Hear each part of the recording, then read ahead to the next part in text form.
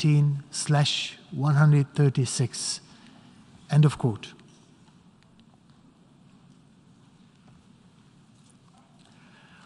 We continue with the debate. And the next speaker, I would like to offer the floor to the distinguished representative of Guatemala.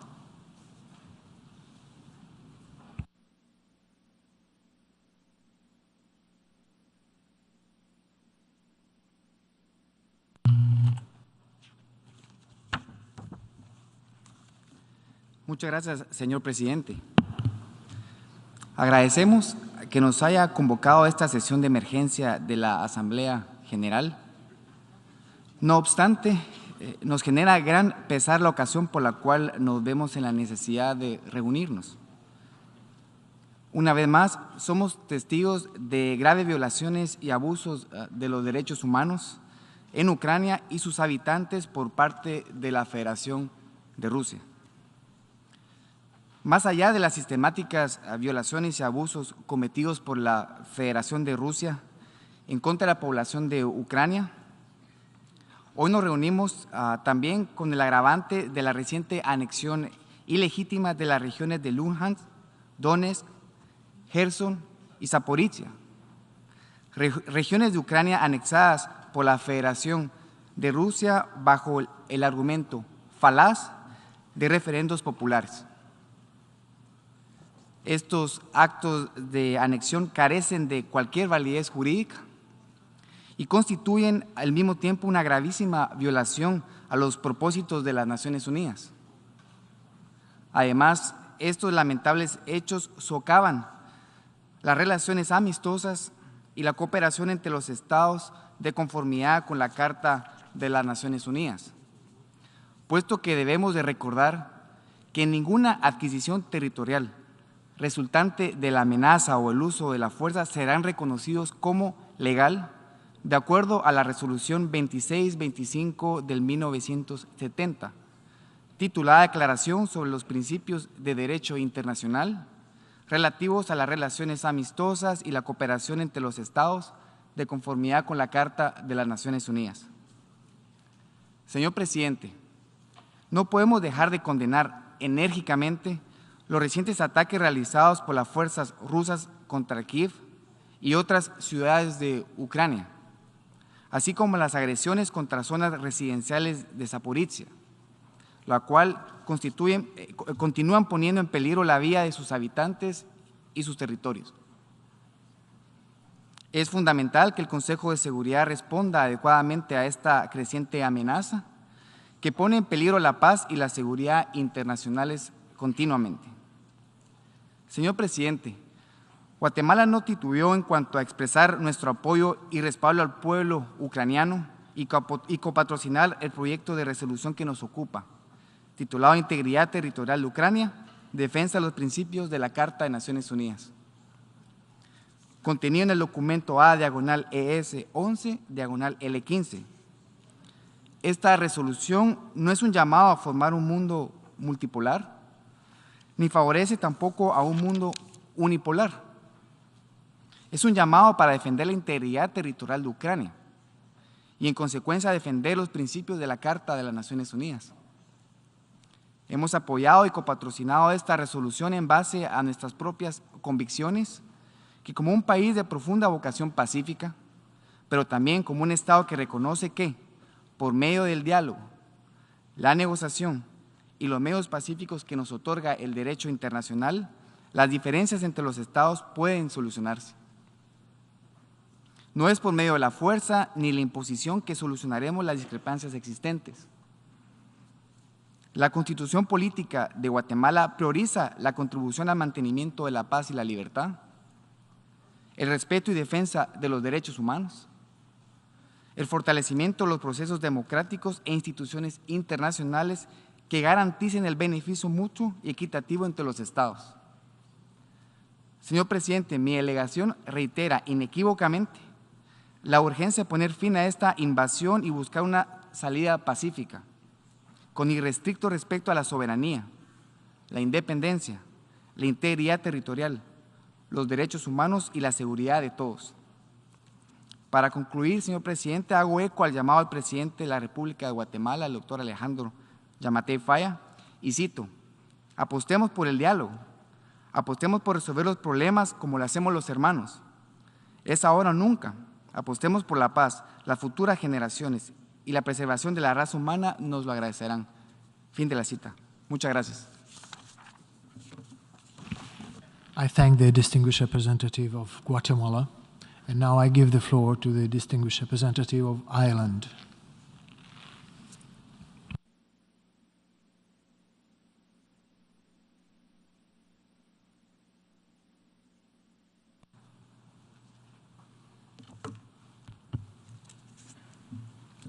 Mr. President, in this hall in March, UN members overwhelmingly rejected Russia's illegal invasion of Ukraine. And yet still, the Russian Federation continues its war of aggression. Ireland condemns, in the strongest possible terms, the attempts by the Russian Federation to illegally annex the Ukrainian regions of Luhansk, Donetsk, Kherson and Zaporizhia. This is yet another blatant breach of the UN Charter by the Russian Federation in its war of aggression against Ukraine. Such annexation attempts have no validity under international law. Ireland condemns outright the holding of sham referenda by Russia and its proxies in Ukraine. These referenda were illegal and illegitimate. They violate the UN Charter, they violate Russia's obligations under international law, and they violate the law of occupation. Their results do not represent the freely expressed will of the people of these regions of Ukraine. Voters faced intimidation by the Russian military and by Russia's illegitimately appointed authorities in Ukraine's occupied territories. Ireland remains fully committed to the sovereignty, the independence, the unity and the territorial integrity of Ukraine within its internationally recognised borders. Mr. President, let me be clear. No sham referenda or illegal annexation attempt will change Ukraine's borders. Not today, not ever. Mr. President, on the 29th of September, 10 members of the UN Security Council voted in favour of a resolution condemning Russia's illegal referendums and their illegal attempts to annex Ukrainian territory. This resolution only failed due to the Russian veto. It was a reprehensible attempt to excuse its own military aggression against Ukraine, a fellow member of our United Nations.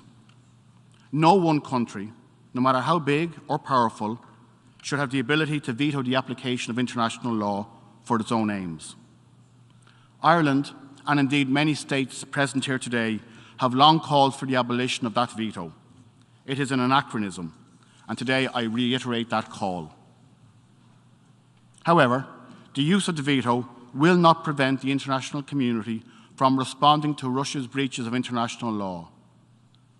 It will not deter us from holding Russia accountable for its actions. In this regard, Ireland welcomes the submission of the special report as part of the veto initiative to this General Assembly. Mr. President, the latest indiscriminate attacks by Russia earlier this week on civilian populations and infrastructure represent a blatant disregard for human life and constitute a serious violation of international law and international humanitarian law. They are unconscionable. Rockets have once again landed in central Kyiv, Zaporizhia and other Ukrainian cities. The deliberate targeting of civilians is a war crime. These actions by Russia are a serious escalation and must not go unpunished. There must be no impunity for these crimes.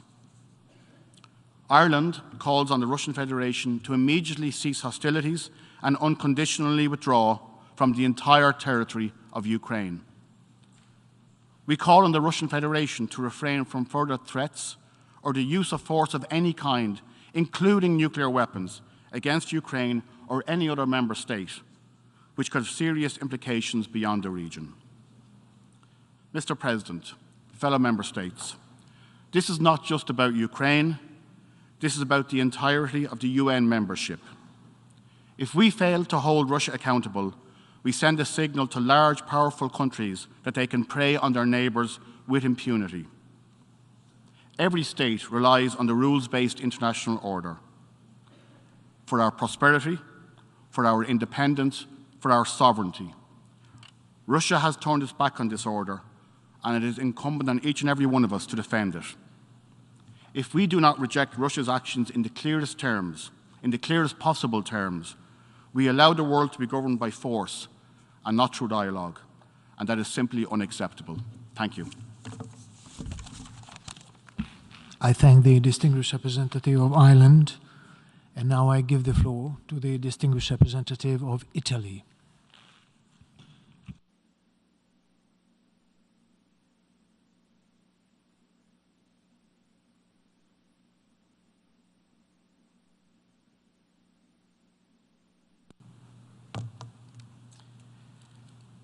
Mr. President, Italy aligns itself to the statement delivered yesterday by the European Union and wishes to add some remarks in its national capacity.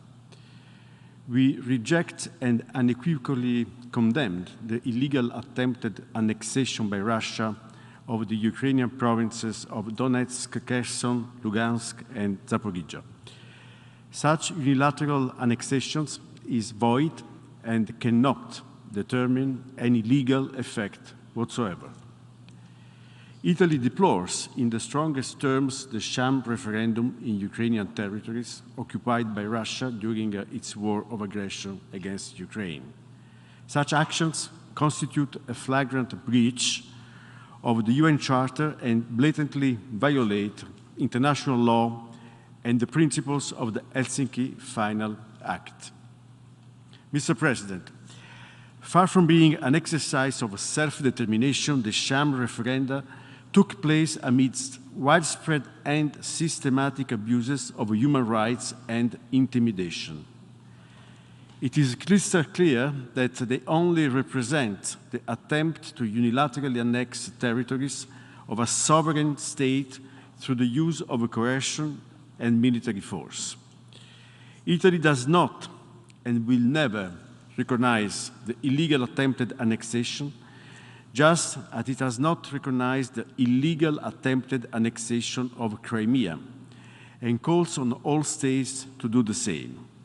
We see this not as a discretionary choice for states, but rather as our common duty under international law.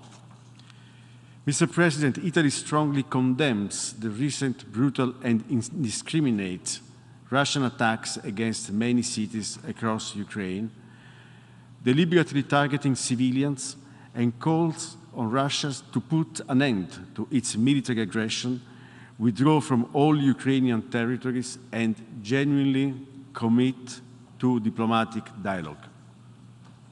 Italy expresses its strong support for urgent and concrete de-escalation and a peaceful resolution with respect for Ukrainian sovereignty and territorial integrity, along the lines of the resolutions OP7.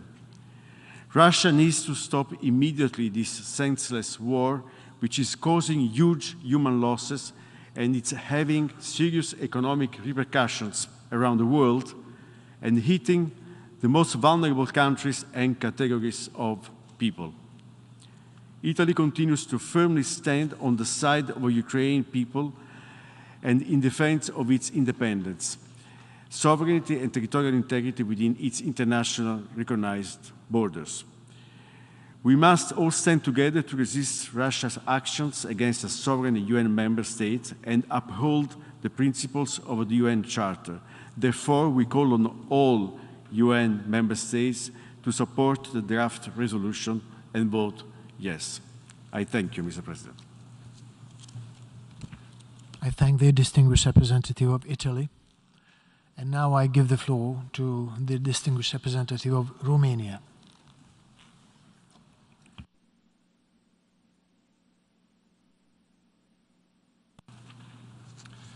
Mr. President, ladies and gentlemen, Romania aligns itself with the statement delivered by the European Union, and I would like to add a few remarks on my national capacity. This is indeed a somber occasion. The reconvening of the 11th Emergency Special Session of this General Assembly can only mean that we are again confronted with a dire situation. And we're also confronted with a choice between accepting insecurity and lawlessness or fighting with an immovable resolve to protect and uphold the principles we agreed upon for our individual and collective good: equal sovereignty, territorial integrity, and the prohibition of the use of force. The Russian Federation actions are very clear. It directed a brutal, unjustified, and unprovoked illegal military aggression against Ukraine. Russia proceeded to organize so-called illegal referenda in 4 Ukrainian regions under occupation and subsequently attempted to annex them. These actions are mere attempts to justify its illegal military occupation of territories belonging to another sovereign state and represent an irresponsible escalation of the current situation. As in the case of the illegal annexation of Crimea and Sevastopol, the actions of the Russian Federation are based on the illegal use of force, and they do represent serious violations of the most important principles and norms of international law enshrined first and foremost in the UN Charter. We also strongly condemn the recent missile attacks against civilian objectives in Kiev and other Ukrainian cities, resulting in destruction of civilian infrastructure and loss of innocent civilian lives. In the face of such flagrant violations of international law, our response must be prompt and definitive. We must condemn these actions and make clear that the so-called referenda and the attempted illegal annexation have no validity. What is more, we have a legal obligation not to recognize any alteration of the status of the Ukrainian regions concerned. And let us be clear, Luhansk, Donetsk, Kherson, Zaporizhia, Crimea, and Sevastopol are Ukraine. The text before us is simple and straightforward. It reflects nothing more than the most well-known rules of international law. This resolution defends the UN Charter, and it ultimately attempts to protect each and every one of us present in this hall. Ukraine is a victim of forceful territorial acquisitions, and if this is left unsanctioned, it could become the worst precedent of the beginning of the decay of the international order many generations before us have strived to build in the aftermath of devastating world wars to ensure the lasting reign of peace and prosperity. But the text before us also represents something else, a building block for peace. The text calls on member states and international organizations to support the escalation and the peaceful resolution of this conflict. Peace remains our perpetual goal. And peace can be only achieved by boldly facing the aggressor and taking concrete actions to enforce the principles of international law. Negotiations while looking down the barrel of a gun cannot be called negotiations and cannot produce anything that would have any legal effect attached to it. The Russian Federation must, as a matter of urgency, reverse its illegal actions and unconditionally withdraw its military forces from the territory of Ukraine, understood within its internationally recognized borders. Ladies and gentlemen, today we have the opportunity to demand exactly this with the full authority of the most representative UN organ. And I hope the result of the vote today will prove that this opportunity was not wasted. Thank you very much. I thank the distinguished representative of Romania, and now I give the floor to the distinguished representative of Bulgaria.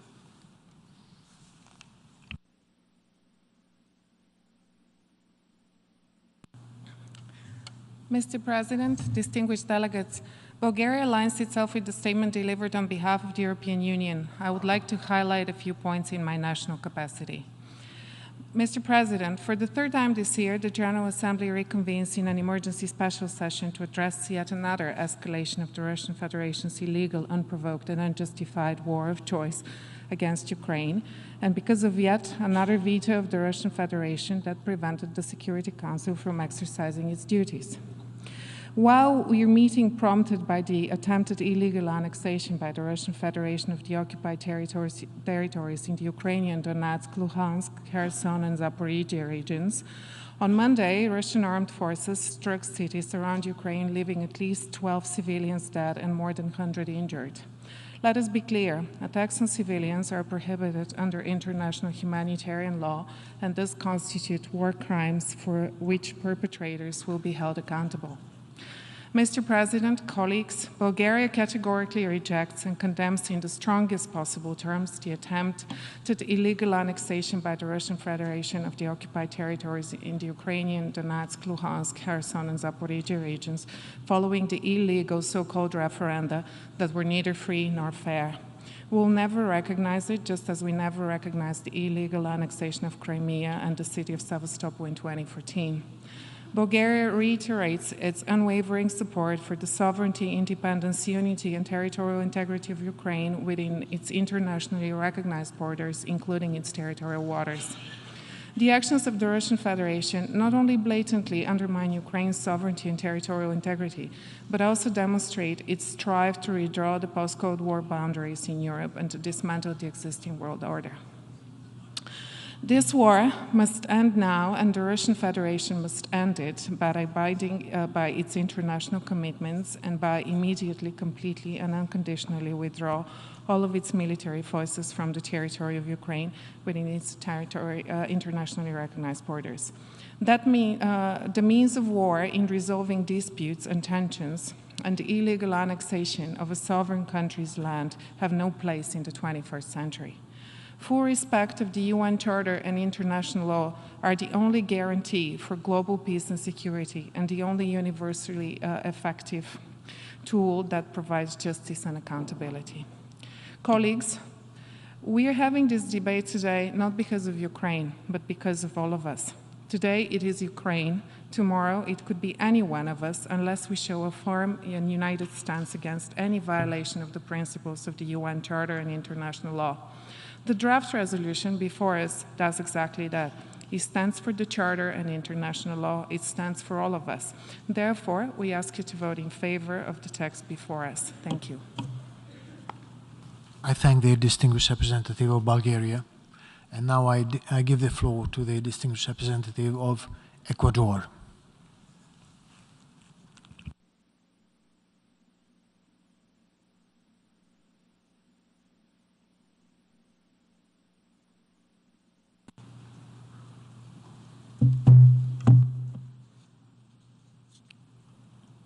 Muchas gracias, señor presidente.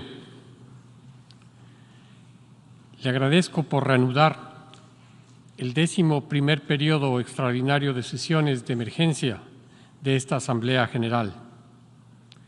Destaco también mi reconocimiento por la manera en que usted manejó los asuntos de procedimiento al inicio de esta 12ª reunión plenaria del periodo de sesiones de emergencia de esta Asamblea.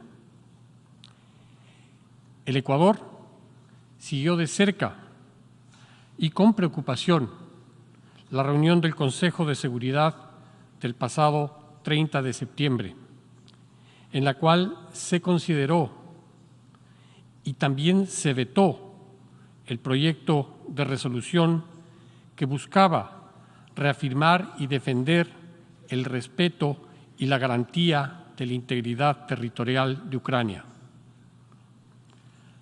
Agradecemos la presentación por el Consejo de Seguridad de un informe especial sobre dicho veto, de conformidad con la resolución 76/262 de la Asamblea General.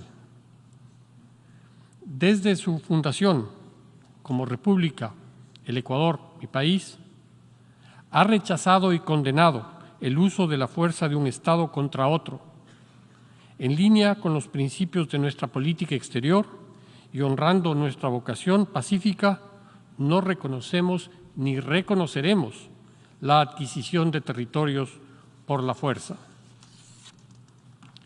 Por esa razón, observando los principios del derecho internacional, de la Carta de las Naciones Unidas, que consagran la integridad territorial de los Estados, el Ecuador rechaza los referendos realizados en los territorios bajo la ocupación militar extranjera en Donetsk, Lugansk, Gerson y Zaporilla, los cuales atentan contra la soberanía de Ucrania y carecen de validez jurídica.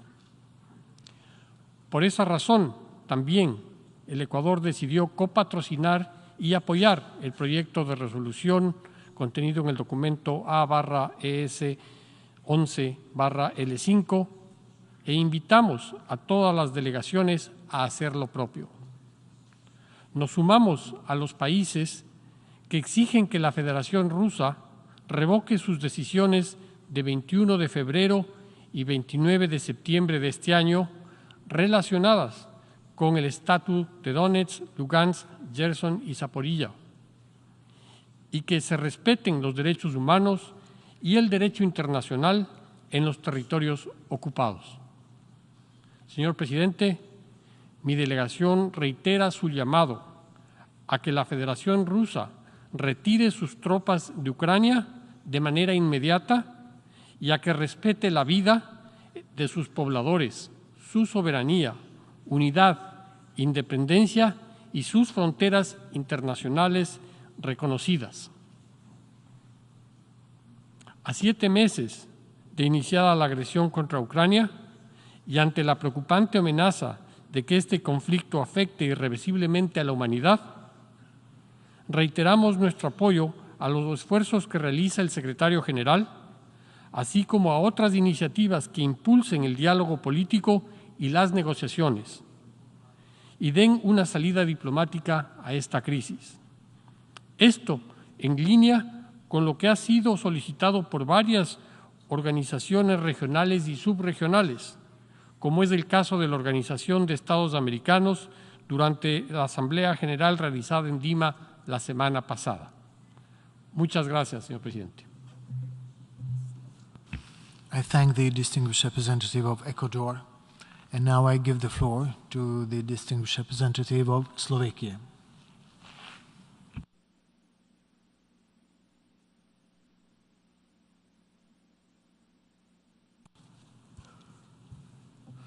Mr. President, Slovakia fully aligns itself with the statement made earlier by the distinguished representative of the European Union and wishes to add some remarks in its national capacity.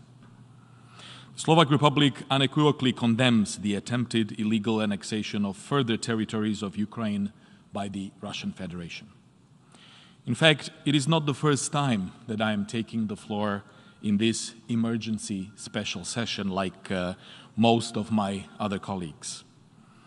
In fact, we were hoping earlier that the calls that we addressed in the General Assembly, especially on the aggressor, on the Russian Federation, would be heard in the interest of the people that are suffering on a daily basis and in the interest of respecting the very basic values and principles of international law and the UN Charter. Yet, it's far from being the case. And the situation, unfortunately, further escalates, including with the illegal annexations and the sham referenda, not to even mention the continued suffering of the Ukrainian people. And it has to stop. That's a call that has to be heard again in this General Assembly hall, and that we address very urgently to the representatives of the Russian Federation. We are outraged that despite calls from the majority of the world states and the international community, the Russian Federation has taken yet another step in stark contradiction to the basic democratic principles and the constitutional order of Ukraine. The Russian Federation, a permanent member of the Security Council, besides abusing its veto right in the Security Council, once again flagrantly violated international law, including the UN Charter, in particular the principles of independence, sovereignty, territorial integrity, and non-intervention in the internal affairs of states. Slovakia recognizes Ukraine as an independent, sovereign state with unquestionable territorial integrity.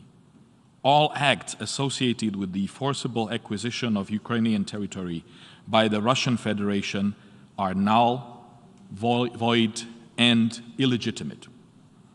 The so-called referenda in the occupied regions took place during an active armed conflict in areas under Russian occupation and cannot by any circumstances be called a true expression of the will of the people. Slovakia will never recognize these territories as anything but a part of Ukraine.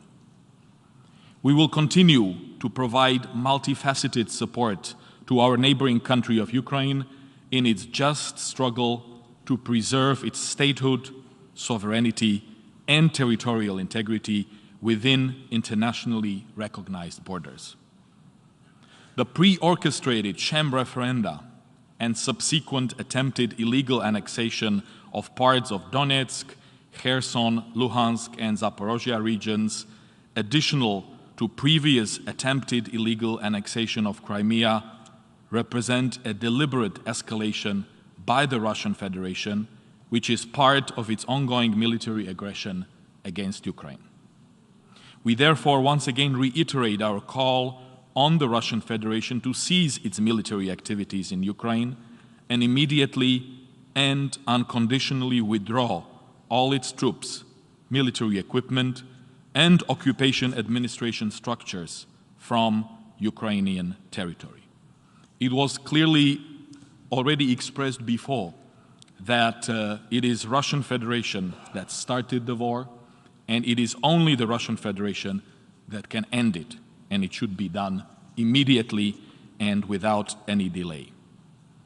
All those who participated in the preparation and implementation of the attempted illegal annexation of further parts of Ukrainian territory to the Russian Federation must be held accountable for their actions. This includes all crimes committed and now being documented in Ukraine. The accountability context remains a key component of our attention and deserves further attention from the international community and from the United Nations. I would also like to seize this opportunity to condemn once again the Russian propaganda and related distortion of facts and promotion of alternative reality, so to say, which the Russian Federation also expressed today. Slovakia totally rejects this approach and finds it highly deplorable. To conclude, Mr. President, I would like to appeal to each and every delegation in this room to vote in favor of the presented draft resolution. As others have already clearly expressed, this time it is attempted illegal annexation of parts of Ukraine by Russia, but next time it might be something similar. It might be annexation of your own territory by any of your neighbors with military prevalence. This is dangerous, unacceptable, and it is in our collective interest to take collective and resolute action. The international community must send a clear signal that such behavior cannot and will not be tolerated. And exactly for this reason, this is not a vote for Ukraine or choosing between Ukraine or Russia. This is a vote between the respect of core principles of international law and the UN Charter, or complete anarchy and arbitrariness, between the power of law and the power of force. I think we should all be clear what we want to vote for and on which side we want to be in this important issue. I thank you, Mr. President. I thank the distinguished representative of Slovakia. And now I give the floor to the distinguished representative of the Republic of Korea.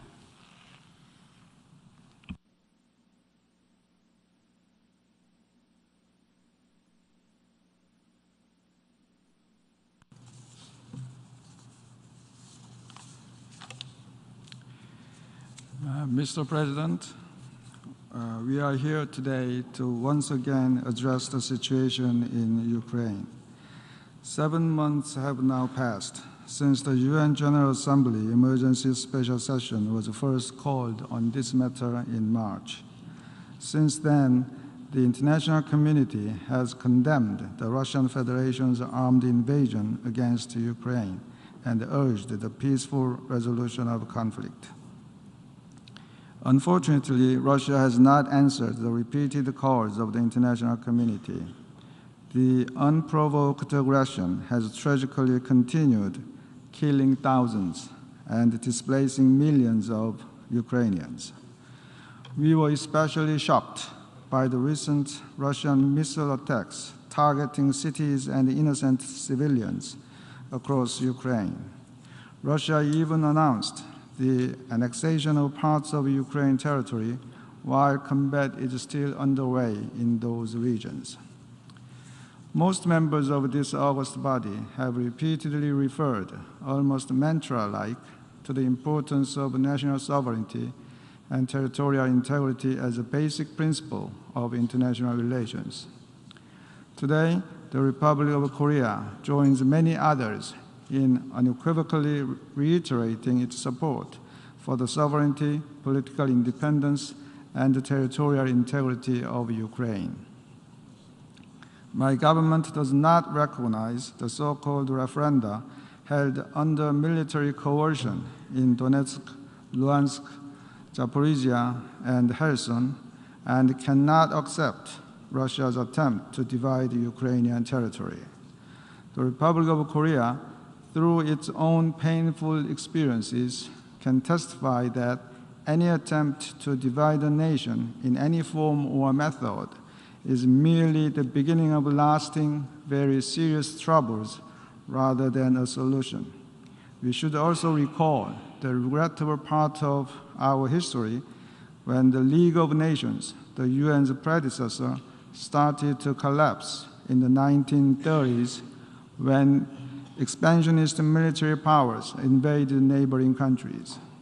All of us are well aware of the ensuing horrors. All of us here today owe it to ourselves to prove in the eyes of the future generations that the United Nations can fulfill its mandate now. Mr. President, the core values of the United Nations are at stake today. As the Secretary General made clear in his statement, any annexation of a state's territory by another state resulting from the threat or use of force is a flagrant violation of the UN Charter and the principles of international law. Russia's illegal actions will not be accepted nor tolerated by the international community.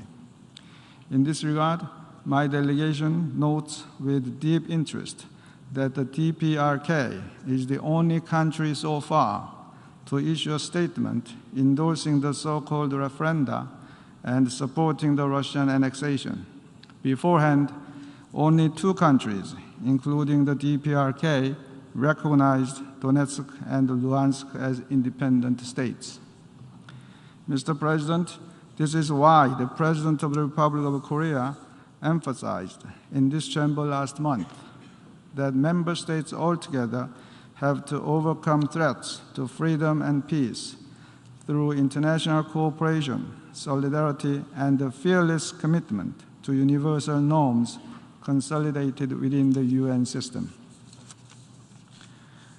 As we seek ways to further contribute to the maintenance of international peace and security, the Republic of Korea has joined the co-sponsorship of this important resolution. We also provided and pledged $100 million worth of assistance to Ukraine, which includes the provision of medical items as well as flexible funding in response to the UN-led appeal. we will continue to support ongoing efforts by the Secretary General and regional and international organizations. Lastly, Mr. President, my delegation is deeply concerned about Russia's recent escalatory nuclear rhetoric against non-nuclear states, which squarely contradicts the joint leaders' statement by the P5 in January of this year. We call on Russia to assume their due and special responsibilities as a nuclear weapon state and a permanent member of the Security Council by translating its crucial commitment in the statement into actions. I thank you, Mr. President. I thank the distinguished representative of the Republic of Korea, and now I give the floor to the distinguished representative of Australia.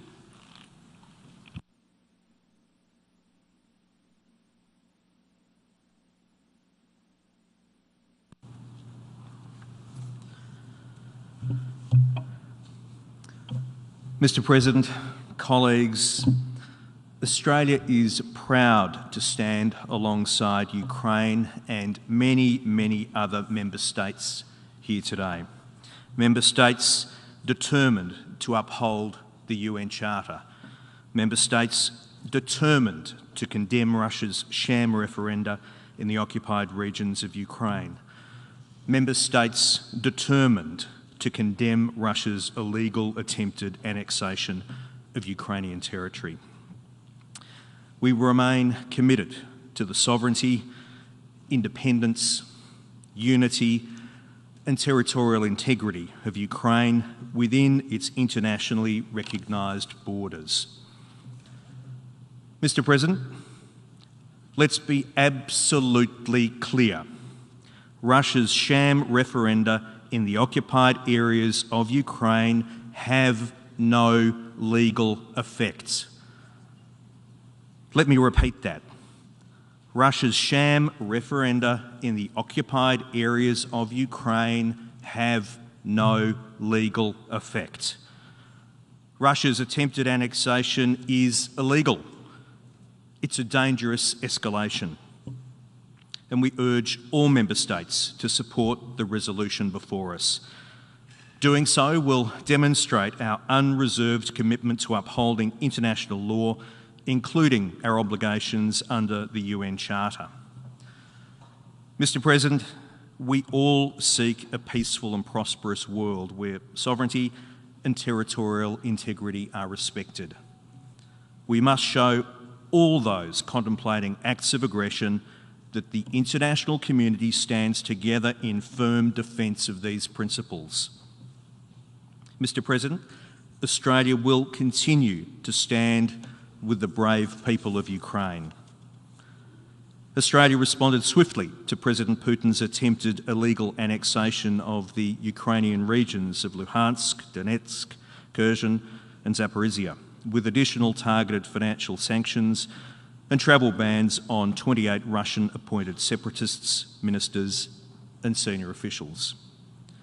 Australia has also filed an intervention in the International Court of Justice case brought by Ukraine against Russia, supporting Ukraine's claims that Russia has violated the Convention on the Prevention and Punishment of the Crime of Genocide.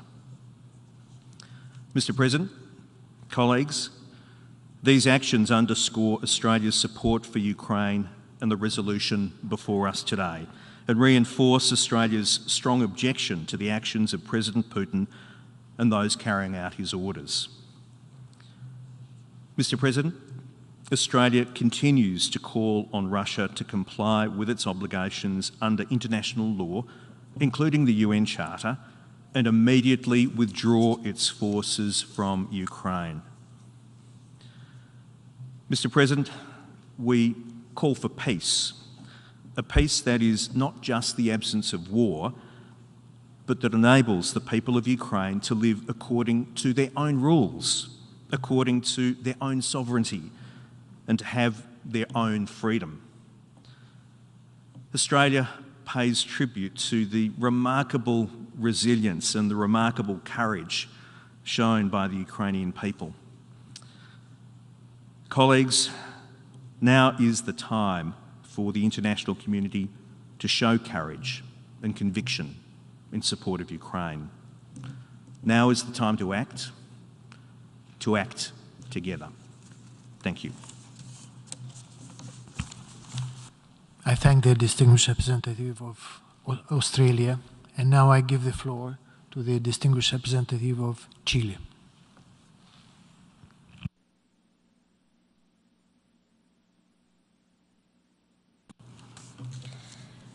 Señor Presidente, el artículo 2 de la Carta de las Naciones Unidas y que rige la convivencia internacional señala que se debe evitar el uso o la amenaza del uso de la fuerza contra la integridad territorial e independencia política de los Estados, resolver las controversias por medios pacíficos y cumplir de buena fe las obligaciones asumidas.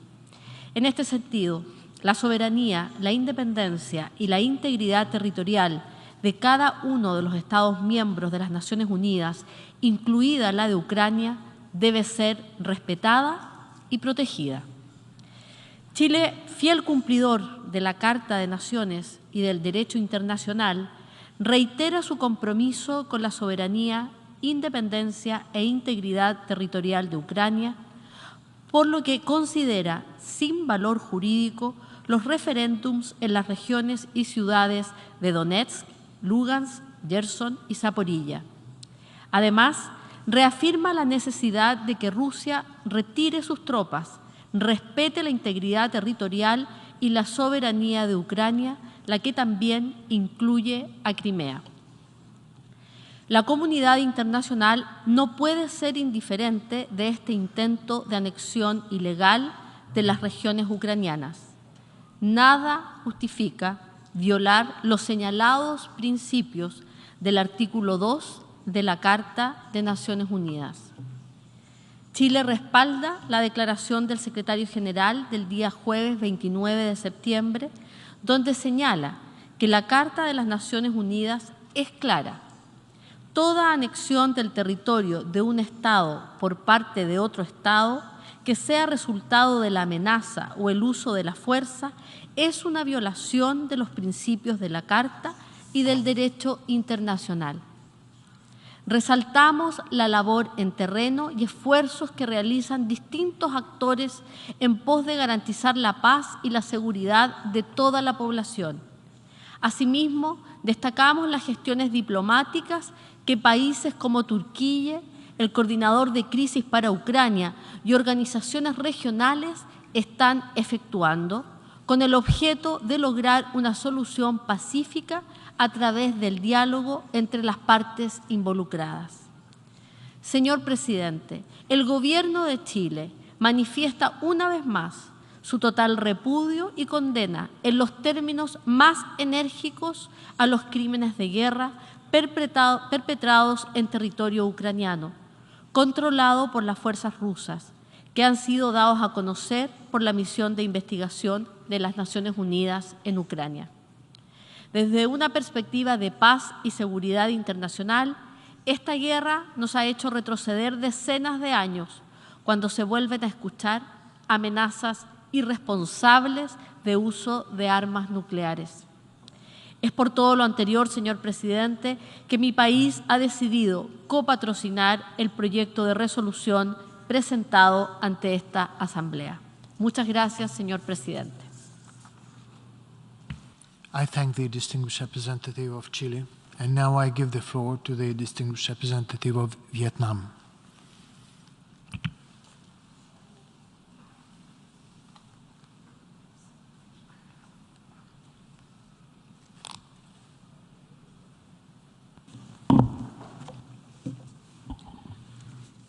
Mr. President, Vietnam's consistent position related to the basic conduct of international relations has been time and again reiterated. We have always believed in the utmost importance of ensuring full respect for the fundamental principles of international law and the Charter of the United Nations. Such principles include sovereign equality among states, peaceful settlement of disputes, non-interference in matters within the domestic jurisdiction of states, and refrainment from the threat or use of force against territorial integrity or political independence of any state. But the most sacrosanct and supreme among them all is respect for national sovereignty, independence, and territorial integrity of all states. All nations must fully abide by their obligations and commitment under treaties that they are parties to, including the recognition of independence, sovereignty, and territorial integrity of states in their internationally recognized borders. That must be the principle that all states have to fully uphold in their international relations. That is the prerequisite for international peace and security. Mr. President, such earnest belief in these fundamental principles stem dearly from Vietnam's own history. Having suffered from decades of wars to defend and reunify our nation, Vietnam understands firsthand the value of peace and cooperation. Regrettably, since the foundation of the United Nations, we have over and over again had to bear witness to wrongful courses of action that have wrought havoc for many nations and people. In the face of such challenges, throughout the decades, the Vietnamese people have strived for the righteous struggle shared by all progressive peoples, especially in our common advocate for the promotion of friendly relations among states and against the threat or use of force in violation of sovereignty and territorial integrity of all states. It is therefore with a heavy heart that we have been closely following the situation relating to Ukraine. We are particularly gravely concerned over recent development, which may lead to further escalation and suffering, and heighten the risk of miscalculation and confrontation beyond anyone's imaginations. With grave impact for international peace, security, stability, development, and cooperation. The longer this continues, the farther we are from an acceptable settlement of disputes among parties concerned. Furthermore, this is happening even when the multidimensional consequences for our peoples have now been felt deeply across regions, with the burning issues that we all heard from leaders at the high-level general debate just a few days ago. Vietnam once more reiterates our consistent call for the exercise of utmost restraint, immediate cessation of hostilities, as well as avoiding actions that may further escalate the situation. We also call for an early resumption of dialogue and negotiations with a view to achieving a comprehensive solution acceptable to all, taking into account the legitimate interests and concerns of all parties in accordance with international law and the Charter of the United Nations. It is also important to ensure safety and security for the people and critical civilian infrastructure, including nuclear facilities. The international community must join hands to create an environment conducive to such ends. That depends on refraining from actions that may drive the parties further apart and further delay the prospect of settlement. It is important to bear in mind that what is at stake is the interest of peace, stability, and development of all states concerned, not only Europe, but also the world as a whole. But first and foremost, the concerns and daily lives of each and every people who are suffering on the ground now. We therefore call on international partners to provide further efforts for humanitarian assistance for those in need. We commend the operations by various UN agencies and other regional and international agencies in this regard. At the same time, it is important to continue efforts aimed at de-escalation and mediation among parties concerned through all possible channels. We welcome efforts by the Secretary General and other relevant partners for their tireless endeavors in helping bring all parties together. Vietnam stands ready to constructively contribute to these diplomatic efforts and to the reconstruction and restoration in Ukraine. I thank you. I thank the distinguished representative of Vietnam. And now I give the floor to the distinguished representative of Colombia.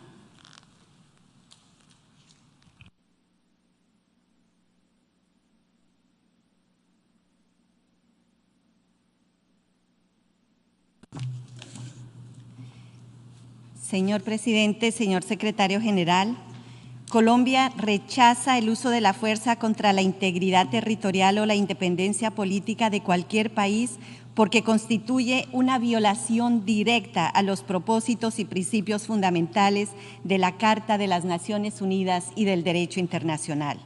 Recuerda el contenido de la Resolución 2625 de la Asamblea General adoptada en 1970, según la cual no se reconocerá como legal ninguna adquisición territorial resultante de la amenaza o del uso de la fuerza. Precisamente por eso, votaremos a favor de la resolución en defensa de esos principios, deberes y derechos contemplados en la Carta de las Naciones Unidas. Señor Presidente, Colombia reitera su rechazo a la guerra y la violencia bajo cualquier circunstancia. Igualmente, mi país, consecuente con su política de paz total, exhorta a las partes a buscar una salida negociada y pacífica. Muchas gracias. I thank the distinguished representative of Colombia, and now I give the floor to the distinguished representative of Czechia.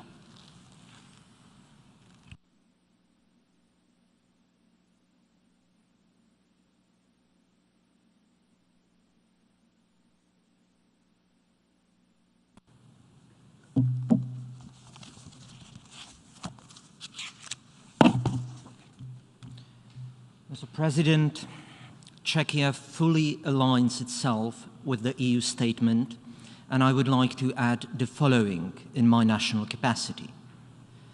Despite numerous calls by the international community to immediately stop its military aggression against Ukraine, the Russian Federation has decided to further escalate its aggressive war by supporting the illegal so-called referenda, by mobilization of its citizens, and by repeated threats to use nuclear weapons.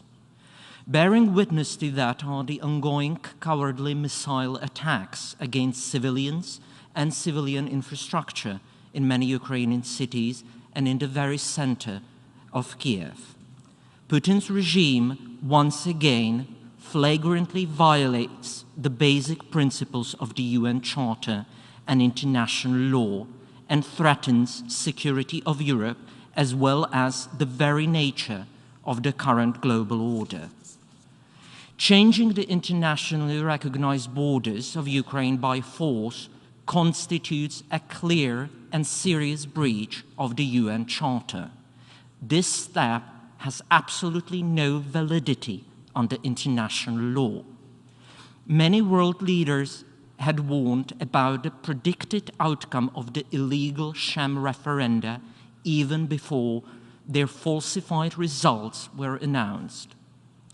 We urge all UN member states to reject this illegal annexation by voting yes for the present draft resolution. Russian illegal actions already show their damaging global impact. As they multiply, every member of the international community is now threatened by such unscrupulous conduct. Mr. President, we have not recognized the illegal annexation of Crimea, and we will never recognize the illegal annexation of Luhansk, Donetsk, Zaporozhye, and Kherson oblasts of Ukraine. We will never recognize any decision taken by Russia following the attempted illegal annexation, including the simplified procedure to obtain Russian citizenship and Russian passports.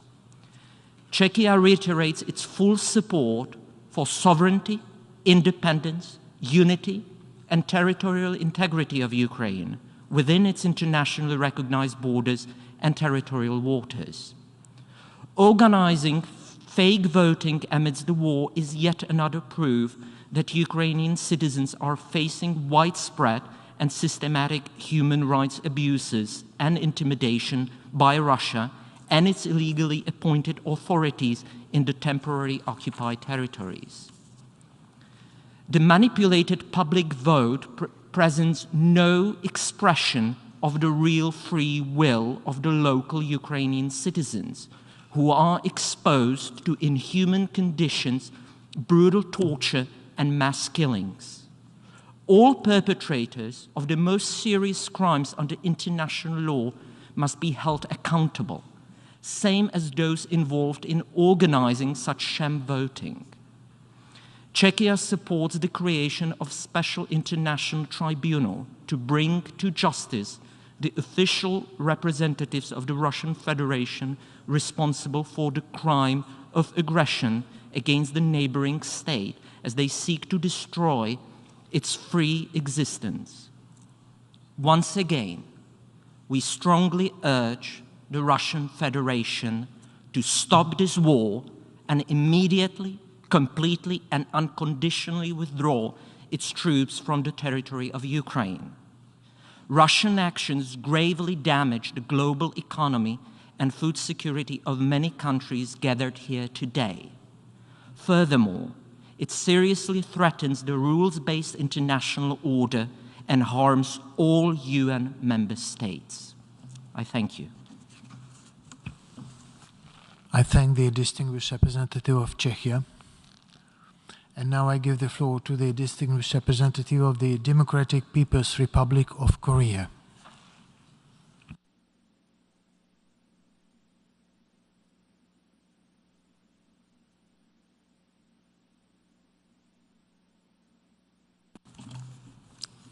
Mr. President, today the situation of the Ukraine is now focusing the attention of the international community. The self-determination is the legal right of the people to decide their own destiny and international relation. Also, the self-determination is legitimate right to freely choose their sovereignty and international political status without interference from others as a basic principle stipulated in UN Charter and the other international law.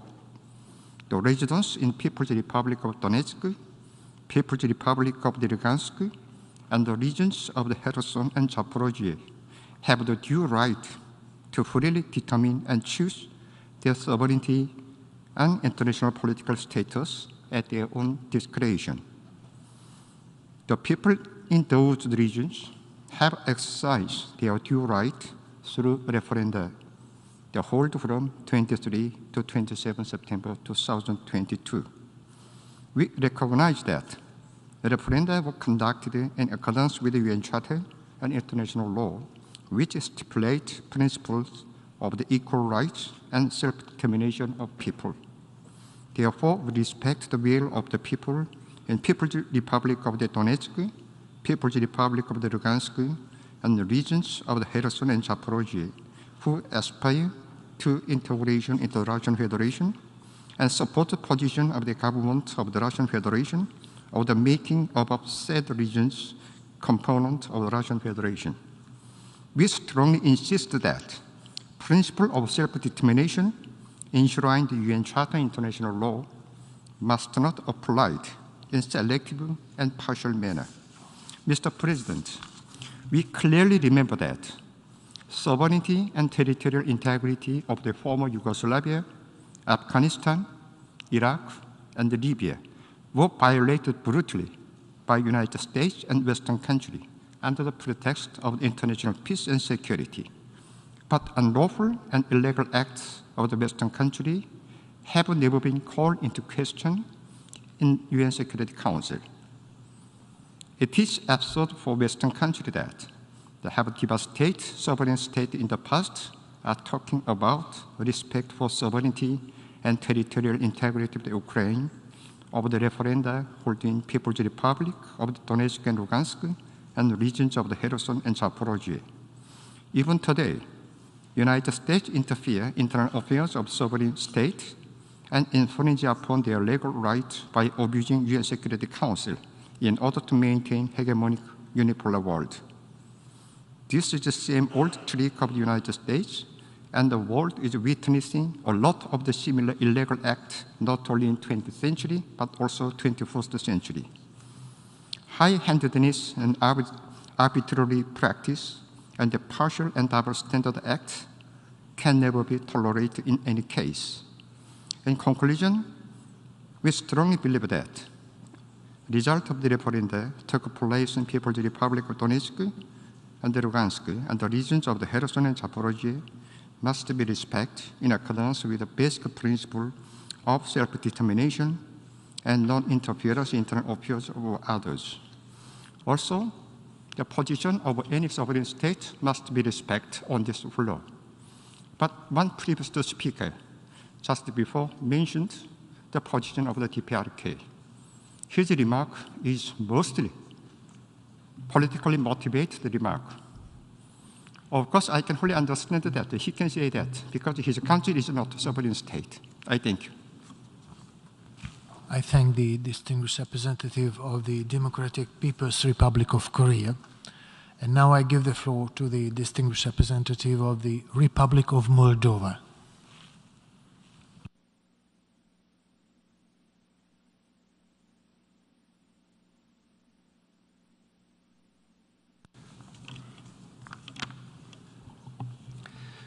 Mr. President, at the outset, my delegation welcomes the resumption of the 11th Emergency Special Session of the General Assembly to consider the critical issue of so-called referendums held illegally by the Russian Federation in the temporarily occupied territories of Ukraine in the regions of Kherson, Zaporozhye, Donetsk, and Luhansk. While the Republic of Moldova aligns itself with the EU statement, I would like to add the following remarks in our national capacity. Distinguished delegates, for more than 8 months now, our neighboring country, Ukraine, is defending its territory from the Russian Federation unprovoked war of aggression, which has triggered the largest humanitarian and refugee crisis in Europe since the end of the Second World War, prompted global food shortages, economic downturn, and deepened the European energy crisis. The reports of massive human rights violation and disrespect for international humanitarian as well as international law are staggering.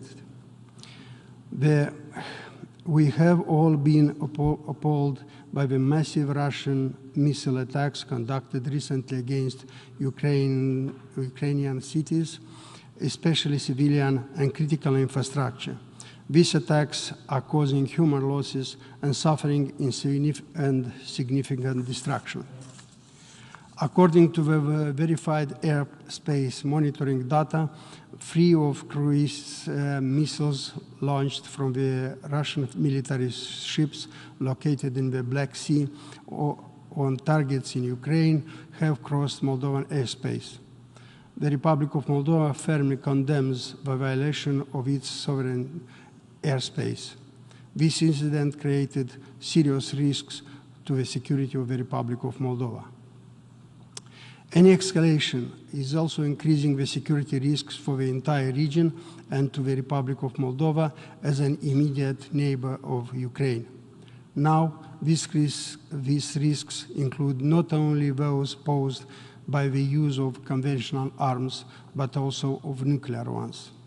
We express deep and great concern about the military activities in and around Ukraine's nuclear sites and the dangerous rhetoric about the possible use of nuclear weapons.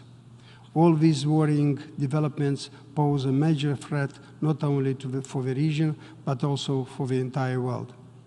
In this sense, we cannot emphasize enough the importance of stopping the shelling in and around those sites with a view to avoiding catastrophic consequences.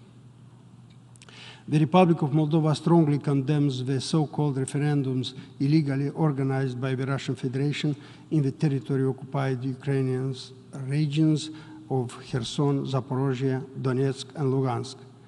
conducting these pseudo-referendums during the ongoing war and using them as a pretext to annex a part of Ukrainian sovereign territory occupied by force is a severe infringement of the principles of sovereignty and territorial integrity and other fundamentals of the international law. The Republic of Moldova does not and will not recognize the results of these illegal actions and reiterates its steadfast support for the independence, sovereignty, and territorial integrity of Ukraine within its internationally recognized borders. In the light of the above, my delegation co-authored and will vote in favor of a resolution entitled Territorial Integrity of Ukraine, defending the principles of the United Nations Charter. The Republic of Moldova calls once again the Russian Federation to stop its aggression and immediately withdraw its military forces from the sovereign Ukrainian territory. Thank you. I thank the distinguished representative of the Republic of Moldova, and now I give the floor to the distinguished representative of the Federal States of Micronesia.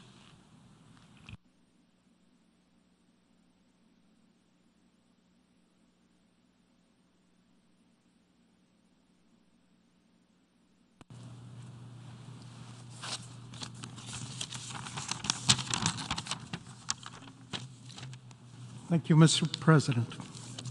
I shall be very brief. The brevity of my statement does not in any way diminish the grave concern of my delegation on recent developments in Ukraine and of the importance we attach to the issue before this Assembly. Micronesia aligns its statement with a statement delivered earlier by the permanent representative of Fiji on behalf of the Pacific Island Forum. My delegation appreciates the timely resumption of the emergency special session, as we are deeply troubled by the events of recent days. We do not recognize the so-called referenda held in the 4 occupied regions and rejects any attempt by the Russian Federation to incorporate Ukrainian territory. The annexation of Ukrainian territory by the Russian Federation is yet again another violation of the principles of our United Nations Charter and international law. Micronesia fully supports the territorial integrity of Ukraine within its internationally recognized borders and calls the immediate withdrawal of all Russian forces from said territory. Finally, Micronesia has co-sponsored the resolution and will vote yes. We encourage all members of this Assembly to uphold the UN Charter and vote in favor of the resolution. I thank you. I thank the distinguished representative of the Federal States of Micronesia, and now I give the floor to the distinguished representative of Croatia.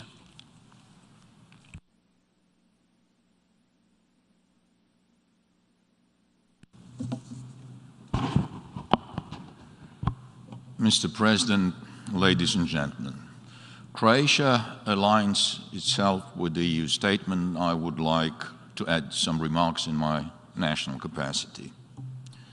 In just a couple of months, Russian aggression on Ukraine has moved a long way, from a so-called special military operation to a brink of a nuclear Armageddon. Tens of thousands have died so far, hundreds of thousands or even millions may in future. Have we done enough to stop it? The crimes committed are piling up. It started with a crime of aggression and continued with war crimes and crimes against humanity. We are meeting today because of yet another most recent crime, illegal annexation of the temporarily occupied territories in Ukraine. Ladies and gentlemen, The aggression on Ukraine clearly demonstrates the weakness of our institutional capacity to protect countries as well as populations from occupation and atrocity crimes, especially when the aggressor is one of the permanent members of the Security Council. It is obvious that we need to improve the UN's prevention and protection capacity, but that does not relieve us of the responsibility to do as much as we can within the existing institutional framework. When the Security Council was blocked because of the veto power before, we have taken a joint action through the GA, overwhelmingly condemning the crime of aggression, warning that there would be accountability for the crimes committed, and isolating the perpetrator. Now we should do the same and show resolve and provide decisive response to this attempt of annexation, which is null and void and cannot produce any legal effects under international law. We must reject and condemn it in the strongest and clearest terms. By doing that, we are not only protecting Ukraine, but also our own sovereignty and territorial integrity, as well as the UN Charter, the rule-based international order, and the future of our children. The resolution before us, unfortunately, is not legally binding, but its strength comes from the widespread condemnation of this illegal annexation as yet another violation of international law by the Russian Federation. However, the International Court of Justice did issue a legally binding order requesting the Russian Federation to immediately stop its military operation in Ukraine. Blatantly ignoring it, the Russian Federation continued with its aggression, and now, when the situation in the battlefield is changing in Ukraine's favor, it is escalating the conflict through partial mobilization, illegal annexation, and targeting of the crucial civilian infrastructure as well as civilians themselves. What kind of greed for imperial power and land grab is inciting the leadership of the largest country in the world to annex territory of its brotherly neighbors and sacrifice tens of thousands of lives of Ukrainians, as well as of its own citizens, for this sickening plan? To expose to food insecurity, energy shortages, setback in development, and the danger of possible nuclear Armageddon the whole world. It is a sort of greed that can swallow our whole planet if we let it happen. We must stand together and protect Ukraine, the Charter of the UN, and our own future. We, the peoples, are watching us today as well as our vote. Let us not disappoint them. A yes vote for this resolution is a vote for the just peace in Ukraine, as well as the re-establishment of the rule of law in international relations. Thank you. I thank the distinguished representative of Croatia.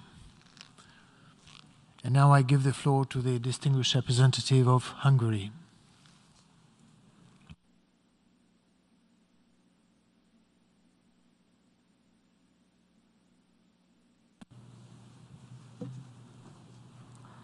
Mr. President, Excellencies, dear colleagues, Hungary aligns itself with the statement delivered by the European Union on behalf of the EU and its member states, and I wish to make the following remarks in our national capacity. Hungary reaffirms its unwavering support for Ukraine's territorial integrity and sovereignty within its internationally recognized borders.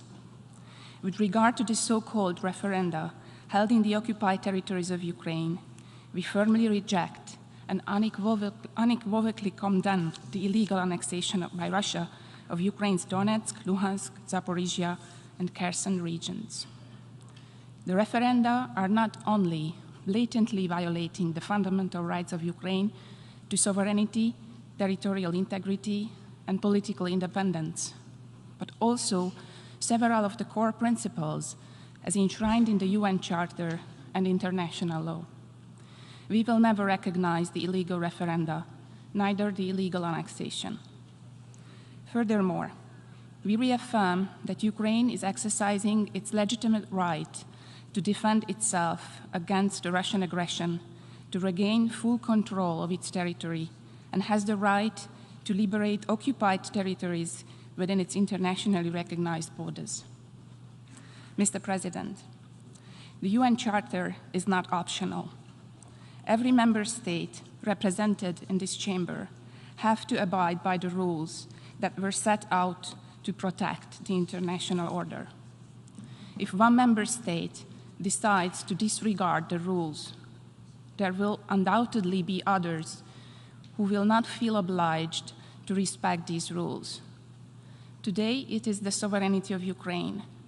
Tomorrow, it might be another state, another principle disregarded, another fundamental right violated.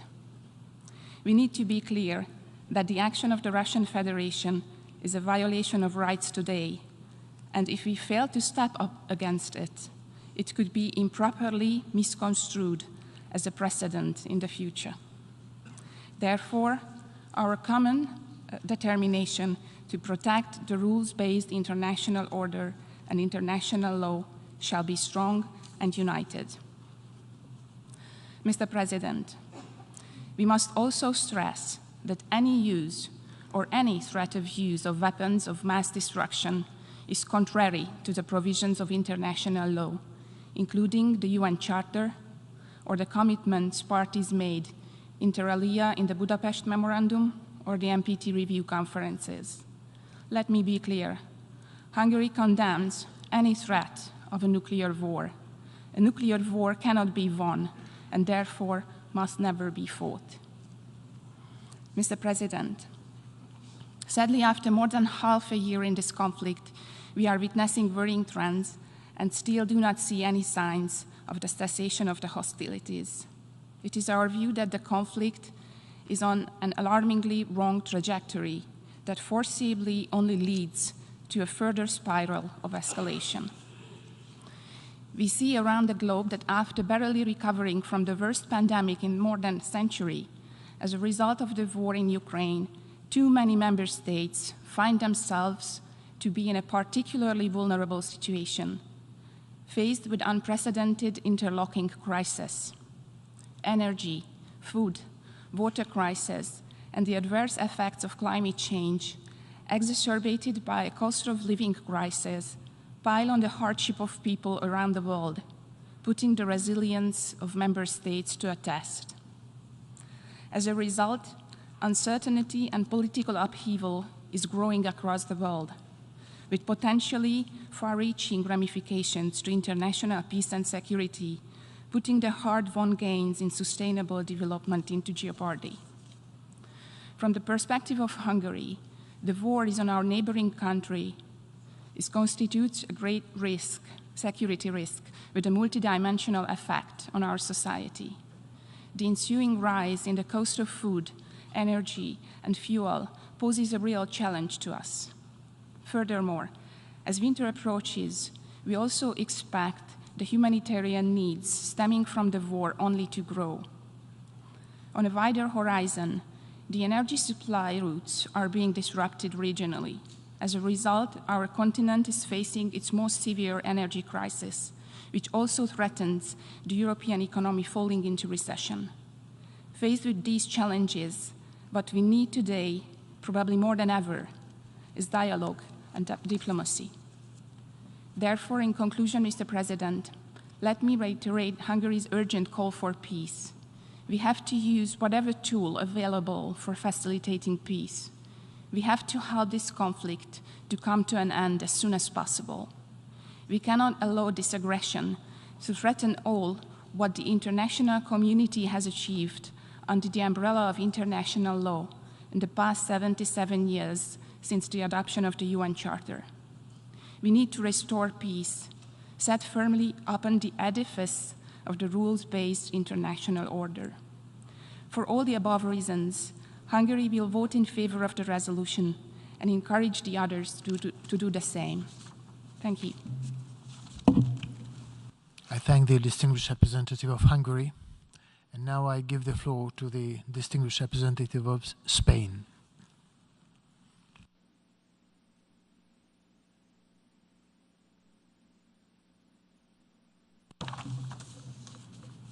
Señor presidente, España suscribe plenamente la intervención de la Unión Europea en apoyo al texto de resolución e integridad territorial de Ucrania, defendiendo los principios de la Carta de Naciones Unidas. España quiere reiterar, en los términos más categóricos, su condena contra los simulacros de consulta en partes del territorio ucraniano temporalmente bajo control militar ruso, así como las medidas tomadas por las autoridades rusas tendentes a la anexión ilegal de dichos territorios a la Federación Rusa. Con estas medidas, Rusia ha vuelto a demostrar su falta de respeto hacia los principios, valores y normas consagrados en la Carta de Naciones Unidas. Rusia persiste en su violación continuada y flagrante del derecho internacional y de sus principios más básicos, en particular los de la soberanía e integridad territorial de los Estados, que el pasado mes de marzo esta Asamblea General condenó sin paliativos. El secretario general de Naciones Unidas volvió también a condenarlo el 29 de septiembre pasado. Nunca reconoceremos estos intentos de anexión ilegal por parte de Rusia. España reitera su apoyo a la soberanía e integridad territorial de Ucrania dentro de sus fronteras internacionalmente reconocidas y exigimos la retirada inmediata, completa e incondicional de todas las tropas rusas del territorio ucraniano. Mientras tanto, como ya hicimos en marzo, hacemos un llamamiento a un inmediato alto el fuego y respaldamos los esfuerzos del secretario general Guterres y de los Estados miembros que trabajan para desacelerar la guerra y buscar una solución pacífica que solo puede venir del respeto al derecho internacional. Esta Asamblea vuelve a reunirse ante el veto de la Federación Rusa que bloquea el funcionamiento del Consejo de Seguridad mientras amenaza con utilizar armamento nuclear. Esto es inaceptable y una violación de la Carta. Las acciones de Rusia socavan los fundamentos de la arquitectura de seguridad internacional y amenazan directamente la paz y la estabilidad globales. La comunidad internacional no puede permitirse la creación de un precedente que tendría, sin duda, consecuencias catastróficas en el futuro. Por todo ello, pedimos una condena firme y enérgica de la comunidad internacional contra las acciones rusas mediante el copatrocinio y el apoyo a esta resolución sobre integridad territorial de Ucrania. Es precisamente en esta sede donde debemos reafirmar las normas y principios de la Carta de Naciones Unidas. Muchas gracias, señor presidente. I thank the distinguished representative of Spain, and I now give the floor to the distinguished representative of Cyprus.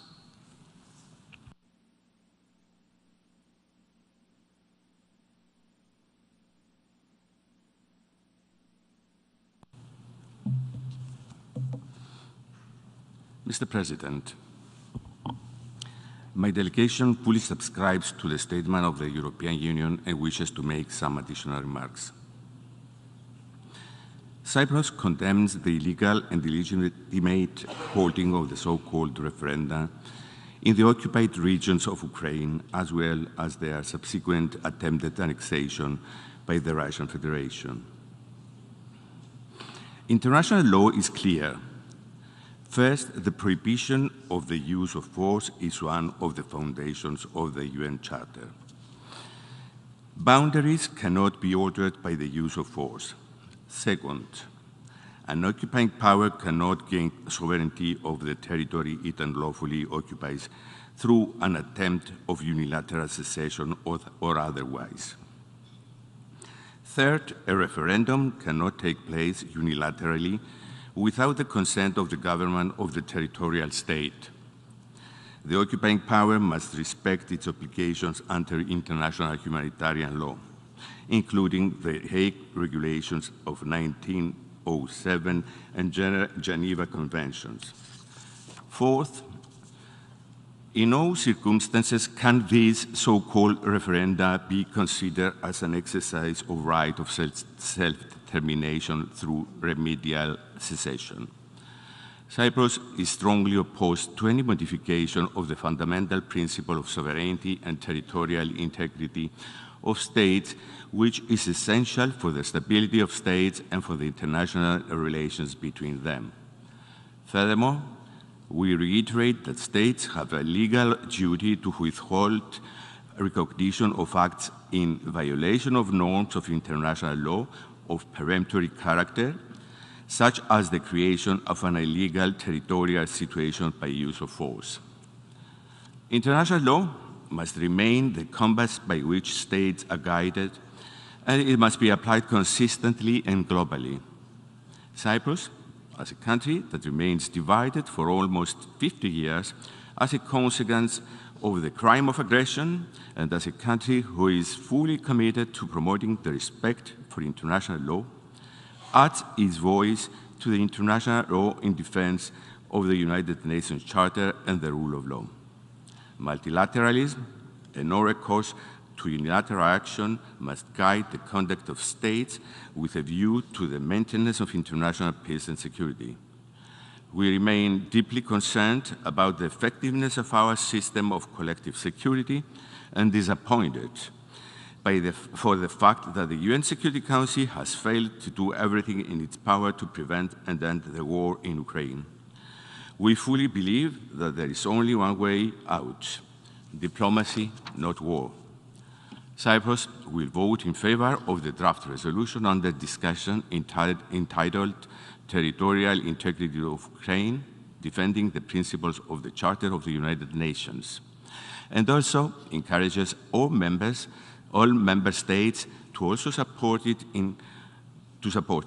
In closing, I wish to reiterate that my country remains fully committed to the sovereignty, unity, independence, and territorial integrity of Ukraine within its internationally recognized borders. I thank you. I thank the distinguished representative of Cyprus, and I now give the floor to the distinguished representative of Argentina.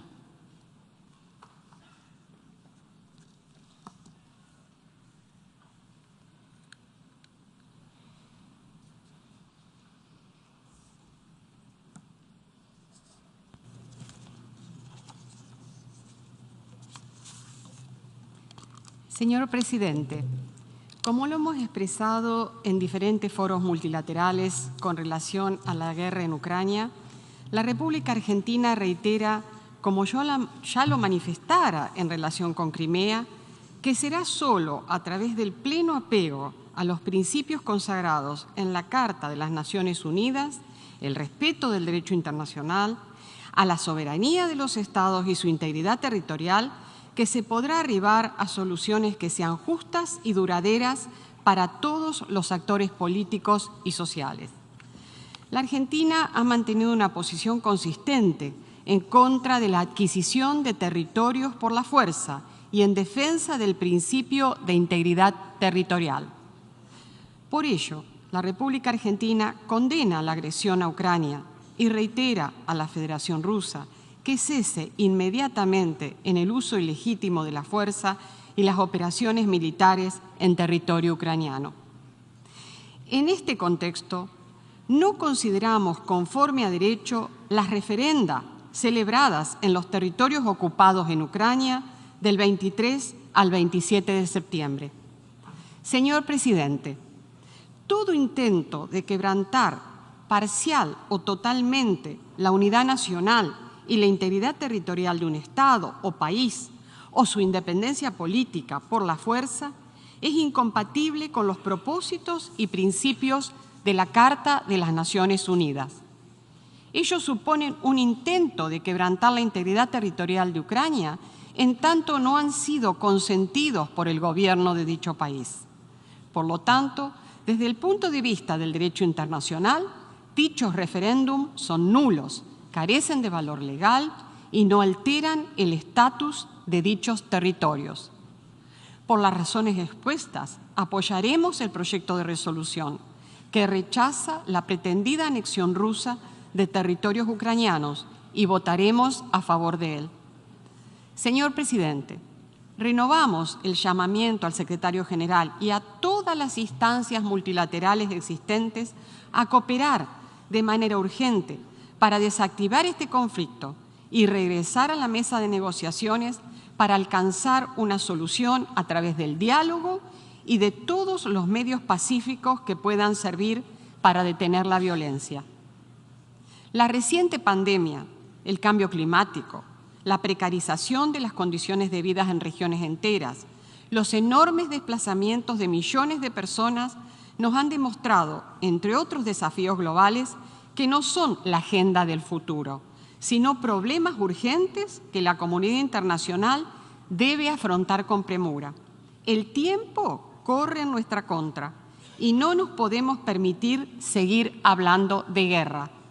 Un pasado trágico cuyas consecuencias todos conocemos y que nos hemos comprometido en 1945 a dejar atrás. Muchas gracias. I thank the distinguished representative of Argentina, and I now give the floor to the distinguished representative of Portugal.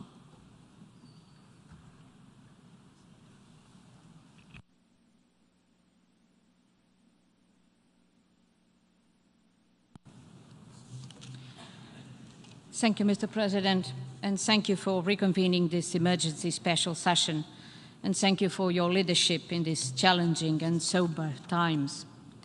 Portugal aligns itself with the statement delivered by the European Union, and I would like to add a few additional remarks in our national capacity. Portugal firmly condemns the so-called referenda organized by the Russian Federation and its subsequent annexation of the Ukrainian territories of Donetsk, Luhansk, Zaporizhia, and Kherson, which constitutes a clear violation of international law and the principles enshrined in the UN Charter. Portugal considers this referenda and annexation illegal, null, and void, and does not recognize any of its political or legal effects. We reaffirm our support for the sovereignty, territorial integrity, and independence of Ukraine within its international recognized borders, and for Ukraine's right to self-defense in the face of ongoing foreign aggression. Mr. President, one cannot claim to be defending the interests of populations by bringing further death and destruction to their doorstep.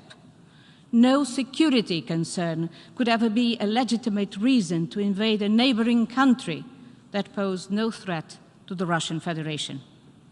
We cannot be indifferent against these annexations. We cannot turn a blind eye to a decision that compromises the stability of an international order built collectively over 77 years. An international order based on the principles of the rule of law, equal sovereignty, peace and defense of human rights. These are principles that we cannot compromise.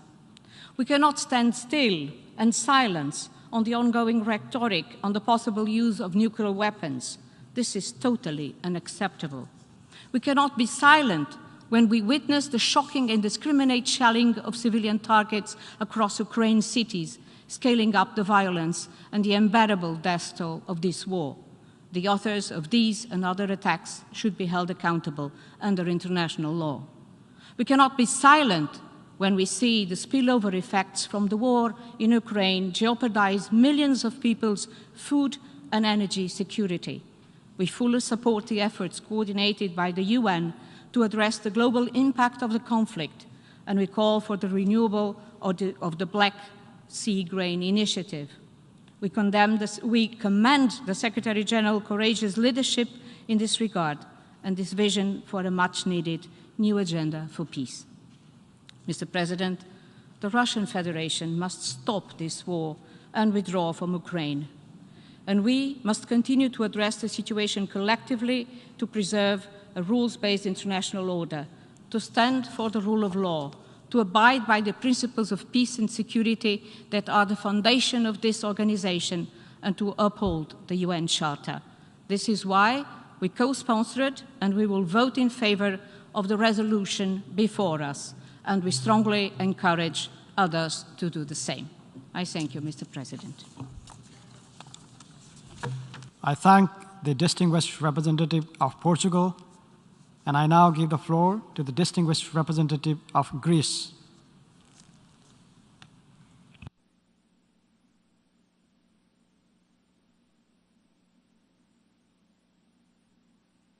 Thank you, Chair.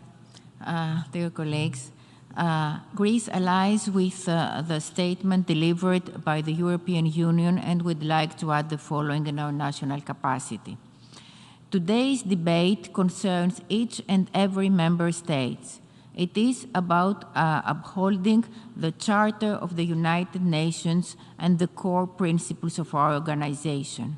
It is about respecting the most basic principles of international law. Greece reiterates what has been said in this chamber. The UN Charter is clear.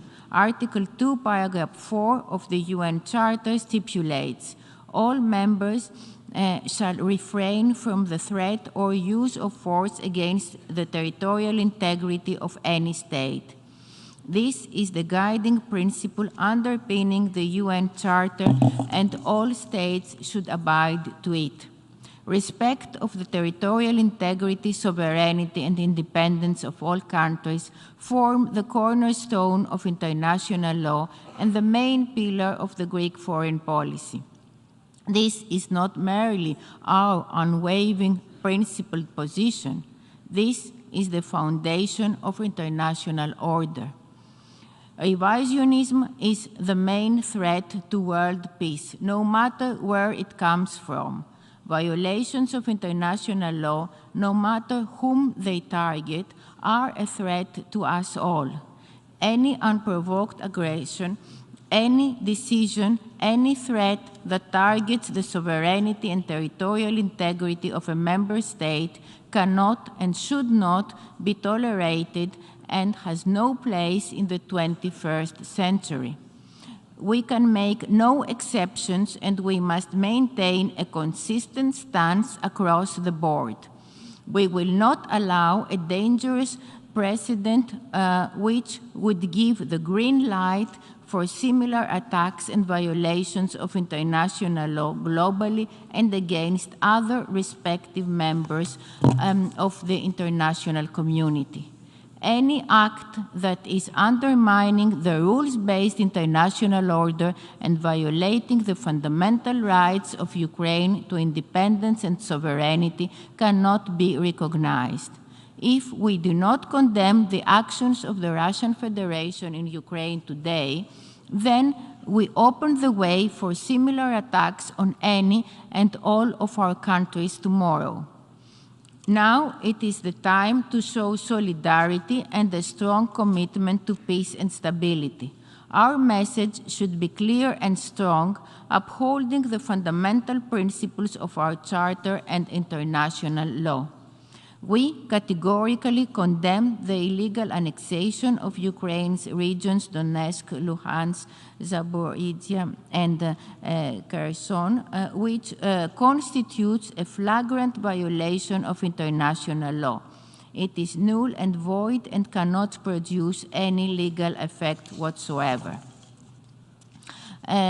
Greece will spare no efforts for the protection of the Greek community in Ukraine, especially in the east, and all the civilians that are subjected to immense unnecessary suffering. Greece will spare no efforts for justice to be done. We mobilize with our partners to combat impunity for war crimes and crimes against humanity, including gender-based violence. Greece will spare no efforts towards peace and upholding the principles of our Charter. Today, we vote in favor. Thank you. I thank the distinguished representative of Greece, and I now give the floor to the distinguished representative of Liberia.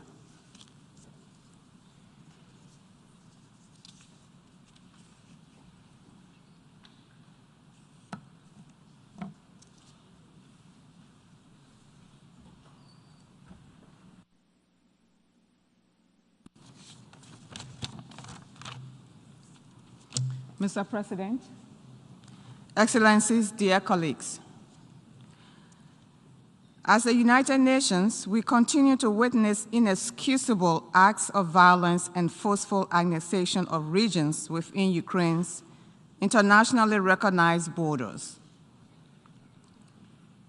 Luhansk, Kherson, Zaporizhzhia, and Donetsk. This is one of the unprecedented moments in international history and one that leaves an indelible stain on our Great Charter. Once again, there is a territorial integrity issue. Russia's sham referendum and forceful annexation of the aforementioned 4 Ukrainian territories is in flagrant violation of Ukrainian sovereignty and territorial integrity, the United Nations Charter and international law, as well as global peace and stability. Article 2 of the UN Charter states that all members shall refrain in their international relations from the threat or use of force against the territorial integrity or political independence of any state or in any other manner inconsistent with the purpose of the United Nations. This article prohibits the threat of use of force by UN member states and calls on all members to respect the sovereignty, territorial integrity, and political independence of other states.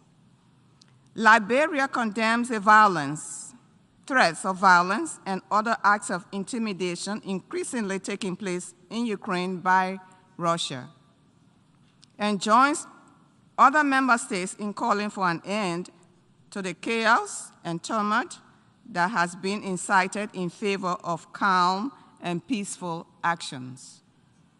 My delegation wishes to emphasize our position that Ukraine deserves our support in all its efforts to maintain its sovereignty, territorial integrity, and political independence.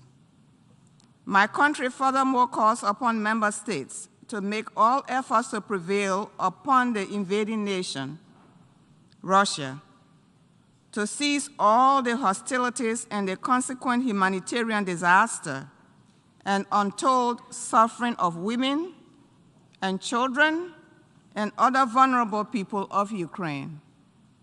It is imperative, Mr. President, that we act within the framework of the United Nations Charter at all times to promote peaceful coexistence globally. I thank you.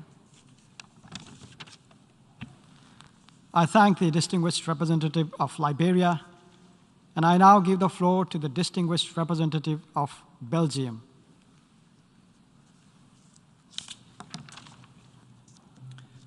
Monsieur le Président, Excellences, Mesdames et Messieurs, la Belgique s'aligne pleinement sur la déclaration faite par l'Union européenne. Je souhaite insister, en ma capacité nationale, sur les points suivants essentiels au bon fonctionnement de l'ordre international basé sur le droit que nous appelons tous de nos vœux. Je m'adresse à vous en tant que représentant d'un pays qui mesure la valeur du multilatéralisme, un pays qui, par son histoire, est conscient du patrimoine commun à tous les États membres que représente la Charte des Nations Unies. Faut-il rappeler devant l'escalade en cours que la grave situation actuelle a une seule et unique cause, le fait qu'un État ait fait le choix d'envahir un État souverain voisin afin de tenter d'annexer illégalement et par la force une partie du territoire de celui-ci. Les conséquences de cette action illégale et violente sont malheureusement ressenties par l'ensemble des membres de cette organisation.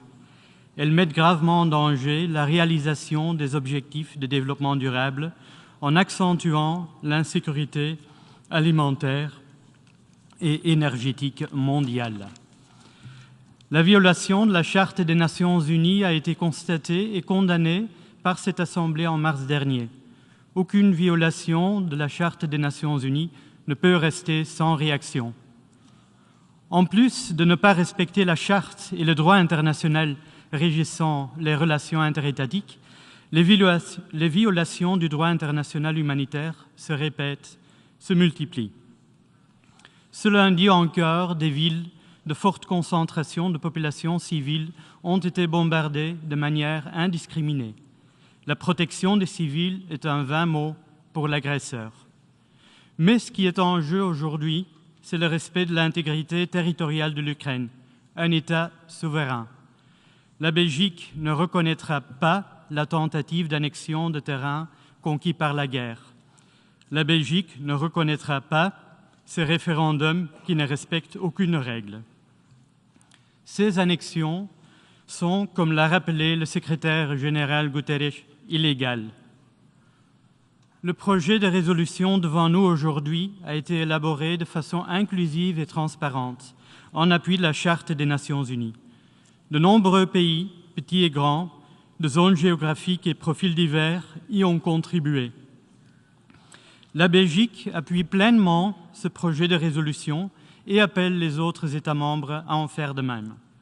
La Belgique se joint par conséquent à ceux nombreux qui appellent au retrait immédiat, complet et sans condition de toutes les forces militaires de la Fédération de Russie, du territoire ukrainien et le retour à ses frontières internationalement reconnues, comme cette Assemblée l'a déjà fait. Je vous remercie. I thank the distinguished representative of Belgium, and I now give the floor to the distinguished representative of Japan.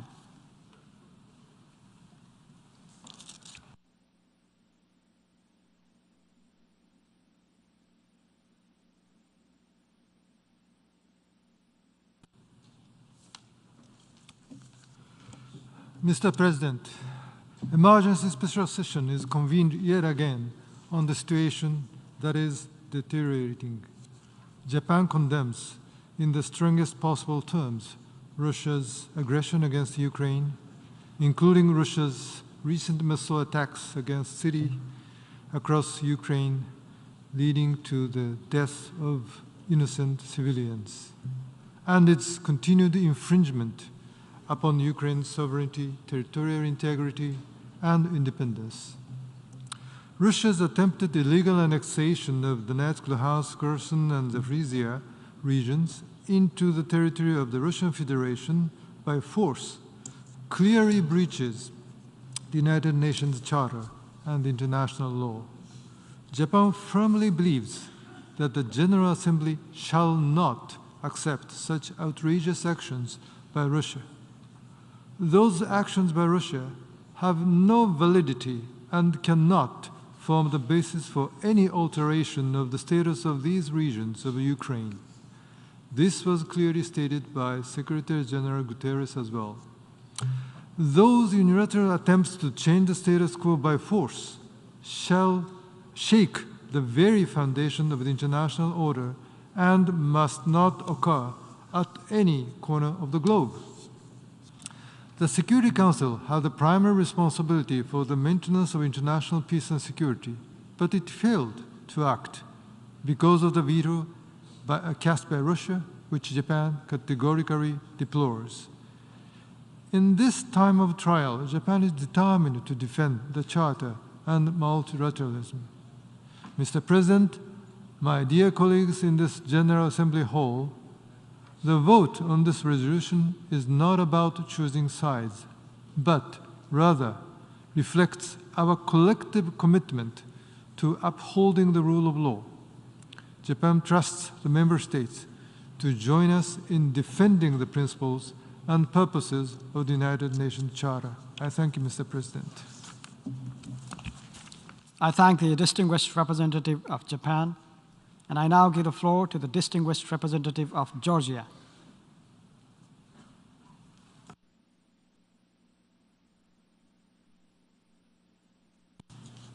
Thank you, Mr. Chair.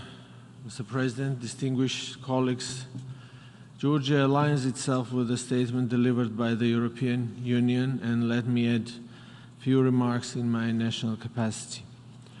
For more than 7 months now, we continue to witness devastating consequences of Russia's full-scale military aggression against Ukraine. Number of civilian casualties in Ukraine and other gross violations of human rights and international humanitarian law has been mounting. We are gravely concerned by the recent deliberate targeting of civilians and civilian infrastructure in the number of Ukrainian cities. The Russian Federation has continued to disregard the calls of the resolutions adopted in this very hall this year.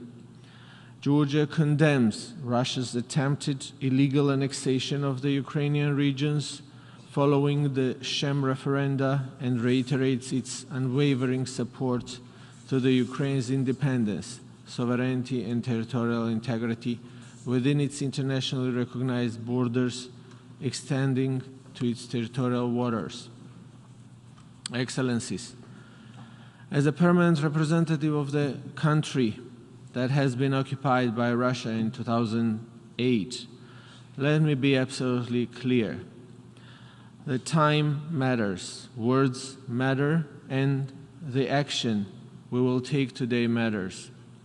It matters for the future of the succeeding generations, for the United Nations' future and its ability to tackle and solve the world's most pressing challenges in the months and years to come. It is our collective responsibility to send a clear signal in defense of the principles of sovereignty and territorial integrity, the principles of the UN Charter. I thank you. I thank the distinguished representative of Georgia, and I now give the floor to the distinguished representative of Azerbaijan.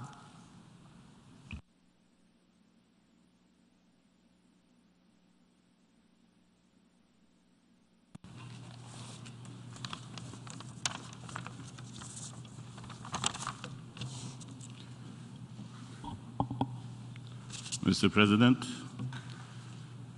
the Republic of Azerbaijan and Ukraine support each other's sovereignty and territorial integrity within their internationally recognized borders.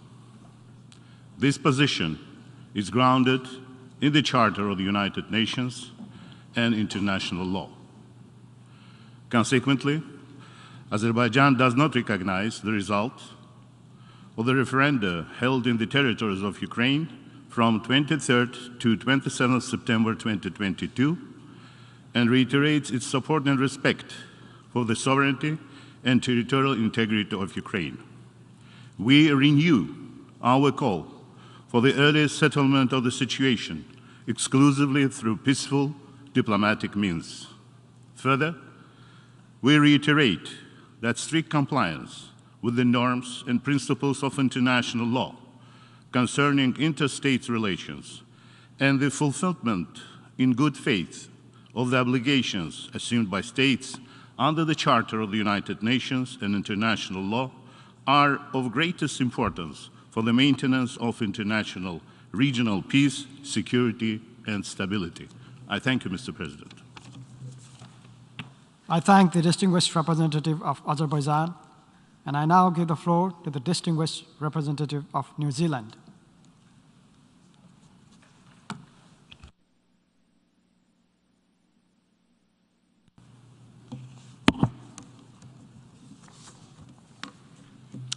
Thank you, Mr. President. Aotearoa New Zealand condemns unequivocally Russia's attempts to illegally annex Russia-occupied regions of Ukraine. Russia's sham referenda in Luhansk, Donetsk, Kherson, and Zaporizhia are illegitimate and have no legal basis for acquisition of Ukraine's territory by Russia. Let us be clear. Russia's attempts to annex these regions are a further act of aggression in clear violation of Ukraine's sovereignty and territorial integrity and in flagrant breach of international law. This hall has made clear that annexation by the use of force of the territory of another state or part thereof qualifies as an act of aggression. We, as a General Assembly, as an international community, have an obligation to speak up when there is a violation of international law. We must use our collective voices to condemn any state's flagrant violation of the UN Charter. This is not just our opinion. The facts speak for themselves. The UN Secretary General has been clear. Russia's actions have no basis in any international legal framework and are a clear-cut violation of the UN Charter. Russia must comply with the legally binding orders of the International Court of Justice to immediately suspend its military operations in the territory of Ukraine. We also cannot ignore the real human suffering that extends from this violation of the fundamental purpose and principles of the United Nations. These concepts are not simply theoretical. Russia's illegal and unprovoked invasion of Ukraine has already caused thousands of deaths, a massive humanitarian crisis, and untold suffering. It must end. We also reiterate the Secretary General's points that the impacts of this war extend well beyond the region, affecting our global economy, especially those of developing countries, and setting back our critical work to deliver life-saving aid in Ukraine and beyond. As we have seen from the start of Russia's invasion, New Zealand continues to call on President Putin to act consistently with international obligations, cease Russia's invasion of Ukraine, withdraw troops, and return to diplomatic negotiations as a pathway to resolution of this conflict. New Zealand continues to stand in support for Ukraine's sovereignty and territorial integrity. We call on delegations in the hall to vote in favour of the presented draft resolution. This is a vote not only to support Ukraine, but a vote to support the UN Charter. Thank you. I thank the distinguished representative of New Zealand, and I now give the floor to the distinguished representative of Slovenia.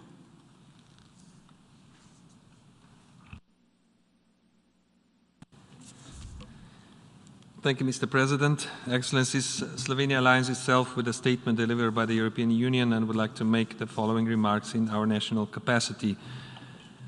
Earlier this week, we were again shocked to learn about the missile attacks on Kiev and other Ukrainian cities by the Russian army. We strongly condemn these latest attacks, as well as denounce the Russian Federation's threats to use nuclear weapons. As civilians are often the main victims in armed conflicts, the vast majority of whom are women and children, we once again underline that shelling of residential buildings, as well as other civilian infrastructure, represent most severe violation of international law that cannot remain unpunished. Moreover, we call on the Russian Federation to fully respect international humanitarian law and to allow safe and unhindered humanitarian access and assistance to all persons in need. We call for an immediate, complete and unconditional stop to all fighting. We strongly support all efforts in order to de-escalate the current situation through political dialogue, negotiation and other peaceful means in line with the UN Charter. Mr. President, Slovenia is committed to promotion of culture of peace and dialogue. As a member of the community of small states, we believe in peaceful coexistence of states and cooperation between them.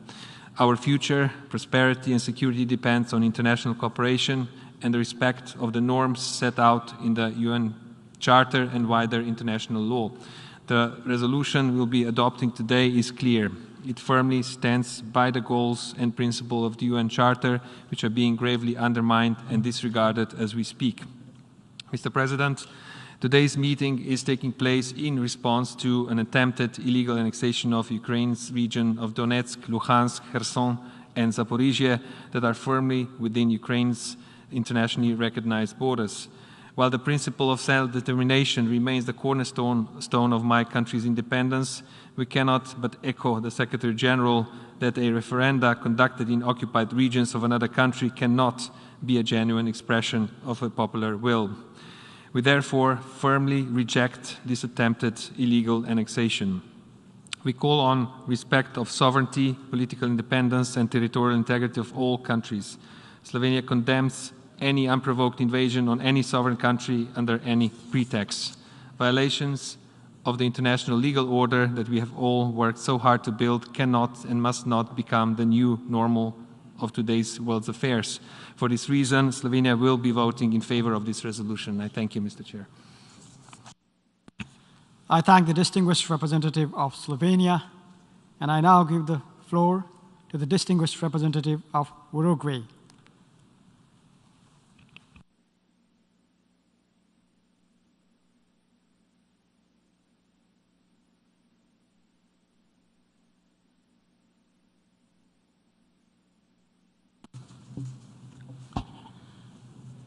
Gracias, señor presidente. Uruguay ha expresado claramente en las declaraciones realizadas en las sesiones de la Asamblea General Especial celebradas en marzo del presente año su firme condena a la invasión militar de Ucrania por parte de la Federación de Rusia, subrayando que se trata de una clara violación de los principios de la Carta de las Naciones Unidas que todos sus miembros deben respetar. Esta posición fue ratificada hace pocos días en el debate general de esta Asamblea por parte del ministro de Relaciones Exteriores del Uruguay, embajador Francisco Bustillo. Dirigiéndose a esta Asamblea, el canciller uruguayo pidió a la Federación de Rusia el cese de las hostilidades y el retiro a la mayor brevedad del territorio ucraniano. También solicitó a ambas partes en el conflicto que hagan sus mayores esfuerzos para volver a la mesa de negociaciones con el fin de resolver sus diferencias pacíficamente, tal como lo estipula la Carta de las Naciones Unidas. Ante las nuevas acciones llevadas a cabo para legitimar la ocupación de parte del territorio ucraniano a través del uso de la fuerza, subrayamos que nuestro país no reconoce los instrumentos de anexión firmados y anunciados por la Federación de Rusia de 4 territorios ucranianos, consecuencia de los llamados referéndums convocados en los territorios bajo ocupación de Donetsk, Luhansk, Zaporizhia y Kherson, los cuales están en clara contradicción con el derecho internacional. La posición de Uruguay ha sido muy clara en cuanto al respeto irrestricto del derecho internacional, en particular a la prohibición de la expansión territorial mediante el uso de la fuerza u otros mecanismos que contravengan la Carta de las Naciones Unidas. Esta regla de derecho internacional, prevista expresamente en la Carta de Naciones Unidas y refrendada por la Asamblea General, el Consejo de Seguridad y la jurisprudencia de la Corte Internacional de Justicia, hace que los referéndums celebrados en los territorios ocupados en Ucrania no tengan ningún valor jurídico. La declaración de anexión en un contexto de agresión a otro Estado es violatoria de la Carta de nuestra organización y del derecho internacional, y las votaciones que la originan no pueden ser consideradas una expresión libre y genuina de la voluntad popular. En consecuencia, el Gobierno de Uruguay reitera su firme apoyo a la soberanía e integridad territorial de Ucrania, dentro de sus fronteras internacionalmente reconocidas, y apela nuevamente a la Federación de Rusia para que cese su agresión. Es por estas razones que Uruguay votará favorablemente el proyecto de resolución sobre la integridad territorial de Ucrania. Finalmente, reiteramos nuestro llamado para que, a través de los mecanismos de negociación previstos en la Carta de las Naciones Unidas, con la participación del Consejo de Seguridad y del Secretario General, se encuentren vías de diálogo que permitan acordar los pasos para desescalar la situación bélica y que, mediante la negociación diplomática, las partes en conflicto resuelvan sus diferencias y pongan fin a la guerra. Muchas gracias. I thank the distinguished representative of Uruguay, and I now give the floor to the distinguished representative of Papua New Guinea.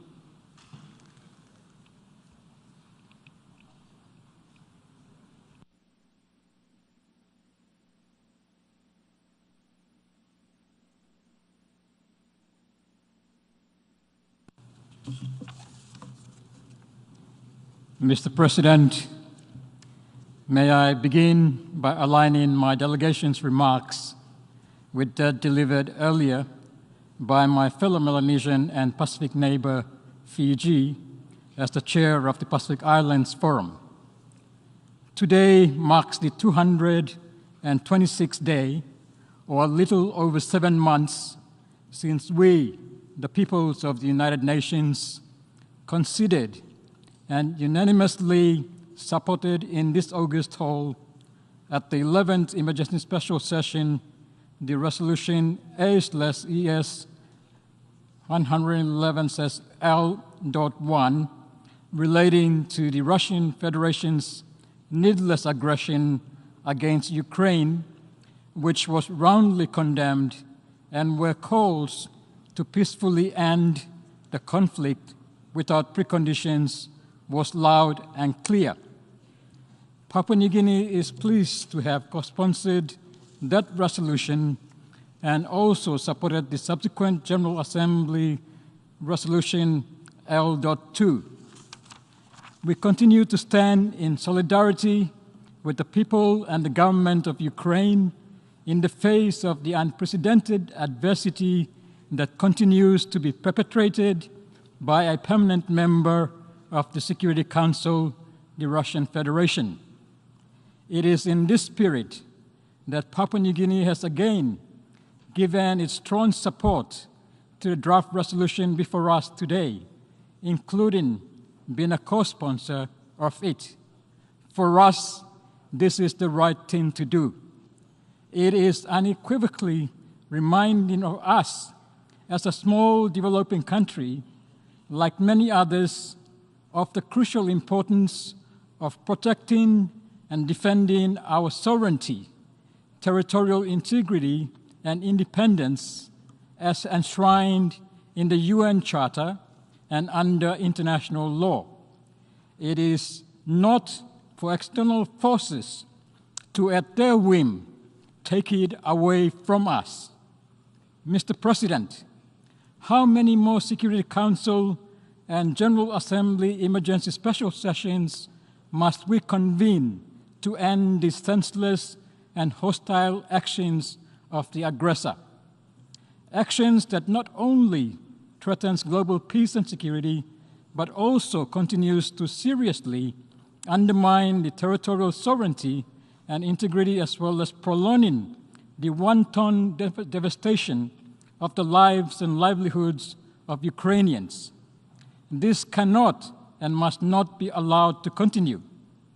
It is regrettable that despite the emphatic calls by the international community for Russia's siege on Ukraine to cease forthwith, we continue to witness with profound concern the continuing destabilizing and dangerous maneuvers deployed by Russia against Ukraine, including the disastrous global socio-economic impacts this has wrought on all of us.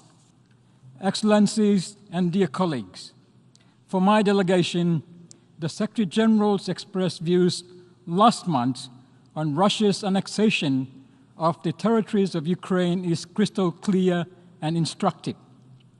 The so-called referenda under a dubious circumstances in Ukraine territory under Russia's control during an active armed conflict, coupled with the threat or use of force, is highly questionable, to say the least.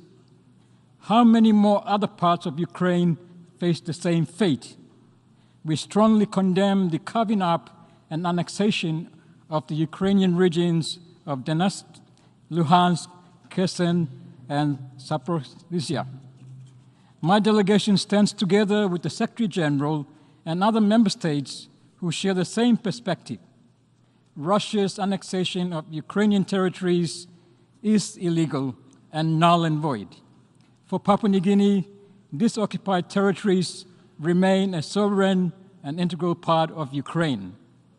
Mr. President, mindful of the harmful and catastrophic humanitarian consequences of the use of nuclear weapons, the veiled threats by Russia to use nuclear weapons against those who stand in the way of the aggressor is highly deplorable. It is also irresponsible for a permanent member of a Security Council to threaten international peace and security with such uncalled for action. Not only is the threat or use of force and the use of nuclear weapons a clear violation of the UN Charter and international law, but it is also contrary to the commitments Russia made in the Budapest Memorandum, the Non-Proliferation Treaty Review Conferences, and the statement by the 5 NPT nuclear weapon states in January this year that a nuclear war cannot be won and must never be fought.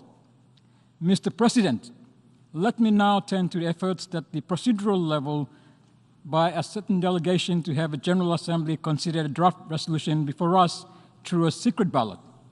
My delegation is of the strong view that an issue of grave importance to the international community regarding global peace and security under the current purview must never be hidden behind the veil of a secret ballot.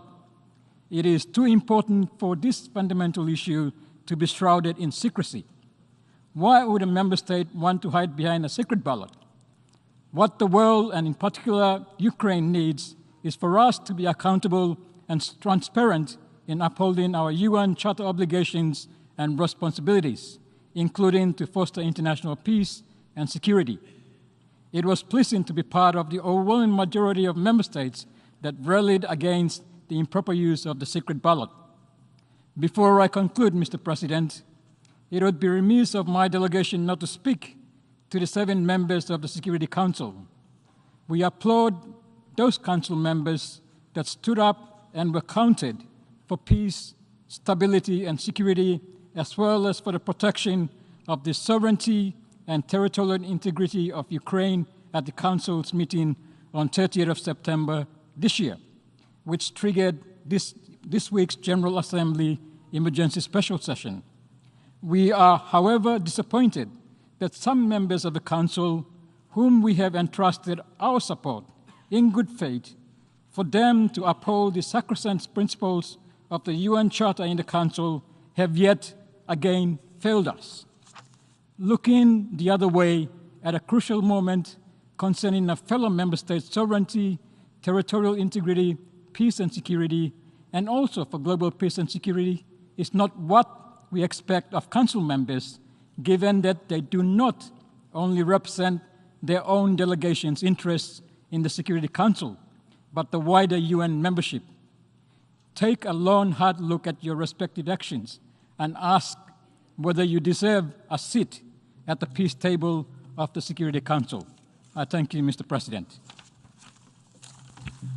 I thank the distinguished representative of Papua New Guinea, and I now give the floor to the distinguished representative of Syrian Arab Republic.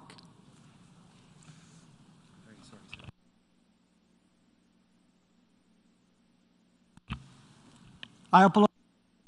Now I'd like to give the floor to the distinguished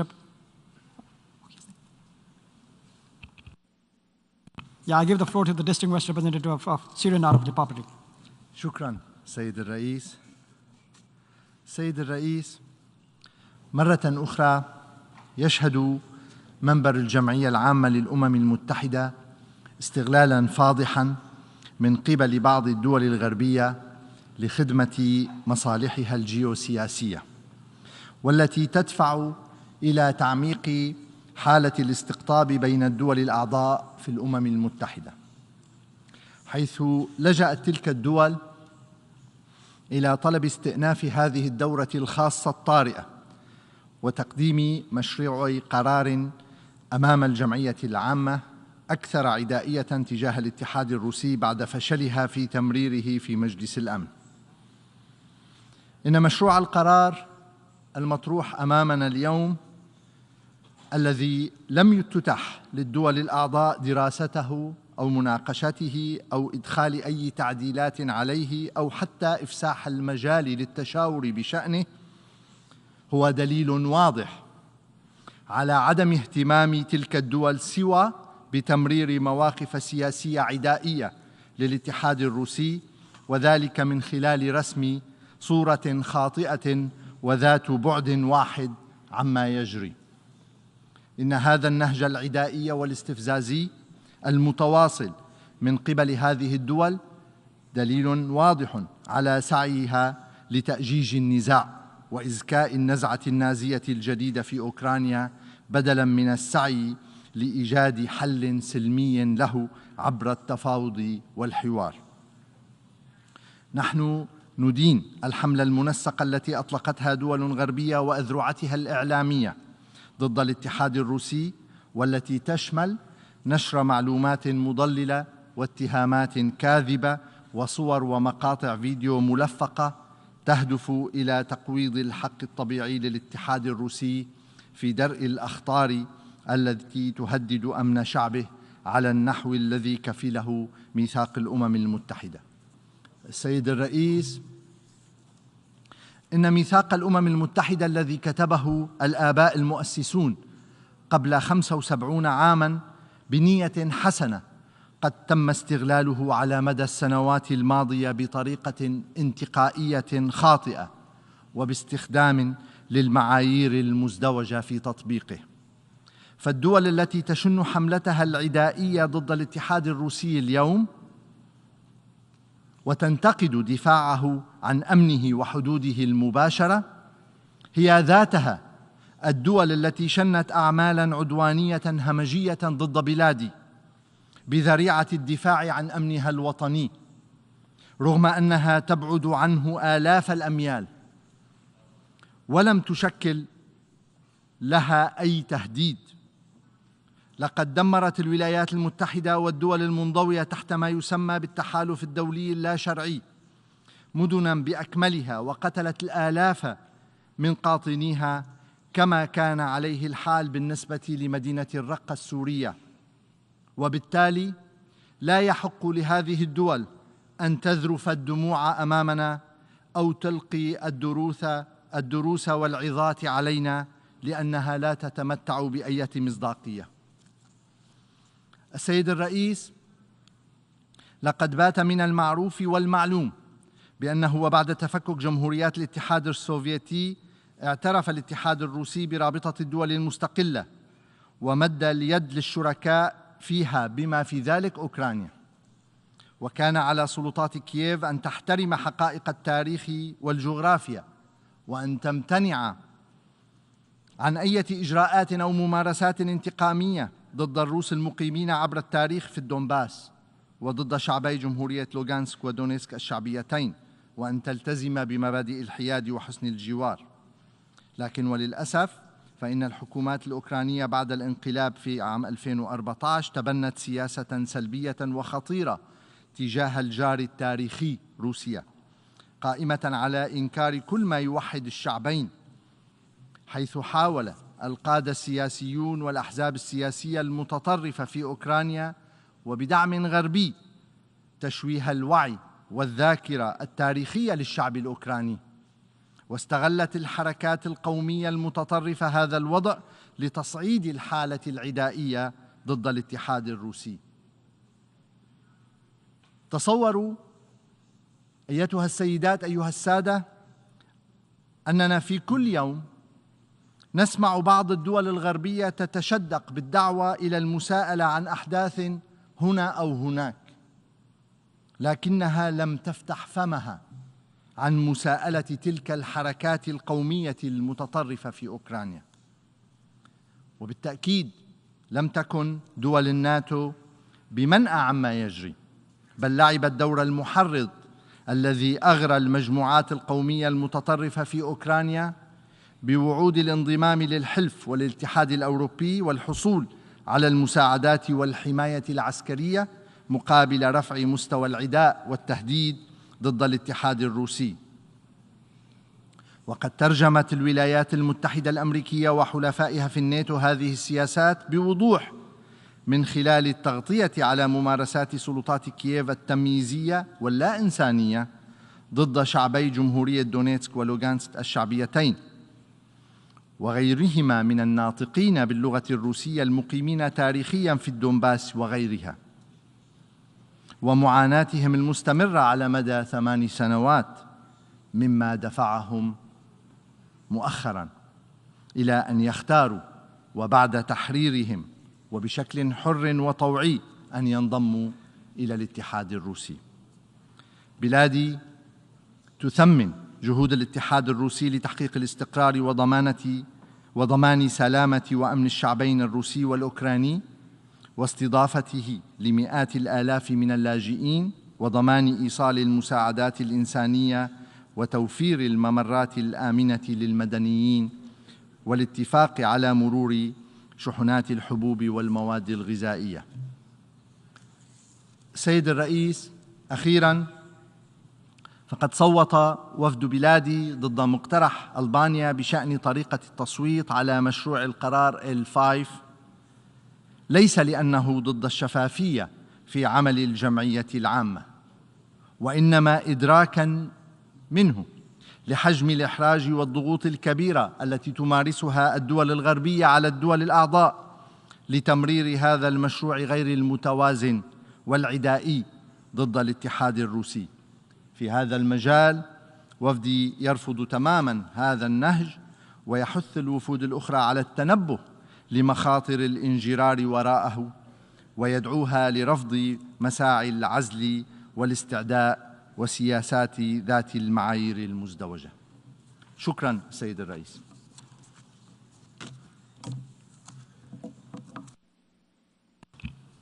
I thank the distinguished representative of Syrian Arab Republic, and I now give the floor to the distinguished representative of Montenegro.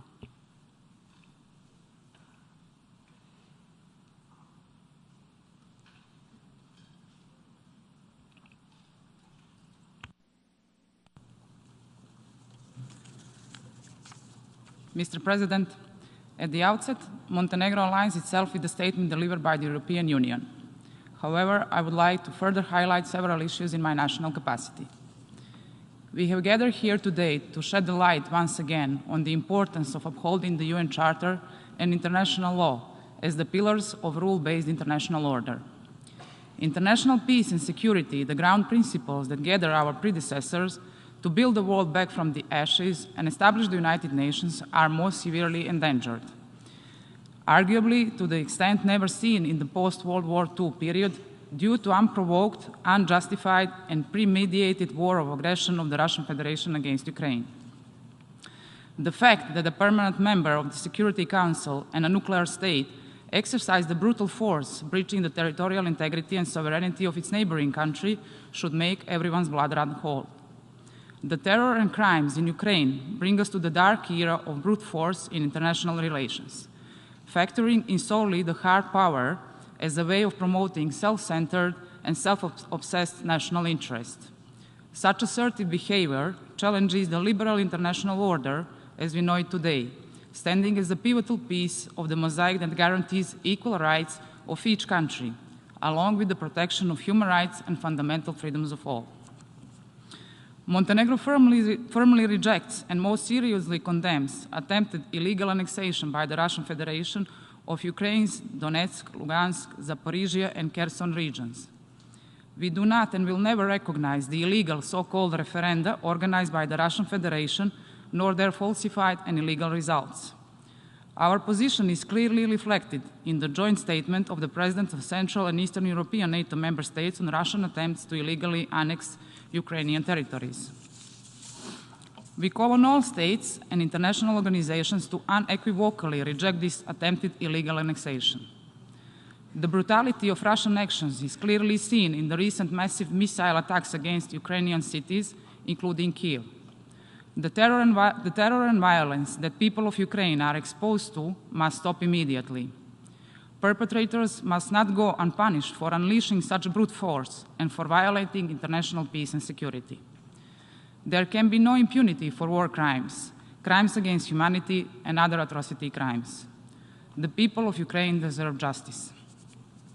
Mr. President, I join many of my colleagues who repeatedly pointed from this podium that an attack on the territorial integrity and sovereignty of Ukraine is an attack on all of us, attack on principles and goals of the UN Charter, as well as our right to freely choose our own future. Russia will not stop at Ukraine. We have previously warned that malign activities of Russia and their proxies in the Western Balkans represent clear threat to the Western Balkans as well. Like in 2016, when the attempted coup d'etat was organized by members of the Russian intelligence services and others in the region, nowadays Montenegro is again subjected to Russian spying and other destabilizing malign activities against its sovereignty and democracy. The goal of this Russian harmful and hostile interference is to destabilize my country, thus undermining our European path. For the reason outlined, Montenegro co-sponsored and will vote in favor of the resolution and call others to do the same. I thank you. I thank the distinguished representative of Montenegro, and I now give the floor to the distinguished representative of Ghana.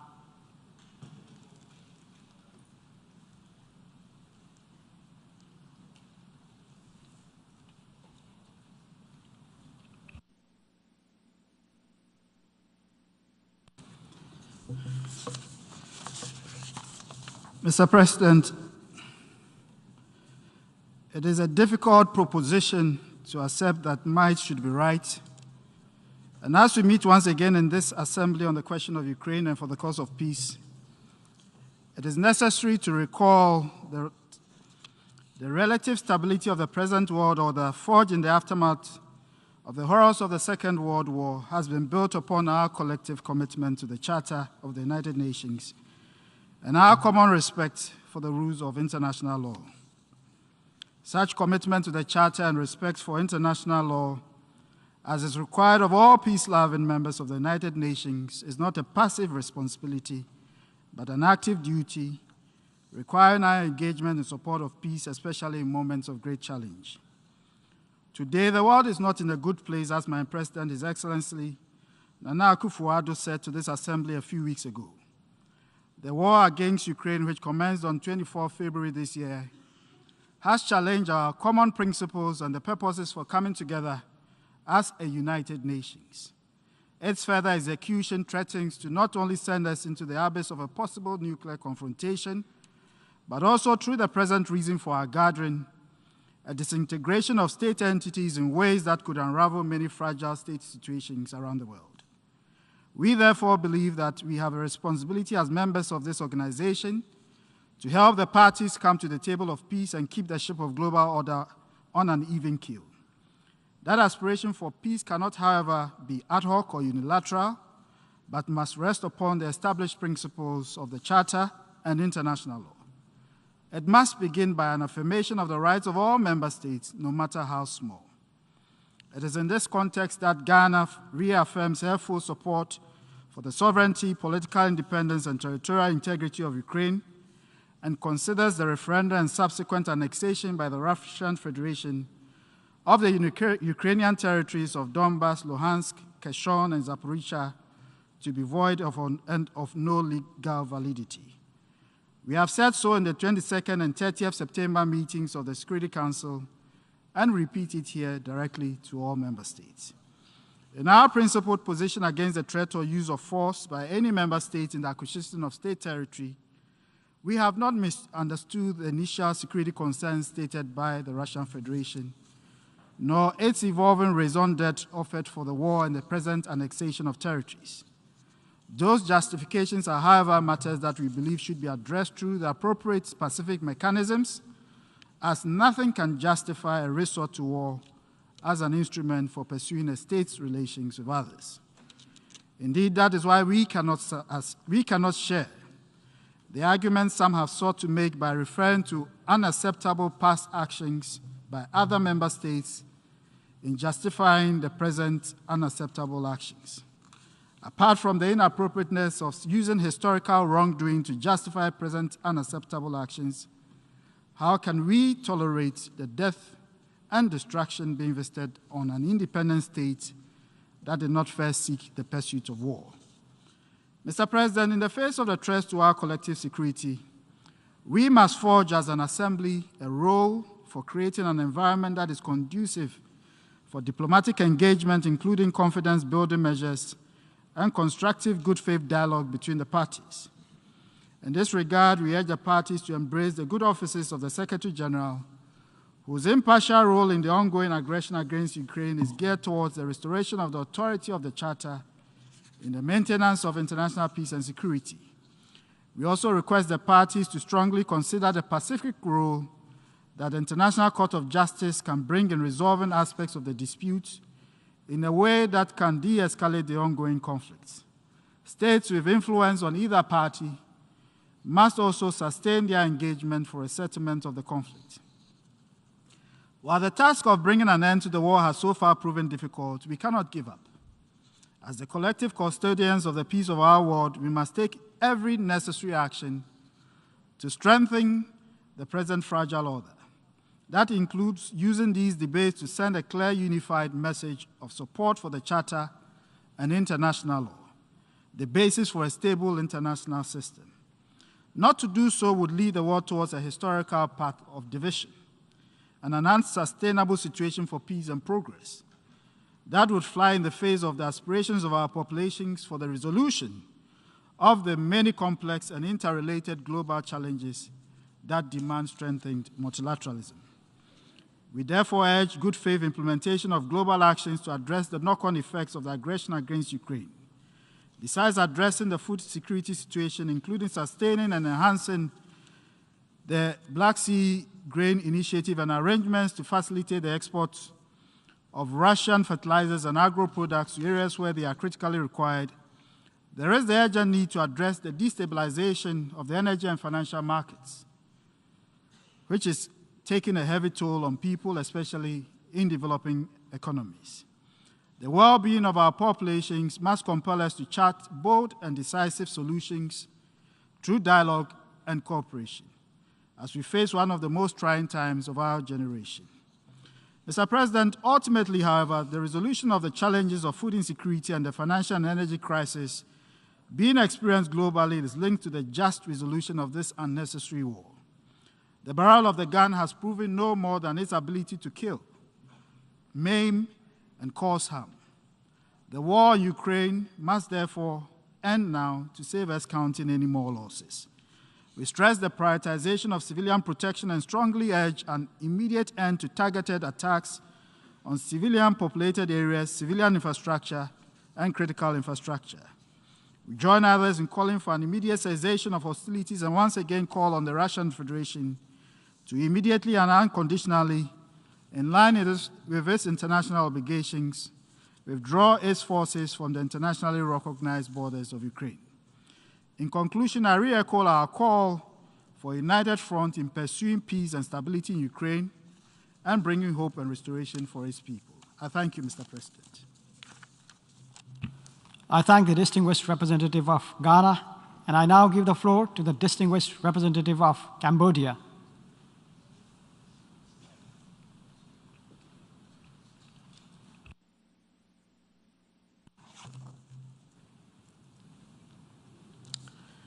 Thank you, Mr. President.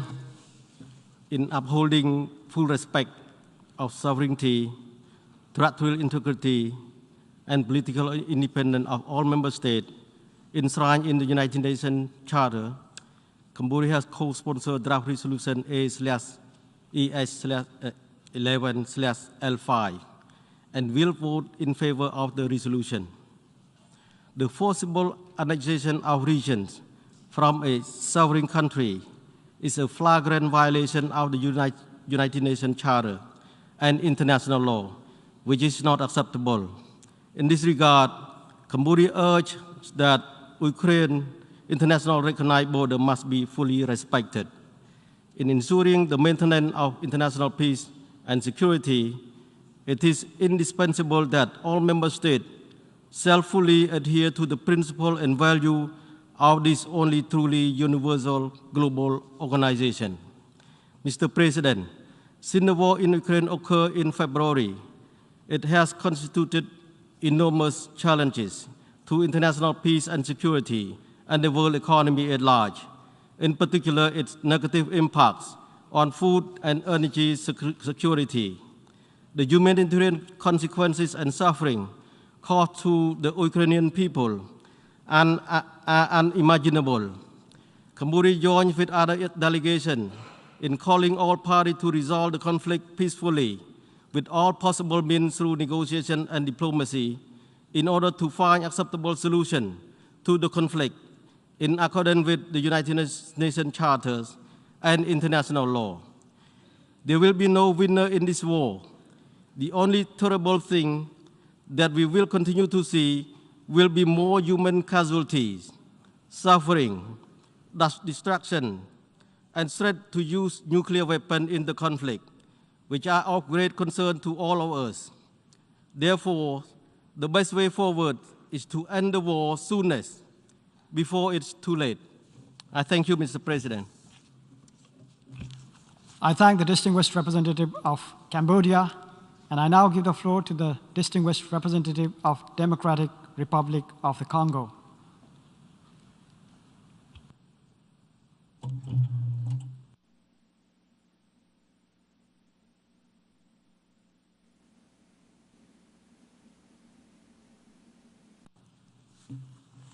Thank you, Mr. President.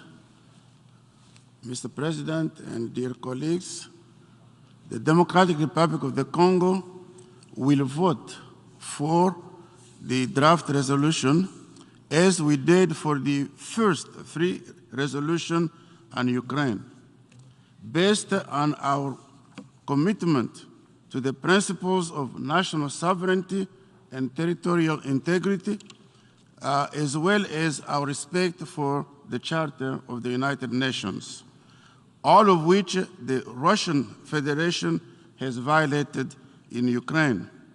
They violated the independence, the sovereignty, and the territorial integrity of Ukraine, and this should end. At the same time, we deplore the politics of double standards of the powerful of this world when it comes to Africa. While a lot of time, powerful of money and weapons have been spent on Ukraine during the last 8 months, very little attention is paid to my country, the Democratic Republic of the Congo, where over 7 million people have died as a result of aggression from neighboring countries. Give you just one example. Rwanda and Uganda invaded the DRC in 1998 and occupied large parts of eastern Congo until 2003. In 1999 and 2000, Rwanda and Uganda even confronted each other militarily in the city of Kisangani on 3 separate occasions. And this led to a lot of people being killed through stray bullets. Today, Rwanda continues to plunder the mineral and other natural resources of the DRC and occupies the city of Bunagana and several other locations in North Kivu province. For 24 years, the international community has not taken strong action against this aggression. No Security Council or General Assembly resolution has been adopted to impose sanctions on Rwanda. So we support Ukraine. We want to see the war ended, but we like to see the international community take similar action against other situations in the world where countries are being invaded and occupied. Thank you. I thank the distinguished representative of Democratic Republic of the Congo, and I now give the floor to the distinguished representative of Palau.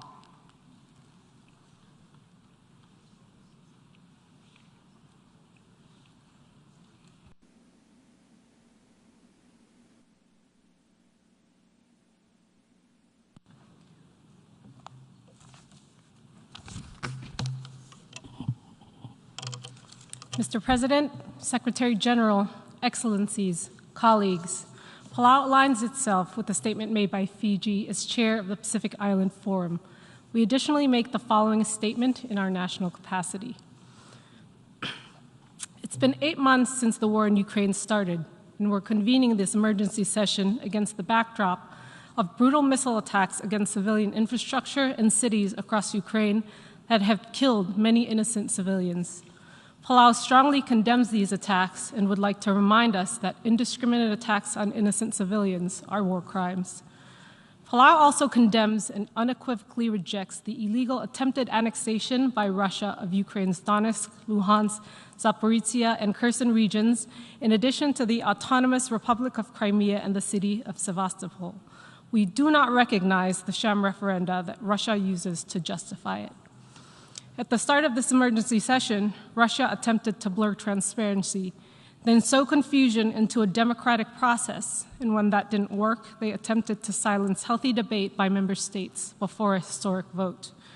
If we were all a bit confused at the onset of this session, one can only imagine how these referendums were conducted. In addition to witnessing the horrors of war in Ukraine, we've also felt the pangs of war in our own countries. Children and families are going hungry from food inflation. People are unable to get to work due to rising energy prices. In countries like ours, hotter than ever as a result of climate change, people are at times unable to cool themselves because our energy prices have shot through the roof. And in temperate countries, people, families, children will suffer from the bitter chill of winter because they will have no heat. And it goes on to show that in our increasingly globalized world, that we are one, and an attack on one of our member states is an attack on us all. And it is those who are the most vulnerable, those who have already felt the heavy beating of the COVID pandemic, get another hit to their lives without respite. Today, I'd like to tell you a story about an incredible individual I recently held the distinct pleasure of meeting, Louis Pugh. Louis swims in the most vulnerable ecosystems on Earth to call for their protection. He was the first to swim across the North Pole and the first to swim the full length of the English Channel to convince the UK to join the 30 by 30 initiative. In 2015, he took on the challenge of swimming in the Ross Sea in Antarctica in an attempt to convince Russia to sign on to the treaty to turn the Ross Sea into the world's largest marine protected area, an initiative that Russia had been the only holdout on for 5 years. And he did it in nothing but a Speedo, a swim cap, and goggles. On his experience of swimming in the Ross Sea, he quotes, "At negative 37 degrees Celsius, which is negative 37 degrees Fahrenheit, the air was so much colder than the freezing sea. Each time I lifted my arm out of the water into that air, it was a drop of more than 35 degrees Celsius. The pain in my arm was more excruciating than the burning agony I felt in the rest of my body. With each stroke, I watched myself freeze. After 100 meters, the first digits of my fingers were completely white. After 200 meters, the white had spread up to the second knuckle. At 300 meters, I couldn't feel my hands. I had undertaken the most southern swim in the world. On that day, my message about the desperate need to protect the Ross Sea came to life." Pew then flied from Antarctica directly to Moscow and began a 2-year process of trying to convince the Kremlin to join the treaty. Because of his swim, he received widespread media attention in Russia and went on a highly publicized tour. He was then able to become friends with Russian hockey legend and sports minister Slava Fedosov, and his message got through to the Kremlin and to Putin, who, after blocking the treaty for 5 years, signed on. When he received the phone call that Russia would sign the treaty, he said it was the happiest day of his life. His dedication had helped create the world's largest marine protected area. I tell this story because those of us who are fortunate enough to be here don't have to swim in sub-zero waters to reach the halls of power. But to enact change, we have to do things that are uncomfortable, to have the hard conversations, to push our leaders to act and attempt to broker peace, and do what we can so that our individual actions aggregate into a collective will that can't be ignored, because it is our collective energy that will shift the world. My call to action today is directed at the member states who have remained neutral, those who've chosen not to vote or to abstain.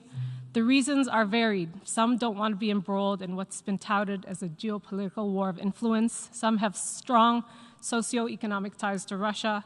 Some have said that they want to remain neutral to allow Russia to be able to come back to dialogue. However, after 8 months of bloodshed, which has been escalating by the day, we all know that that's ever more unlikely. So Palau asks for your vote today in favor of the draft resolution to codify the promise that we don't live in an age where we allow countries to annex other countries through sham referendums, to uphold the basic principles of the UN Charter that govern relations between nations in the 21st century. That includes respect for sovereignty and territorial integrity, the notion that nations don't simply redraw borders or make decisions at the expense of their neighbors because they are larger or more powerful. For those countries who are close friends with Russia, we say that in life, true friends are those who have the courage and conviction to tell you the truth, to urge you back on the right path when you've gone wrong, even when it's uncomfortable.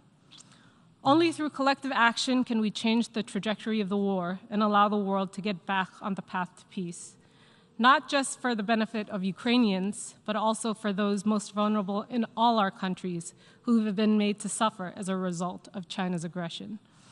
It's often been said that moments that challenge us the most define us. What will be the legacy of the United Nations? The water will be cold, but let us all jump in. Thank you. I thank the distinguished representative of Palau, and I now give the floor to the distinguished representative of Timor-Leste.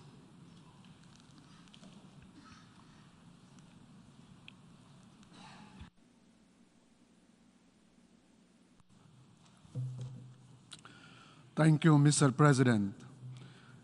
Timor-Leste joined other delegations in expressing its full support for the convening of this special emergency session on Ukraine.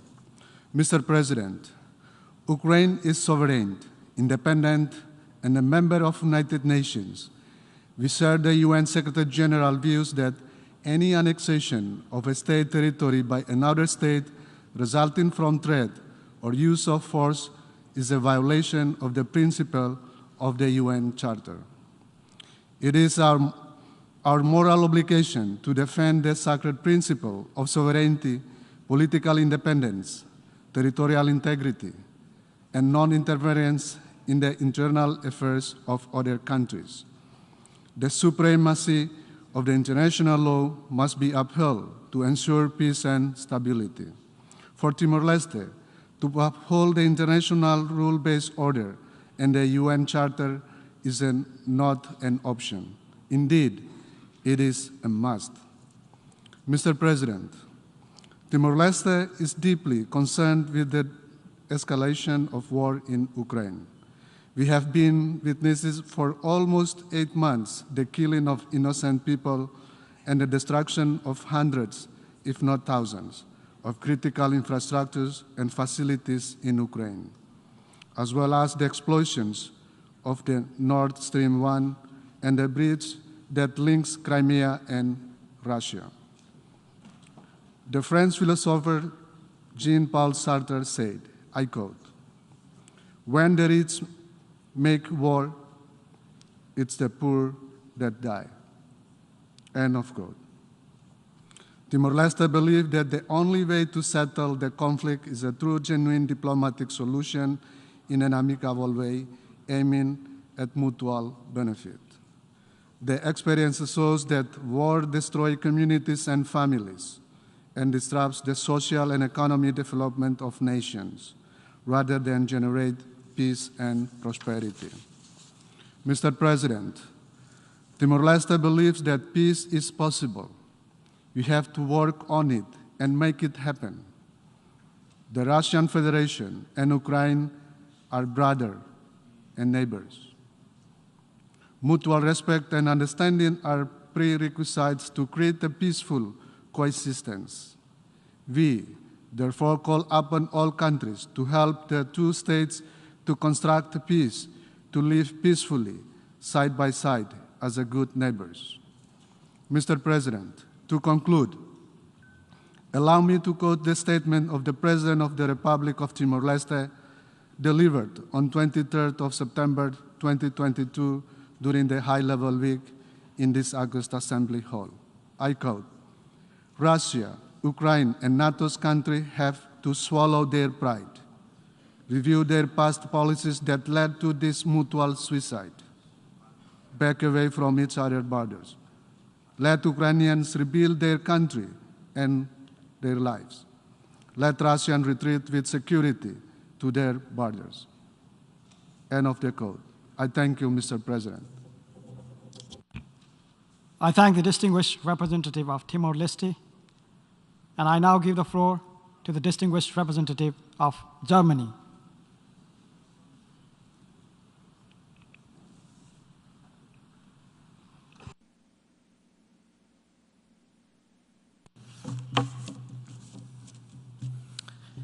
Mr. President, we, the peoples of the United Nations, founded this organization to save succeeding generations from the scourge of war. Today, a permanent member of the Security Council with a particular responsibility to maintain international peace and security has brought the scourge back upon us all. Russia's playbook is simple. It denies its sovereign neighbor the very right to exist and has launched a war of aggression. Russia has seized land. To secure its land grab, Russia organized what it calls a referendum in several Ukrainian territories. Russia now threatened to keep the territories it illegally attempted to annex by any means necessary.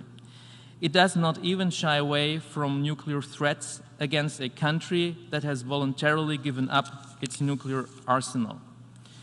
Therefore, I am asking today, does the Russian government still subscribe to the declaration from January 3rd, 2022 by the leaders of all 5 nuclear weapon states, reaffirming the central principle that a nuclear war cannot be won and must never be fought? Mr. President, today it is Ukraine, tomorrow it could be any of us. The sovereign equality and territorial integrity of any of us would be at the mercy of our neighbors, or of whoever feels they have a territorial claim or a historical grievance. The sham referenda and Russia's illegal annexations are null and void. We are all under a legal obligation to refuse to recognize them, not now, not ever. The UN Charter is crystal clear. We have an obligation to settle international disputes by peaceful means. The resolution on the table recalls this obligation while reaffirming the sovereignty and territorial integrity of Ukraine. On the 2nd of March 2022, 141 member states of this assembly voted in favor of resolution ES 11/1. By doing so, they voiced their strong support for the founding principles of the United Nations and called on Russia to stop this war. This was a great moment in the history of this noble assembly. Now is the time to stand by our principles and to show once again our passion and support for the UN Charter. Many UN member states have recently voiced their wish that this war be settled by means of diplomacy. This is reflected in the text of the draft resolution. We are grateful for the many valuable contributions to this text from across the globe. Mr. President, the United Nations Secretary General has been clear. Russia's annexations, and I quote, cannot be reconciled with the international legal framework. It stands against everything the international community is meant to stand for. It flouts the purposes and principles of the United Nations. It is a dangerous escalation. It has no place in the modern world. It must not be accepted. End of quote. Let us heed this call of the Secretary General. Let us stand by the UN Charter. Only a clear and principled commitment to the Charter can serve as a basis for future talks. I count on everyone to vote in favor of the resolution on the table. I thank you. I thank the distinguished representative of Germany, and I now give the floor to the distinguished representative of International Institute for Democracy and Electoral Assistance.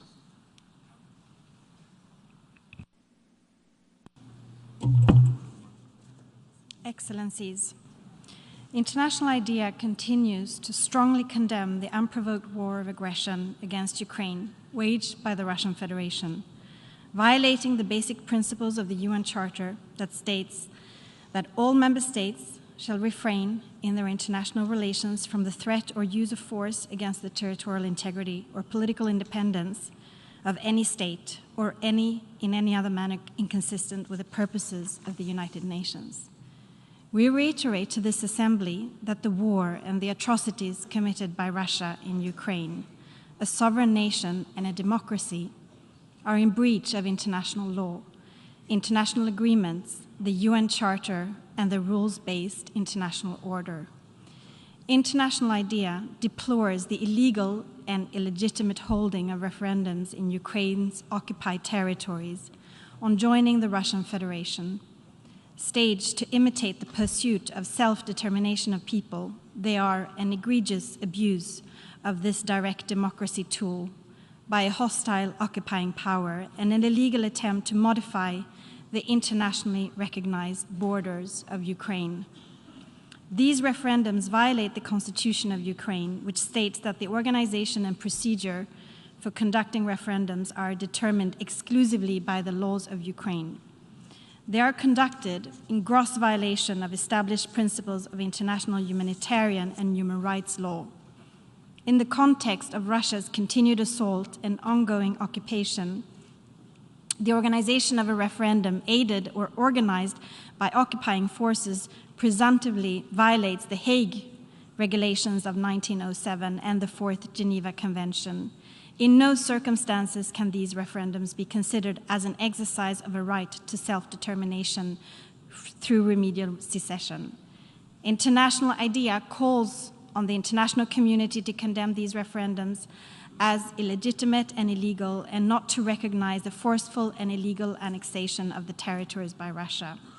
We also deplore Russia's use and abuse of the veto power in the UN Security Council, a body created to guarantee international peace and security, not to enable war and its perpetrators. The systematic abuse of veto powers in the Security Council calls for a profound reform of this body to ensure that it can truly uphold the principles of the UN Charter. We also wish to remind this Assembly that this conflict is not only about sovereignty, but also about democracy. The survival of democracy in Ukraine is not an add-on in the territorial defense of the country, but a fundamental aspect of it.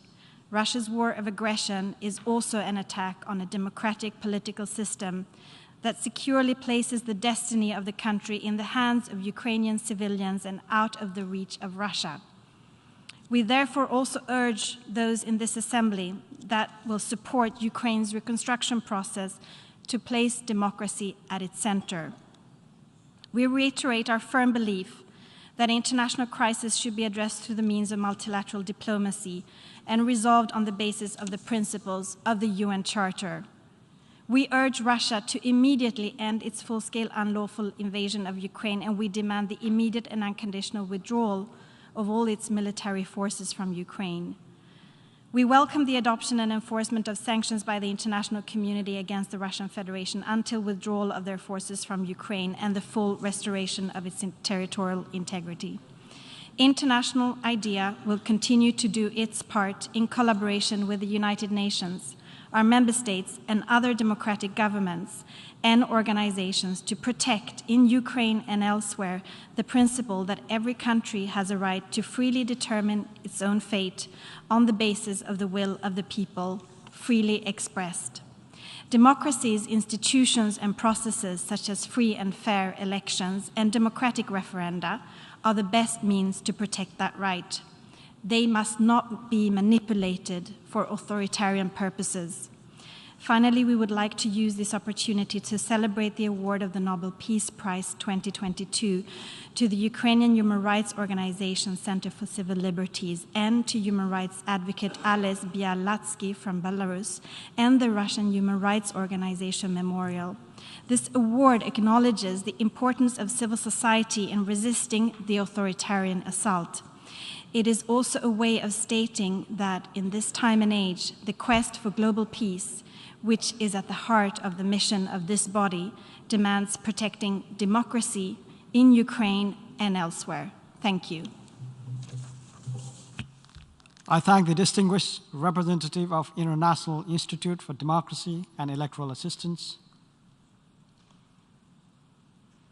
Excellencies, distinguished delegates, we've heard the last speaker in the debate on this item for this meeting. We shall hear the remaining speakers this afternoon at 3 p.m. in this hall. The meeting is adjourned.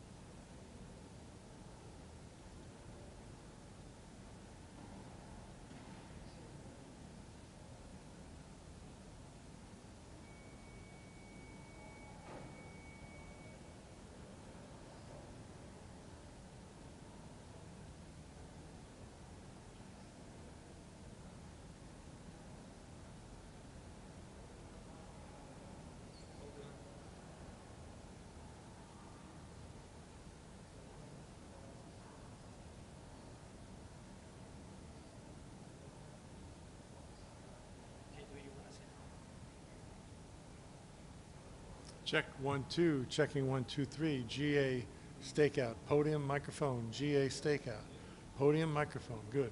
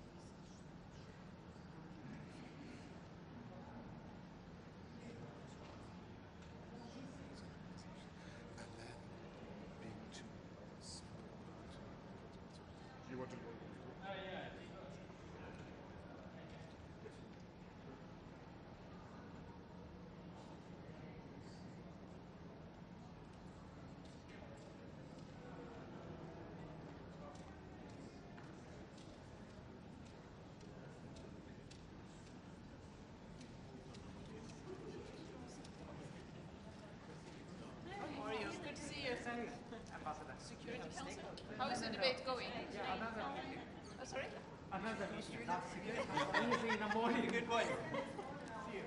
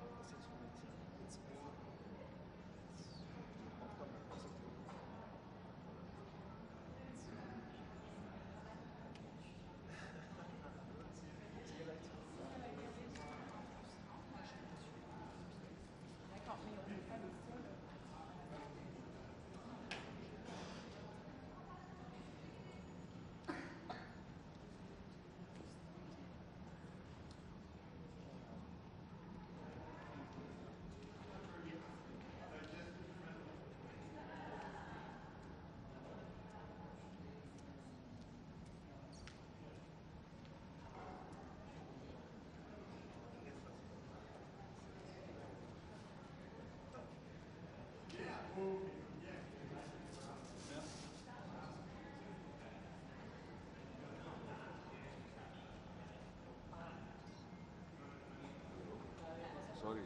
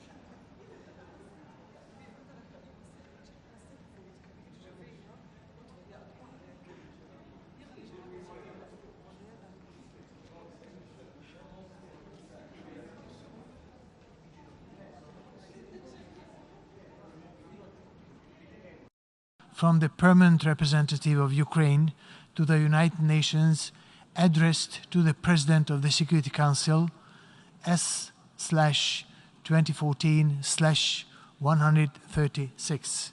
End of quote. We are continuing the debate, and now I give the floor to the distinguished representative of Canada.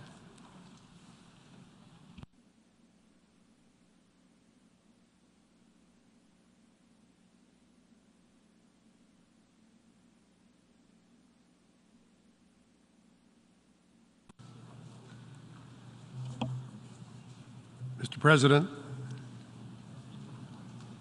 and fellow delegates, we meet again in this resumed emergency special session for one reason and one reason only, and that is because the Russian Federation continues to violate international law, and specifically Articles 1 and 2 of the UN Charter. Through its illegal actions in Ukraine, Russia is showing us that it is not a partner interested in peace or justice in Ukraine or elsewhere. Once again, as it has in recent months, it falls upon us, the members of the General Assembly, to defend the Charter and everything that the United Nations stands for. The draft resolution before us is tabled in response to Russia's attempts to illegally and forcibly annex more of Ukraine's territory. The resolution reaffirms the principle that borders and boundaries cannot be changed without consent that is freely given. It reaffirms the principle that might does not make right. And we call upon every member of this Assembly to vote in favor of the resolution. Canada unequivocally condemns the so-called referenda by the Russian Federation in the illegally occupied regions of Donetsk, Luhansk, Kherson, and Zaporizhia in Ukraine. These are yet another blatant violation of international law by the Russian Federation.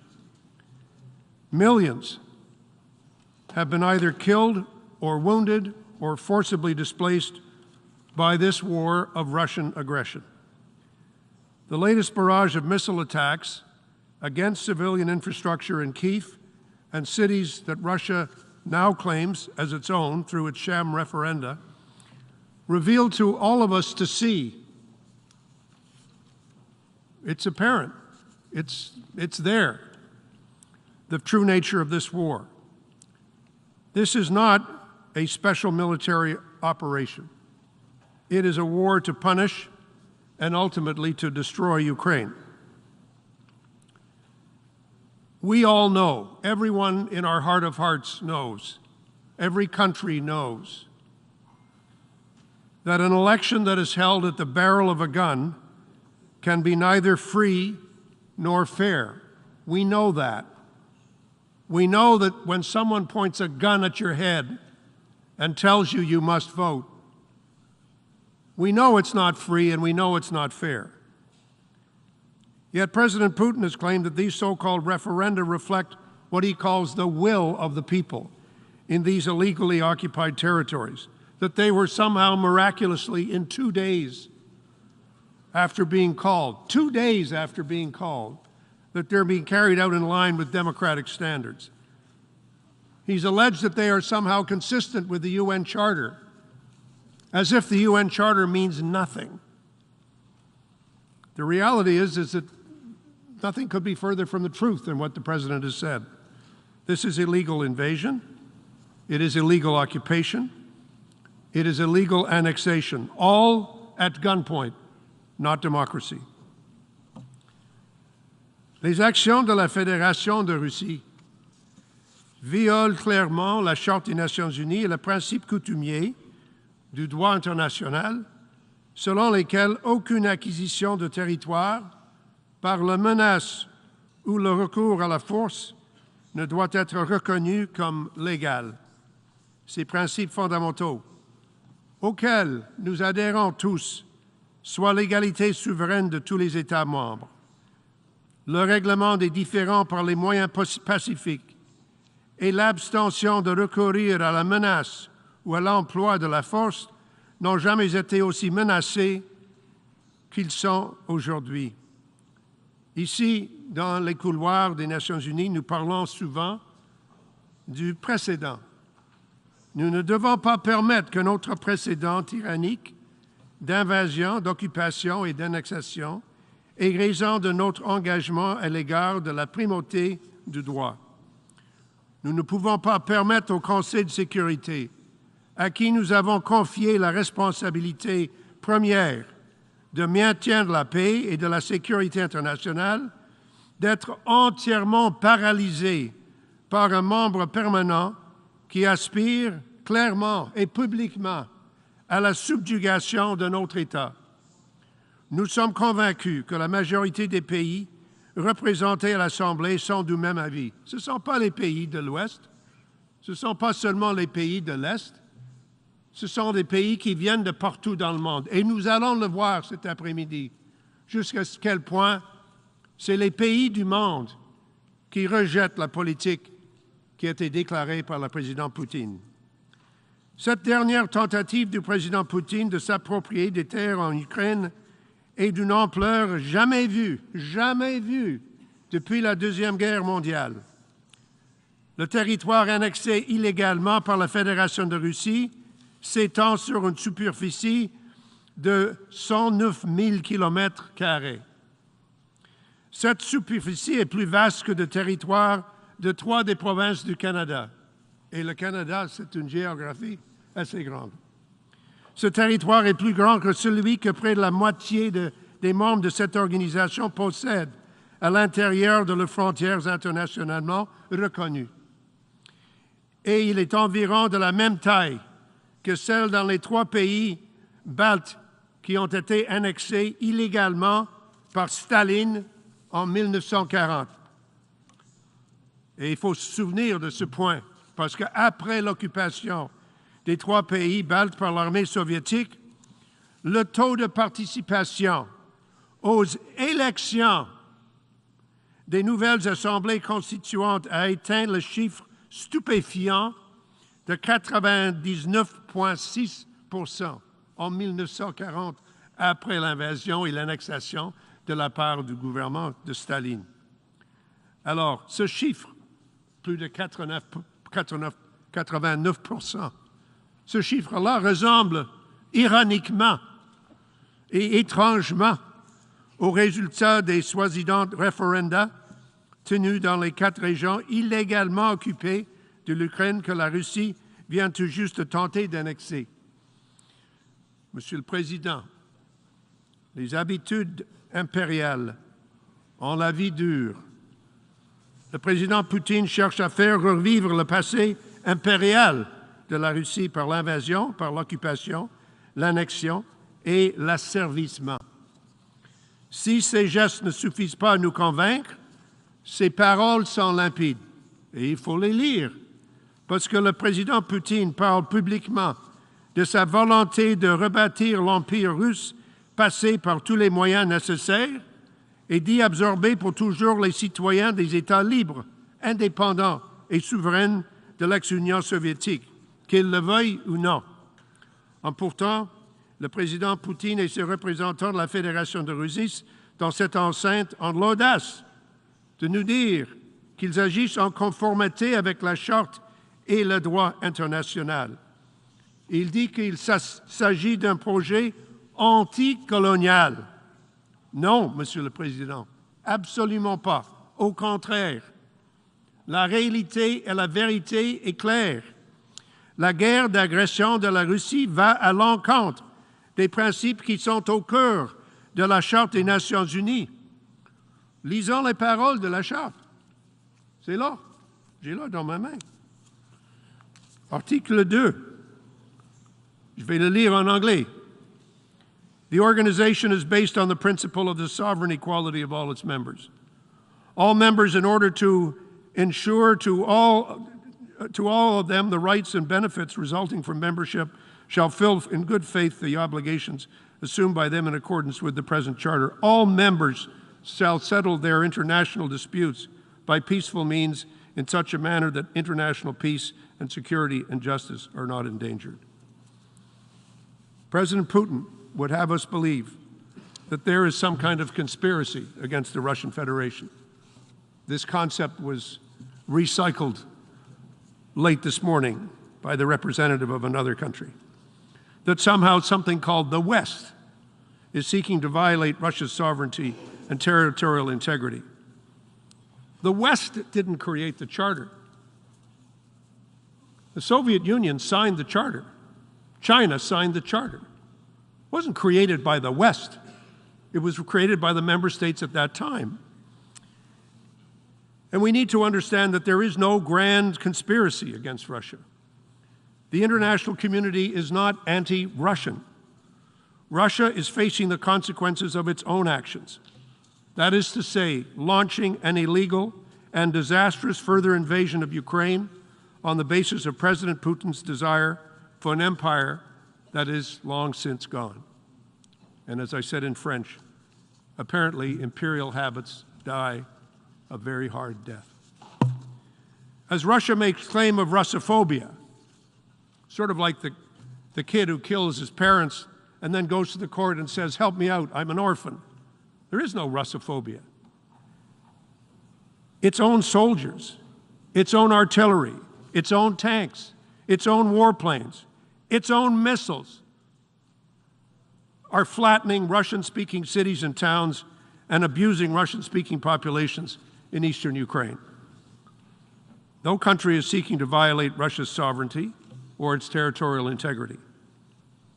The International Court of Justice said there was no evidence to support that allegation by the Russian Federation. Instead, it is Russia that has twice violated Ukraine's sovereignty and territorial integrity since 2014. Russia has similarly violated the sovereignty and the territorial integrity of both Georgia and Moldova. Russia says, oh, we're speaking the language of sovereignty and political independence and territorial integrity, and it claims that it's a friend of the Charter. The reality is today, there is no greater threat to the purposes and the principles of the UN Charter than Russia's war of aggression against Ukraine and its annexation that has taken place in the last few days. No one is bent on Russia's destruction. The Ukrainian people are valiantly defending themselves to secure their freedom and their survival from Russia's war of aggression. Together with many of our allies and partners, we in Canada are taking what we believe are proportional and necessary steps in response, including supporting Ukraine with the means to defend itself from Russia's aggression and to reclaim its territory. It can be argued and shown that Article 51 of the Charter, in fact, anticipates a situation just like this, because it says very explicitly, nothing in the present Charter shall impair the inherent right of individual or collective self-defense if an armed attack occurs against a member of the United Nations, until the Security Council has taken measures necessary to maintain international peace and security. We do not seek Russia's destruction. What we seek is for the Russian Federation to live up to its commitments under the UN Charter and under international law, to behave as a responsible member of the international community like Ukraine, like so many other members of this Assembly, to act as a steward of the Charter and a steward of the peace of the world, as was clearly anticipated in creating the status of permanent members whose mission in life it would be to preserve territorial integrity and to preserve global security. It's exactly the opposite of what Russia is now doing. The Russian Federation has the power to end this war. It has the power to end the untold misery that it has caused. The impacts have been felt most severely in Ukraine and by the many Ukrainians who have died, by the mindless, systematic destruction of infrastructure and the necessary means of life. But we also have to remember, and every delegate here knows this, the inequality of the world has historically been our greatest challenge, as well as the security of the world. Then came COVID. Then is climate change always with us. But now comes this aggression, which has had a devastating impact, not simply on the people and the economy and the society of Ukraine, but is having a devastating impact on the economies of each and every country that is represented here at the United Nations. Secretary General has said we're facing a winter of discontent. The International Monetary Fund reported yesterday that we're heading for an unprecedented global recession. Think how much better it would be if, instead of debating this motion, which we simply have to debate because the Security Council is not capable of doing its job because Russia has a veto, think how much better it would be if we were debating in this chamber, how can we rebuild and how can we remake the economies and societies that have been so devastated by the impact of the cascading crises that we've been facing over the last decade. Instead of which, we're being forced to go back to square one and say, let's call it what it is: an illegal aggression, an illegal annexation, and that if Russia would refrain from any further unlawful threat or use of force and to completely and unconditionally withdraw its military forces from the territory of Ukraine that it has illegally occupied, we would see an end to this terrible, terrible tragedy, and we could start to rebuild. Not just rebuild Ukraine, but rebuild the economies of the world, including Russia. We have twice now demanded this as an assembly. We are doing it now for the third time, in response to the sham referenda and the desperate attempts to prolong what can only be described as a truly senseless, cruel, and brutal war of aggression. The Charter calls on us all to unite our strength, as it puts it, to maintain international peace and international security. Mr. President, I want to suggest that we must, all of us, rise to this call today to defend the Charter. And with it, yes, Ukraine's sovereignty, territorial integrity, and political independence. But in fact, not just the sovereignty of Ukraine, the sovereignty of each and every member state here. Not just the territorial integrity of Ukraine, but the territorial integrity of each and every country that is represented here. And not just the political independence of Ukraine, but the independence of all of us self-governing nations who are represented here. Thank you, Mr. President. I thank the distinguished representative of Canada. And now I give the floor to the distinguished representative of France.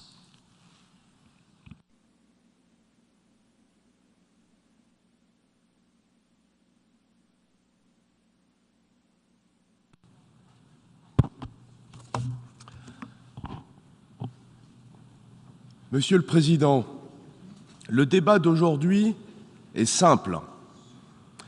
Il peut se résumer en une phrase. Voulons-nous défendre les principes de la Charte des Nations Unies?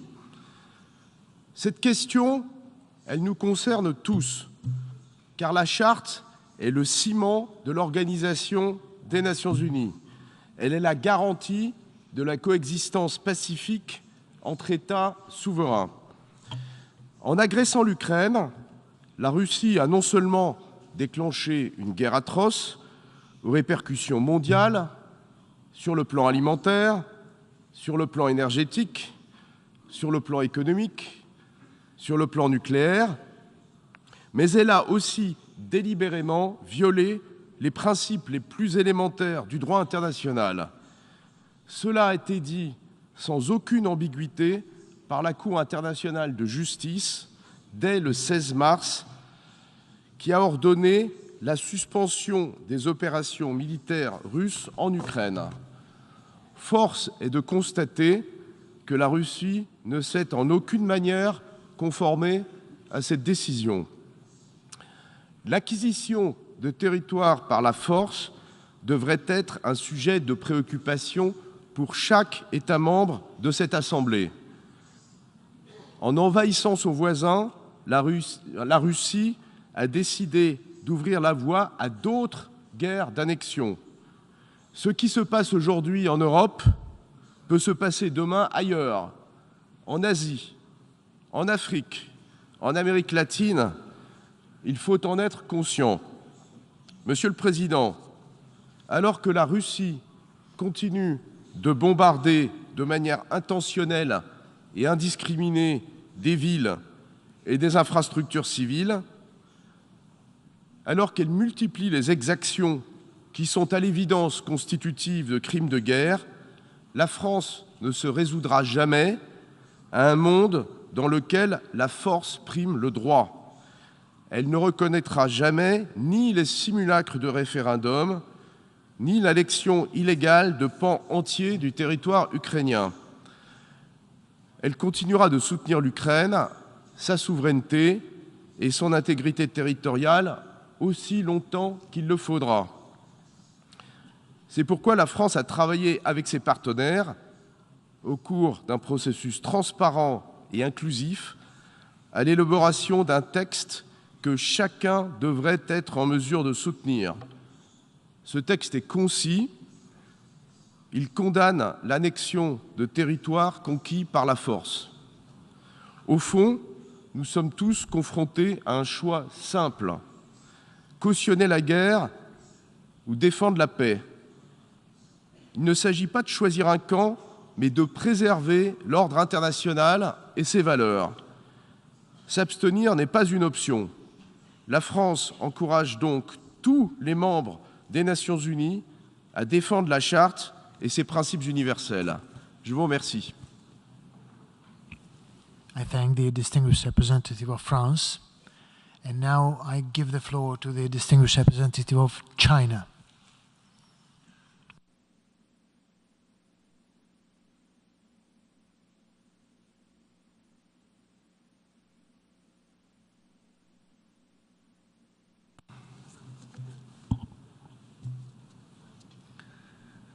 诸位先生，乌克兰危机爆发至今已近8个月，目前冲突仍在继续，战火仍在蔓延，和平解决的前景仍未出现。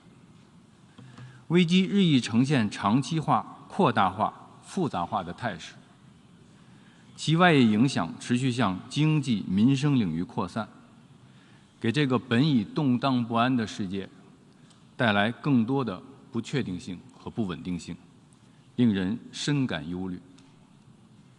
在刚刚结束的联大一般性辩论期间，许多国家领导人围绕乌克兰危机发表看法，提出主张。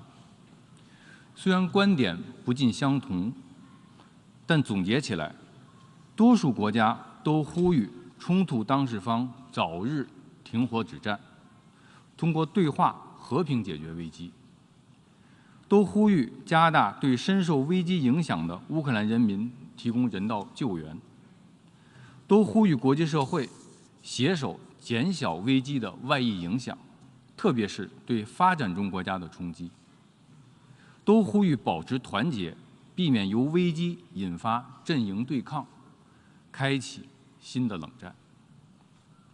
这些呼吁与诉求应当成为本次紧急特别联大聚焦的话题和致力于实现的目标。对此，中方愿强调以下几点：一、坚持对话接触，推动乌克兰危机政治解决。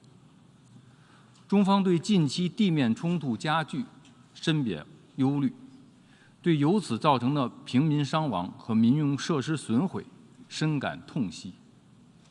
当务之急是引导当事方保持克制，避免冲突继续升级，防止对抗走向失控，推动局势缓和降温。乌克兰危机归根到底要和平解决，不论困难挑战有多大，政治解决的大门不能关上，外交谈判的进程不能停滞，止战促谈的努力不能松懈。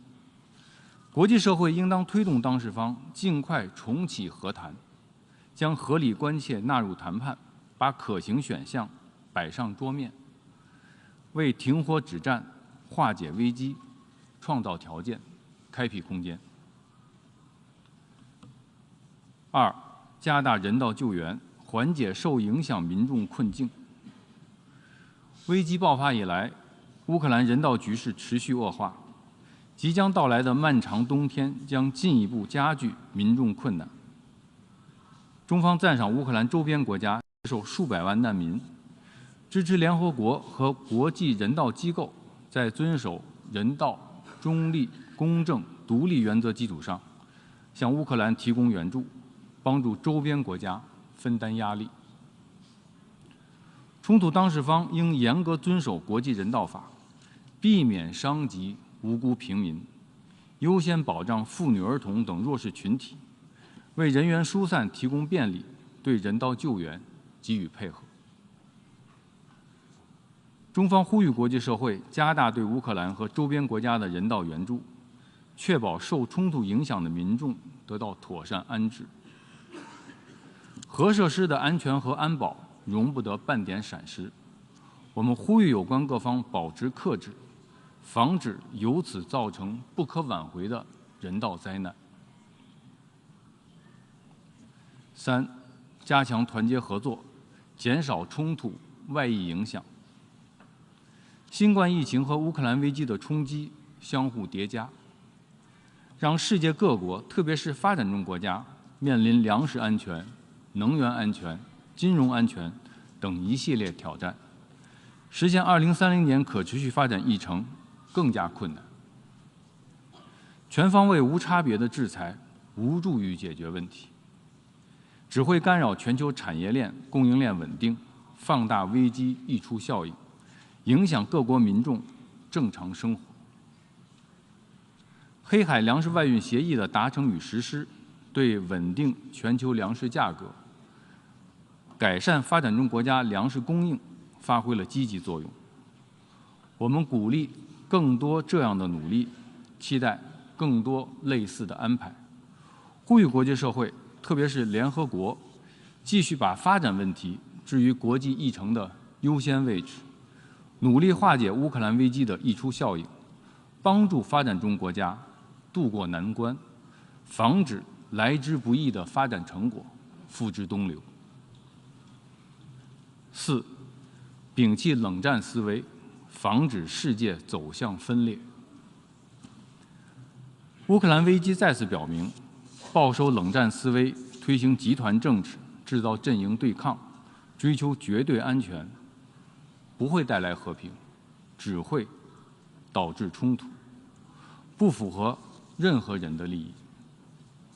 在世界需要团结合作、共克时艰的时候，突出意识形态分歧，胁迫他国选边站队，制造孤立打压，推行脱钩断链，是不负责任的危险行为。我们应该深刻汲取历史教训，抵制分裂对峙，坚持团结协作，恪守多边主义，共同维护以联合国为核心的国际秩序、国际体系，以国际法为基础的国际秩序，共同推进世界的和平与发展。主席先生，联大作为联合国最具代表性的机构，应该为推动会员国在乌克兰问题上弥合分歧、形成共识，凝聚劝和促谈最大合力，寻找彼此之间的最大公约数，发挥积极和建设性作用。我们始终认为，联大采取的任何行动都应有利于推动局势缓和降温，有利于推动早日恢复对话，有利于推动危机政治解决。提交本次紧急特别联大表决的有关决议草案，无助于实现上述目标，因此中国代表团将对草案投弃权票。另外，中国代表团也愿指出，联大工作的开展应该遵守议事规则，体现公平公正。对于程序性问题，会员国的意见都应得到充分表达，会员国的动议都应得到同等重视。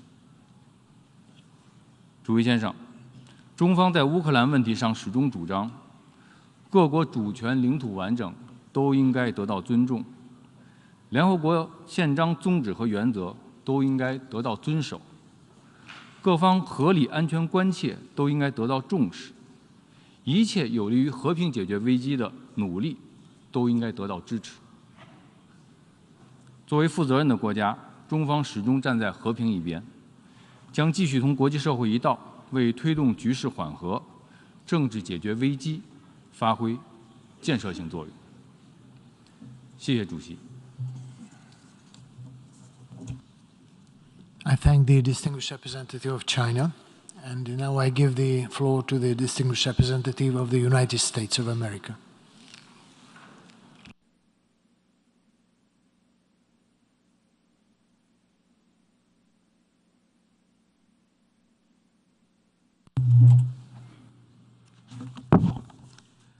Mr. President, my fellow delegates, and to all those who dedicate themselves to the noble mission of this institution. Soon, we will vote on a resolution that is important not just for the future of Ukraine and the future of Europe, but to the very foundations of this institution. After all, the UN was built on an idea that never again would one country be allowed to take another country's territory by force. In the wake of World War II, that important idea, despite all of our differences, brought us together. Now we're called upon to defend that idea and the UN Charter that embodies it. Colleagues, the facts are clear. A UN member state, one with a permanent seat on the Security Council, has attempted to annex territory from its neighbor by force. This UN member state has not only put its neighbor in its crosshairs, but also put a bullseye in this institution's core principle: one country cannot take the territory of another by force. 8 years ago, the General Assembly was asked to respond to the same UN member states' attempted annexation of Crimea. Back then, the General Assembly defended the UN Charter. We overwhelmingly adopted a resolution affirming Ukraine's sovereignty and territorial integrity. We must do the same today. As in 2014, Russia is testing the resolve of the world to stand up for the core principles of international law. How else do you explain the flagrant disregard of the values of sovereignty, territorial integrity, and peace and security? How else do you explain the horrific attacks on civilians and civilian infrastructure that we've seen this week? How else do you explain the saber-rattling from Putin and his veiled threats of deploying nuclear force? These are threats against this institution. They are threats against all of us. We've heard countries underscore the need to pursue solutions that lead to dialogue and peace. Believe me, there is nothing we would like to see more than peace. I would like to stop seeing craters in Ukrainian playgrounds where swings used to be. We would like to stop seeing dangerous attacks on the city of Zaporizhia, which threaten civilians. We would like to stop seeing Russia commit war crimes. The path to peace does not run through placations. The path to peace does not involve turning the other way in the face of these flagrant violations. Peace does not and has never come from silence. The only way to bring peace is to stop this aggression, to demand accountability, to stand together with conviction, to show what we will not tolerate. So let us send a clear message today, colleagues. The United Nations will not tolerate attempts at illegal annexation. We will never recognize it. These United Nations will not tolerate seizing a neighbor's land by force. We will stand up to it. These United Nations will not tolerate the destruction of the UN Charter.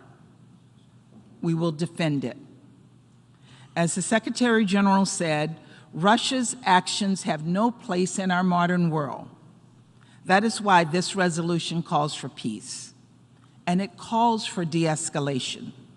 But it also makes clear that we reject Russia's attempted annexations, that we reject this affront to territorial integrity, to national sovereignty, to peace and security.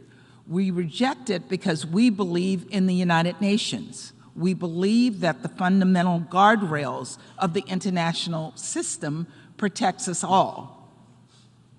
Today it's Russia invading Ukraine, but tomorrow it could be another nation whose territory is violated. It could be you. You could be next. What would you expect from this chamber? Our message is loud and clear. It does not matter if you as a nation are big or small, rich or poor, old or new. If you are a UN member state, your borders are your own and are protected by international law. They cannot be redrawn by anyone else by force. This is why all of us together built this institution, and that is why we must defend it here and now. Colleagues, today, the United States will proudly vote yes on this resolution. And we urge every country to do the same. And not because we're asking you to do it, but because you know that it is the right thing to do. Let us condemn Russia for its illegal attempted annexations. Let us affirm the borders of every UN member state as they stand. And with the eyes of a worrying world upon us, let us renew our promise, as the UN Charter says, to be good neighbors in the pursuit of a peaceful world. Thank you. I thank the distinguished representative of the United States. And now I give the floor to the distinguished observer of the observer state of the Holy See.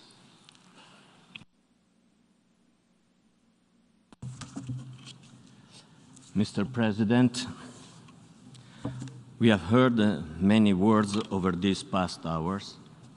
The Holy See is taking the floor with a succinct and heartfelt plea to end the madness of this conflict, that with every ongoing hour takes innocent lives and deepens the wounds among peoples, destroying the mutual trust upon which the international order depends. Just a few days ago, Pope Francis made this heartfelt appeal, and I quote, "In the name of God and in the name of the sense of humanity that dwells in every heart, I renew my call for an immediate ceasefire. May weapons be silenced, and may conditions be sought for the start of negotiations that will lead to solutions that are not imposed by force, but consensual, just, and stable." His Holiness clearly indicated that solutions must be based on respect for the sacrosanct value of human life, as well as the sovereignty and territorial integrity of each country. Having addressed a direct appeal to the presidents of the Russian Federation and Ukraine, as well as to all the protagonists of international life and the political leaders of nations, Pope Francis stressed that we, gathered here in this chamber, have a role to play and must do everything possible to bring an end to the war without allowing ourselves to be drawn into dangerous escalations and to promote and support initiatives for dialogue. These words take on greater weight with the added threat of nuclear escalation. It makes even more urgent the transformation of the art of those who hold the outcome of the war in their hands, so that the hurricane of violence may cease and peaceful coexistence in justice may be rebuilt.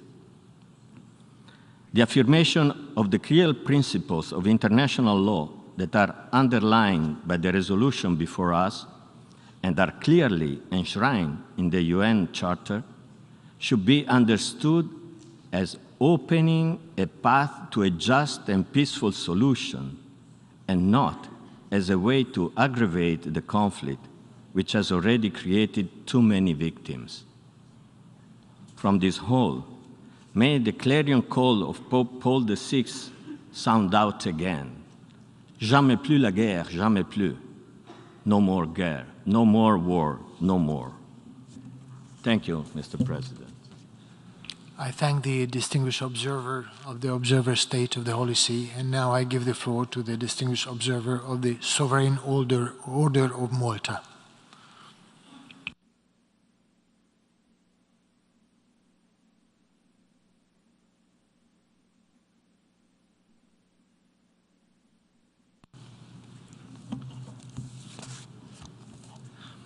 Mr. President, Excellencies, distinguished colleagues, we are now at the conclusion of a strong and dramatic debate driven by conflict and suffering, aggrandizement and force. But unlike other historical precedents, particularly those involving Europe, which were oftentimes conducted in the aftermath of battle, all of this week and the past 3/4 of a year, we have been deliberating in the heat of it. And yet the words of this salvific assembly, uttered amid the burning rage that consumes two sovereign nations, seems to have little effect. And in the midst of that burning rage, it is the poor, the sick, and those who have nowhere to go who suffer the most. All of our histories are intertwined. The commonality of human motivation and desire is all too evident. Technology and the integration of economies, whether we like it or not, have made all of us more than bystanders. No nation can allow this conflict to spiral out of control because the consequences, as we all know, are too terrible to contemplate. And no matter how far away and how isolated we feel we might be, the detritus of burning rage will consume us. The Sovereign Order of Malta is unique in its sui generis status as both a sovereign entity and as a Catholic religious order, as it seeks to embrace its citizens with charity and love.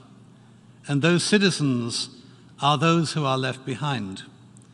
They are the forgotten people of the world, often stateless, homeless, the trafficked, the migrant, the refugee, the suffering humanity that is so often left without support and hope. Few states are too proud to refuse help on behalf of those who are in need. Fewer still are unwilling to augment their own services with apolitical and neutral aid which we offer without consideration of religion or politics.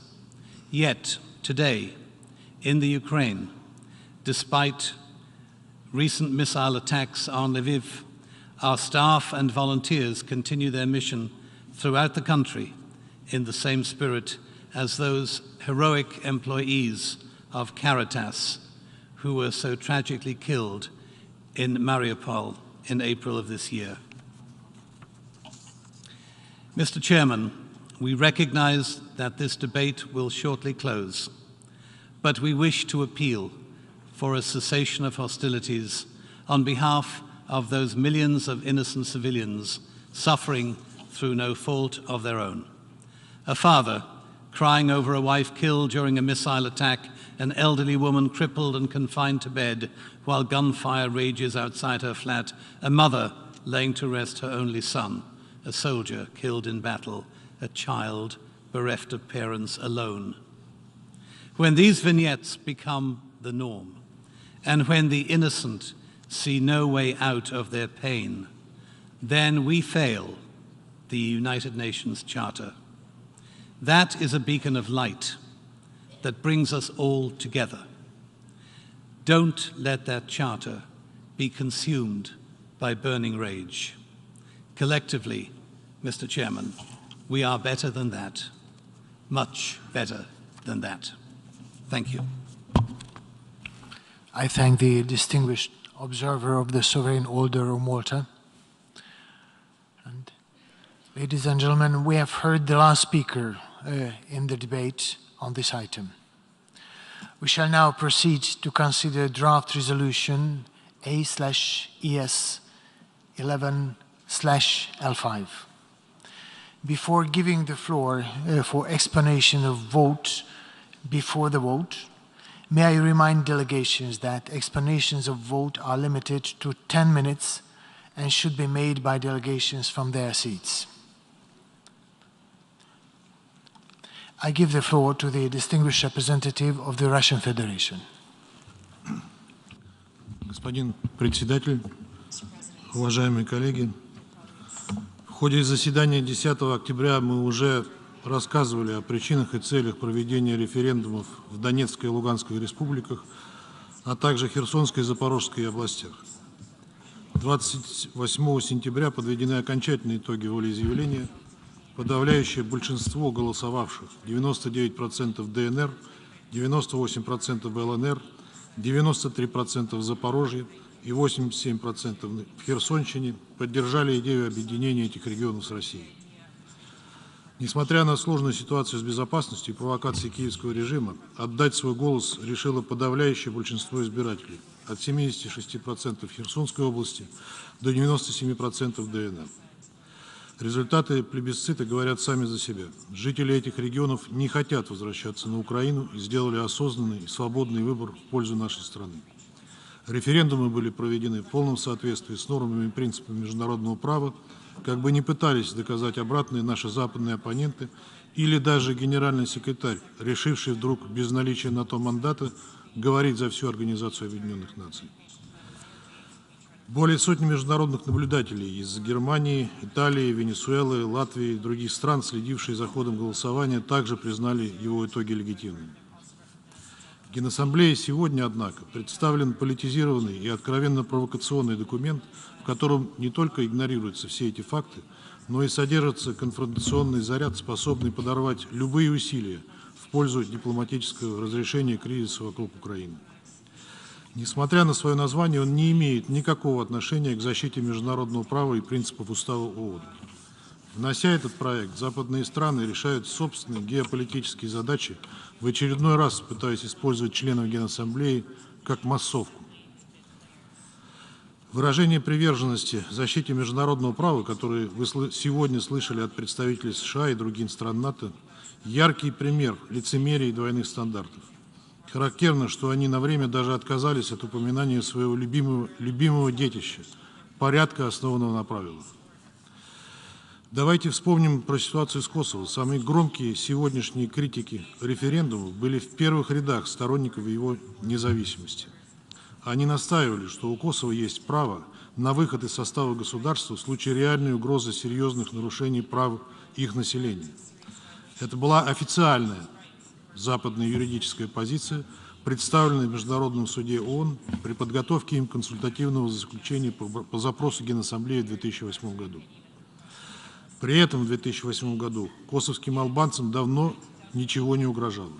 Югославии уже не было на карте, а в разбомбленной и сломленной странами НАТО Сербии в качестве миротворцев стоял иностранный контингент. В Косово не проводилось никаких референдумов. Там всего лишь была декларация независимости, принятая Временным органом самоуправления с очевидным выходом за пределы своих полномочий. Но Западу было достаточно и этого, чтобы признать независимость Косово. Тогда наши оппоненты утверждали, что международное право не запрещает провозглашать независимость. Что мы слышим от них сегодня? Что Косово – это другое. То есть косово-албанцев члены НАТО были готовы спасать, причем от несуществовавших на тот момент угроз. А жители Донбасса, Херсона и Запорожья – это, по их логике, видимо, люди второго сорта, истребление которых киевским режимом цивилизованный Запад совершенно не заботит. Ведь они поддерживают Россию. Еще один пример. Вашингтон, который сегодня громче всех критикует нас и кричит о территориальной целостности Украины, недавно заявил о готовности использовать силу для защиты Тайваня, которая является неотъемлемой частью Китайской Народной Республики. Очевидно, что ни о какой святости принципа территориальной целостности для США и стран НАТО речь не идет. Они поддерживают его только тогда, когда это отвечает их интересам. Сегодняшний проект просто пропитан этими уродливыми двойными стандартами, навязываемыми Западом, и теперь его авторы пытаются заставить Генассамблею под ними подписаться. Цитируется заявление генсекретаря, хотя такой практики при подготовке резолюции Генассамблеи в принципе нет, так как его заявление не является выражением мнения государств-членов. Но даже если оставить это в стороне, то мы ни разу не видели, чтобы наши западные коллеги уделяли такое же внимание другим заявлениям Генерального секретаря ООН, где он призывает к разрешению конфликтов в других частях света, в том числе развязанных с подачи западных государств, там, где гибнут женщины и дети, страдает экономика. В частности, они упорно игнорируют его призыв отказаться от незаконных односторонних экономических санкций. Запад абсолютно глух к проблемам стран глобального юга, призывом заняться, наконец, их решением. Все брошено на продвижение сюжета с Украиной, но не ради ее благополучия, а лишь для того, чтобы попытаться ущемить Россию. В сегодняшнем проекте избирательно цитируется Декларация о принципах, регулирующих взаимоотношения между государствами 1970 года. Ни слова не говорится о праве народов на самоопределение, которое открыло путь к деколонизации и дало возможность многим присутствующим сегодня в этом зале государствам получить место в Генассамблее. Сегодня вас пытаются заставить забыть, что Запад этому процессу всеми силами противился, а Советский Союз содействовал. За последние дни мы все стали свидетелями того, как Запад, ведомый неоколониальными инстинктами, развернул беспрецедентную массированную кампанию шантажа и выкручивания рук в отношении развивающихся государств, пытаясь любыми методами заставить их поддержать проект антироссийской резолюции. Знаем, что агитировали в Вашингтоне, а столицы членов движения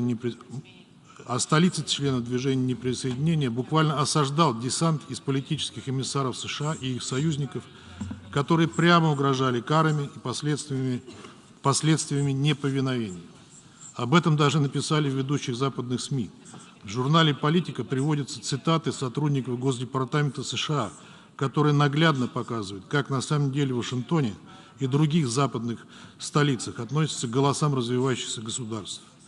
Мол, когда дело доходит до голосования по антироссийскому проекту в Генассамблее, цитирую, «важен голос любого Фиджи или Палау». Конец цитаты. Интересно, нравятся подобные цитаты представителям Фиджи и Палау? Все это классические методы рабовладельцев и колонизаторов, привыкших видеть мир через колониальную призму.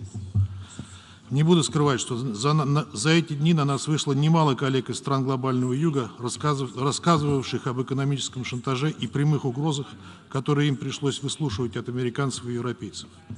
Понятно, что в такой ситуации тот расклад, который мы видим на наших мониторах, следует рассматривать именно через призму беспрецедентной для Генассамблеи кампании западного шантажа. Таким методом нет и не может быть места в ООН.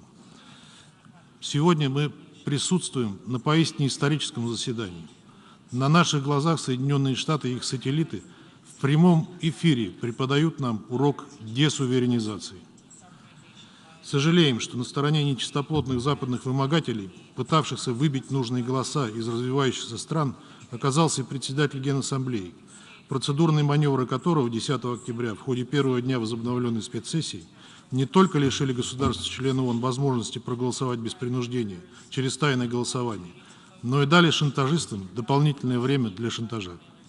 Надеюсь, что, несмотря на все это, в нашем зале окажется достаточно стран, готовых противостоять западному диктату и голосовать независимо, не опасаясь надзора со стороны Большого Брата. Призываем государства-члены ООН непредвзято разобраться в складывающейся ситуации и проголосовать против представленного проекта. Благодарю за внимание. I thank the distinguished representative of the Russian Federation, and now I give the floor to the distinguished representative of the Bolivarian Republic of Venezuela. Señor presidente, participamos hoy en esta sesión plenaria como resultado de la activación del mecanismo establecido en la resolución 76/262 de la Asamblea General que obliga a esta convocatoria. Sin embargo, no estamos obligados a considerar, ni mucho menos a aprobar, una resolución respecto de la cual nunca fueron convocadas consultas, ni se realizaron esfuerzos para tomar en cuenta las visiones y propuestas de todos los Estados miembros de este órgano, lo cual demuestra la clara falta de interés de sus proponentes por forjar un consenso respecto del texto. Estamos convencidos de que esta metodología de trabajo difícilmente nos acercará al objetivo que nos debería convocar a todos por igual, el de alcanzar la paz. Señor presidente, hace poco más de 7 meses, cuando nos reuníamos por primera vez en esta misma sala, alertamos a la comunidad internacional sobre la existencia de una crisis de 3 niveles en la región de Europa Oriental, que de no abordarse de manera balanceada y cautelosa, nos llevaría hacia una peligrosa fase de recalentamiento entre potencias nucleares, las cuales, al ver alteradas sus equilibrios estratégicos y de seguridad, podría desencadenar un conflicto de proporciones mundiales. Hoy lamentamos que nuestras advertencias hayan sido desoídas y que, lejos de haberse utilizado estos últimos meses para construir un camino que pusiera freno al escalamiento de las tensiones, para acercarnos a la resolución pacífica del conflicto, nos encontramos ahora en un momento de mayor confrontación, de mayores tensiones y de mayores divisiones. Sin embargo, como país creyente de que la paz es el único camino, no podemos sino continuar insistiendo en que hoy nuestro papel debe ser el de corregir el rumbo y crear un cortafuegos entre los 3 niveles de la crisis en Ucrania, para impedir así una reacción en cadena que nos lleve como sonámbulos al abismo. Y es que como nunca antes en los últimos 60 años nos acercamos cada vez más a un punto de no retorno, que tiene el grave potencial de comprometer la supervivencia de las generaciones presentes y futuras. Debemos, pues, reconocerlo. Hoy las perspectivas del inicio de un conflicto de dimensiones nucleares parecen estar cada vez más cerca. Vemos con gran preocupación un aumento de acciones y políticas que parece solo buscaran crear un choque de bloques, con la falsa ilusión de una victoria unipolar definitiva. Un choque que provocará un conflicto mundial entre potencias nucleares que destruirá a la humanidad tal y como la conocemos hoy. Señor presidente, no es el momento para instrumentalizar esta Asamblea General o para afianzar una mentalidad de una nueva Guerra Fría, con su política de choque de bloques, que podría resultar en serios errores de cálculo con consecuencias inimaginables para la humanidad como un todo. Debemos hacer un esfuerzo colectivo por reducir el calor de la retórica, teniendo en cuenta que, tal como lo demuestran los hechos, los excesos discursivos son precursores de acciones violentas que, por una parte, alientan una peligrosa ilusión de control de los acontecimientos y, por otra, nos alejan deliberadamente del camino de la paz. En este contexto, no podemos permitir de forma alguna que se insista en normalizar el lenguaje de la guerra, ni mucho menos que se intente convencer a naciones enteras sobre la idea de que una guerra nuclear tendría ganadores y perdedores, cuando la realidad es que ella solo generaría muerte y destrucción, dolor y sufrimiento para todos por igual. Es la destrucción mutua asegurada. Ese camino, señor presidente, el de los discursos incendiarios y las acciones temerarias, no solo es el camino equivocado, sino que es uno irresponsable que solo coloca en mayor riesgo a la humanidad. Es por todo lo anterior que consideramos que el proyecto de resolución contenido en el documento A/ES11/L5 de forma alguna contribuirá al objetivo de lograr una paz duradera por la vía del diálogo político y la negociación diplomática, razón por la cual hacemos un llamado a los miembros responsables de la comunidad internacional a votar en contra de dicho texto. Nuestra organización, muy por el contrario, debe desempeñar el papel central que le corresponde en este momento histórico y decisivo para la preservación de la humanidad, a través de la facilitación de un entorno constructivo y de buena fe que propicie el diálogo, la negociación y el logro de una solución pacífica. Para concluir, desde esta tribuna hacemos un llamado a la reducción de las tensiones y al cese de la propaganda de la guerra, así como el discurso de la intolerancia guiado por las ideologías del odio, al tiempo que enfatizamos que solo a través de la diplomacia, del diálogo y la contención, sin presiones ni sanciones, podremos evitar que se nos empuje de manera deliberada hacia una fase más aguda del conflicto, hacia una fase más larga y difícil de resolver, y hacia una fase que solo prolongue la crisis en el tiempo y genere consecuencias que tardarán generaciones en ser superadas. Muchas gracias, señor presidente. I thank the distinguished representative of the Bolivarian Republic of Venezuela. And now I give the floor to the distinguished representative of Nepal. Thank you, Mr. President. Mr. President, my delegation is deeply distressed by the protracted violence and conflict in Ukraine. It has posed a serious threat to international peace and security. Nepal's position on Ukraine has remained clear that the principles of sovereignty, territorial integrity, political independence, and non-aggression as enshrined in the United Nations Charter are inviolable and must be fully respected by all member states at all times. There cannot be any ifs, ands, or buts. The United Nations Charter clearly stipulates that all members must settle their international disputes by peaceful means in such a manner that international peace and security and justice are not endangered. Peaceful coexistence, non-aggression, non-interference, respect for sovereignty, territorial integrity, and political independence are the fundamentals of Nepal's foreign policy. And these principles are foundations of peace and security and stability in the world. Nepal reiterates its call for the cessation of hostilities in Ukraine to create conditions for dialogue and diplomacy, which are the only pathway to resolve conflicts and find a lasting political solution. Mr. President, based on Nepal's long-standing principled position on the inviolability of sovereignty, territorial integrity, and political independence of all the states, and its unwavering respect for international law, rules-based international system, the UN Charter, and the values of the world peace, my delegation will vote in favor on the draft resolution L5 that is before us today. I thank you, Mr. President. I thank the distinguished representative of Nepal. And now I give the floor to the distinguished representative of St. Vincent and Grenadines. Mr. President, St. Vincent and the Grenadines will vote in favor of the draft resolution before us and wishes to offer an explanation of its vote before the vote. The recent referenda and subsequent signing of treaties to annex several regions are deeply disturbing developments in the ongoing conflict in Ukraine. We do not consider that the matter in which the referenda were conducted was in accordance with the tenets of international law. As such, they constitute violations of Ukraine's sovereignty, political independence, and territorial integrity. Our vote in favor of the resolution serves to firmly underscore that the bedrock principles of sovereignty, political independence, and territorial integrity must be respected and strictly adhered to by all.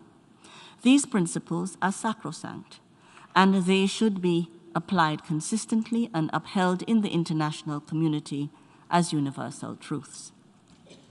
The conflict in Ukraine has tragically resulted in great loss of life and the destruction of critical civilian infrastructure. Additionally, its global repercussions have had catastrophic impacts on countries located far beyond its borders. We therefore reiterate the resounding call for an immediate cessation of hostilities and for the exercise of restraint in all actions. The only path towards peace, Mr. President, is through diplomatic engagement that prioritizes constructive dialogue and good faith negotiations that take into consideration the legitimate security concerns of all parties.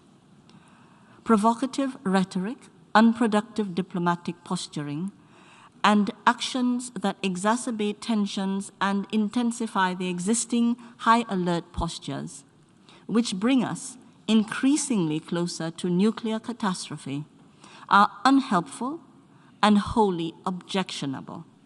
A responsible international community should therefore seek to encourage the type of engagement that prevents further polarization and facilitates a prompt diplomatic resolution to this conflict. The incessant talk on all sides of total victory, whatever that means, opens the door to a nuclear Armageddon. Let us give mature diplomacy a chance to achieve peace. Mr. President, peace is the legitimate aspiration of all peoples. The world cannot countenance, nor can it afford, another catastrophic conflict. I thank you, and peace profound. I thank the distinguished representative of St. Vincent and the Grenadines. Ladies and gentlemen, we have heard the last speaker in explanation of vote before the vote. Before proceeding to take a decision on draft resolution A/ES11/L5, I wish to address the question concerning the majority required for the adoption of the draft resolution. In light of Article 18, paragraphs 2 and 3 of the Charter of the United Nations, is there any objection to taking action on draft resolution A/ES11/L5 by a 2/3 majority of the members present and voting? I see no objection. The 2/3 majority of members present and voting is therefore required for the adoption of the draft resolution A/ES11/L5.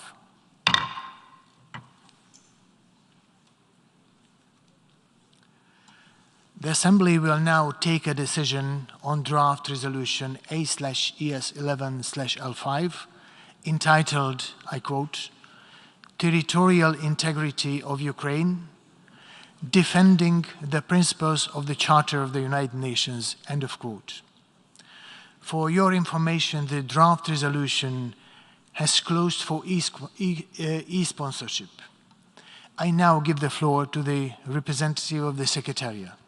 Mr. President, I should like to announce that since the submission of the draft resolution, and in addition to the delegations listed on the L document, the following countries have also become co-sponsors of A/ES11/L5.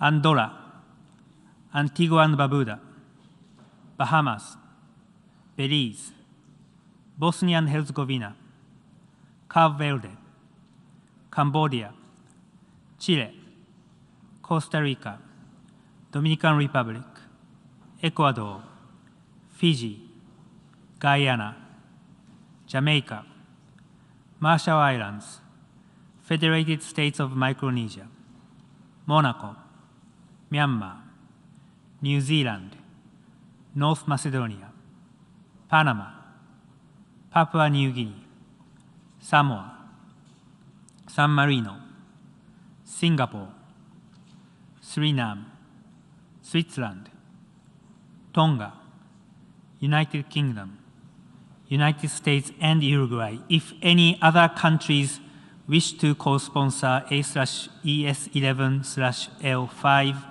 please signify by pressing the microphone button.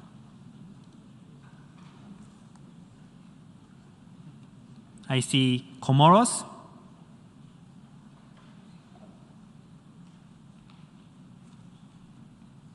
Liberia, although Liberia is already on the L document.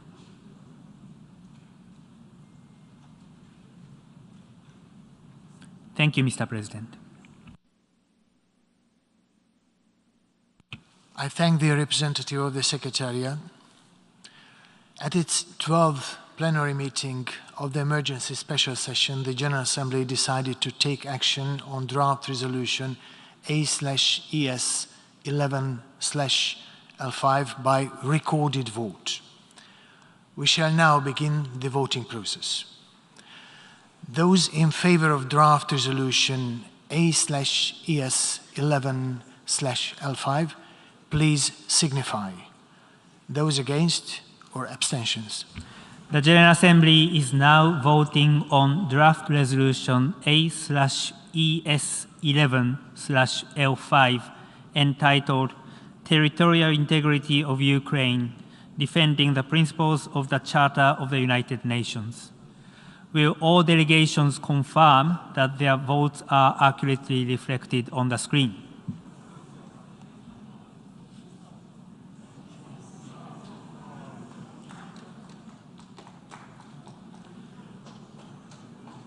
The voting has been completed. Please lock the machine.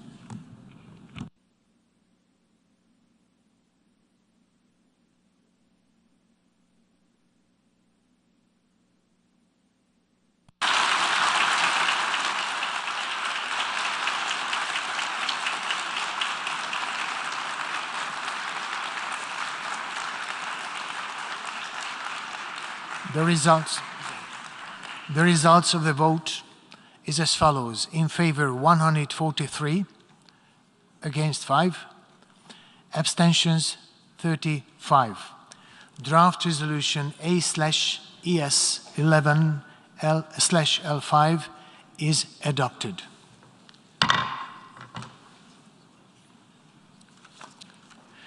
Before giving the floor to the explanation of vote after the vote, may I remind delegations that explanations of vote are limited to 10 minutes and should be made by delegations from their seats. I give the floor to the distinguished representative of Saudi Arabia speaking on behalf of the Gulf Cooperation Council. شكرا السيد الرئيس. يسرني أن ألقي هذا البيان نيابة عن الدول الأعضاء في مجلس التعاون لدول الخليج العربية. إن دول مجلس التعاون الخليجي تتابع بقلق بالغ الأوضاع في أوكرانيا منذ بدايتها، وهنا نود التأكيد على أن دول المجلس تربطها علاقات ودية مع كافة الأطراف، وهي على قناعة بأن أفضل سبيل لتلافي التداعيات السلبية هو تسوية الأزمة عن طريق الحوار وبالطرق الدبلوماسية بما يلبي مصالح جميع الأطراف. وعليه فإن دول المجلس تحث جميع الأطراف على ضبط النفس وتجنيب المزيد من التصعيد والتزام الطرق السلمية لتسوية النزاع.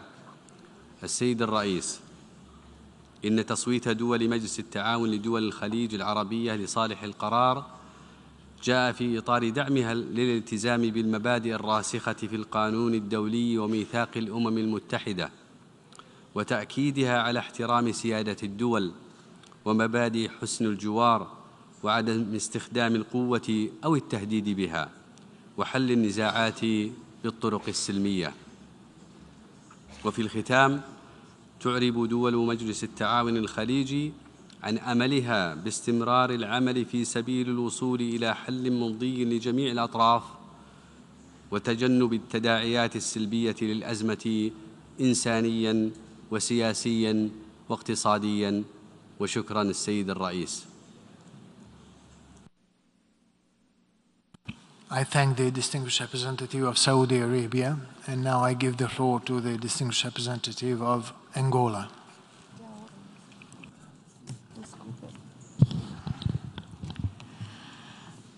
Thank you, Mr. Chairman. The Republic of Angola voted in favor of this resolution in accordance with its convictions on the well-founded of the sacrosanct principle of territorial integrity enriched in its own constitution, which defines Angola as a unitary and indivisible state whose territory is inviolable and unalienable. Our position is also in line with positions of the Charter of the United Nations and Constitutive Act of the African Union.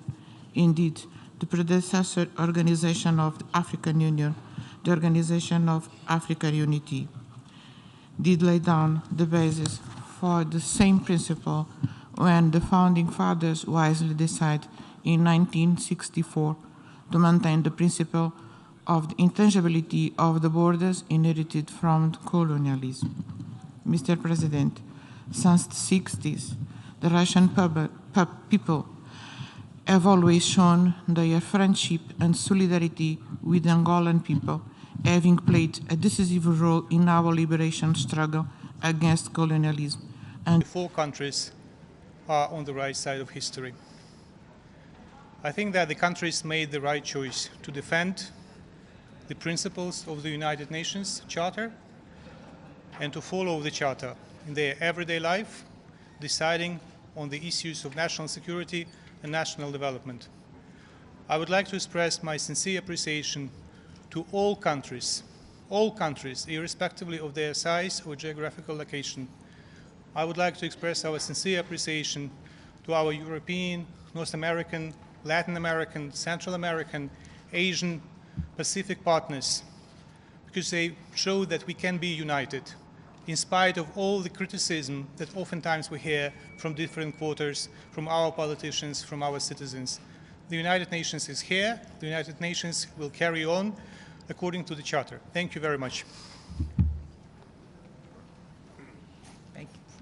Thank you, Sergey. It's really, really wonderful to be here with you. Today is a monumental day. Sergey described it as historic. It's historic as well. We just saw 143 countries affirm the fundamental principles of the UN Charter. You saw these countries stand up for territorial integrity, they stood up for sovereignty, and you saw these countries stand up for this institution. After Russia's sham referenda and attempted illegal annexations, you saw very few countries stay in their corner. In fact, it was only 5. It's pretty much the same 5 we've seen with them before. You heard Russia's lies today in front of the General Assembly, and all of us heard those lies, and we all stood up against them. And when you look at the very short list of countries who joined them, it's not exactly good company. Instead, the international community soundly rejected the affront to territorial integrity, to national sovereignty, to peace and security. And today's vote has a practical effect. It means that in the eyes of the world and the United Nations, Ukraine's borders remain the same. Kherson is Ukraine. Zaporizhia is Ukraine. Donetsk is Ukraine. Luhansk is Ukraine, and Ukraine remains Ukraine. The resolution also sends an enormously important signal to Moscow and to everyone. It does not matter if you as a nation are big or small, rich or poor, old or new. If you are a UN member state, your borders are your own and are protected by international law. And that goes for every single country in the UN. They cannot be redrawn by anyone else by force. The UN was built on this idea, and today the United States and the overwhelming majority of the world defended that idea. We defended the UN Charter that embodies that idea. And we were proud to vote with the world today. And tomorrow and the days and the weeks to come, we will continue to defend Ukraine's sovereignty and territorial integrity, and we will continue to hold Russia accountable. We will continue to isolate Russia in this institution, and we will continue to honor the UN Charter and the international protections that we all have agreed to, and to make for, that will make for a safer and more secure world. So thank you very much. Good afternoon, everyone. I want to say that it's a pleasure to stand here today together with Ukraine. And Sergei, we've worked together and behind him every step of the way to reach the result that we just reached. And I think it's a resounding message that speaks to the world. Russia has tried to silence the Security Council. They have not been able to silence the international community, nor the General Assembly, nor the United Nations. The result today is a resounding statement that rejects Russia's actions and considers them illegal. The sham referenda, the alleged annexations, all of it is proven today will not stand and is declared as null and void and simply has no validity. And the resolution today is very clear on that. Some of the most, I think, passionate and important statements today were made by small countries far away from Ukraine, but expressing the concerns of every continent and every country in this General Assembly hall about the fears of what Russia is doing today. So I ask the world to pay attention also to those statements. Finally, I want to say that a fourth element of this resolution, which is very important, is an appeal to peace and to a peaceful solution. But that peace has to be based on Ukraine's territorial integrity and sovereignty. Thank you very much. By the large number of countries who supported the resolution, given the fact that it's even larger than the one in 2014 and the resolution against the Russian invasion at the beginning of March. And do you believe that the Russian Federation is getting the message that you have today? Thank you. I can start responding to that to say that in a way we are not surprised, because I think this is the reflection we've heard in all our conversations around the world. But yes, it is a very good result based on the Russian pressure that they are putting on some of these countries when they vote. So I think it's a great success, and I think it's a resounding message to Russia that they are and remain isolated, and the action they take are putting them in that corner of isolation every day even more firmly. I can say I was not surprised, but I was delighted to see the numbers. We were all holding our breaths as the numbers rolled in, and it's a strong, strong signal to the world and to Russia that they cannot intimidate the world. They thought that they could call for a secret ballot and that somehow a secret ballot would get them more votes, and they were defeated in their efforts to work against transparency. So again, this is a message to Russia. It's a message from the world that they need to cease their aggression against Ukraine. Well, thank you, Linda. Thank you, Olof. If I could, I would show you my smartphone, and you would see an incredible number of text messages I received in the course of the last 3 days from my fellow ambassadors who were taking the initiative and assuring me of their vote today in the General Assembly Hall, which shows, at least to me, that the sincere level of support of the principles of the UN Charter and of territorial integrity of Ukraine is incredible.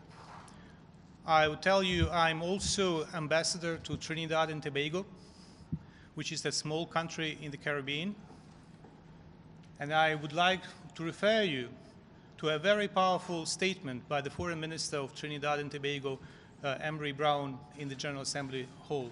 Listen very careful, once again, to what he said in the General Assembly Hall. What he said even before Ukraine was hit by the missiles last week. And I'm proud that Trinidad and Tobago, along with many other small countries, voted in favor. Many of them co-sponsored the resolution, and they are on the right side of the history, and they will be on the right pages of the manuals and textbooks of history. Ambassador, what is your message to countries like Nicaragua, Belarus, that voted against this resolution? We know that Eritrea is one of the countries that actually went from going against to going and abstain.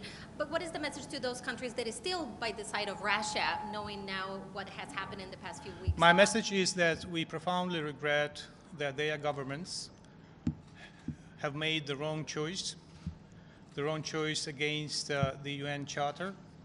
And I hope that those countries will reconsider their policies and reconsider their commitment to the principles that they signed or to the principles they ratified when joining this organization. There is no future for them if the world is not secure. And the security of the world depends on the united action by everyone in the General Assembly Hall, including by them.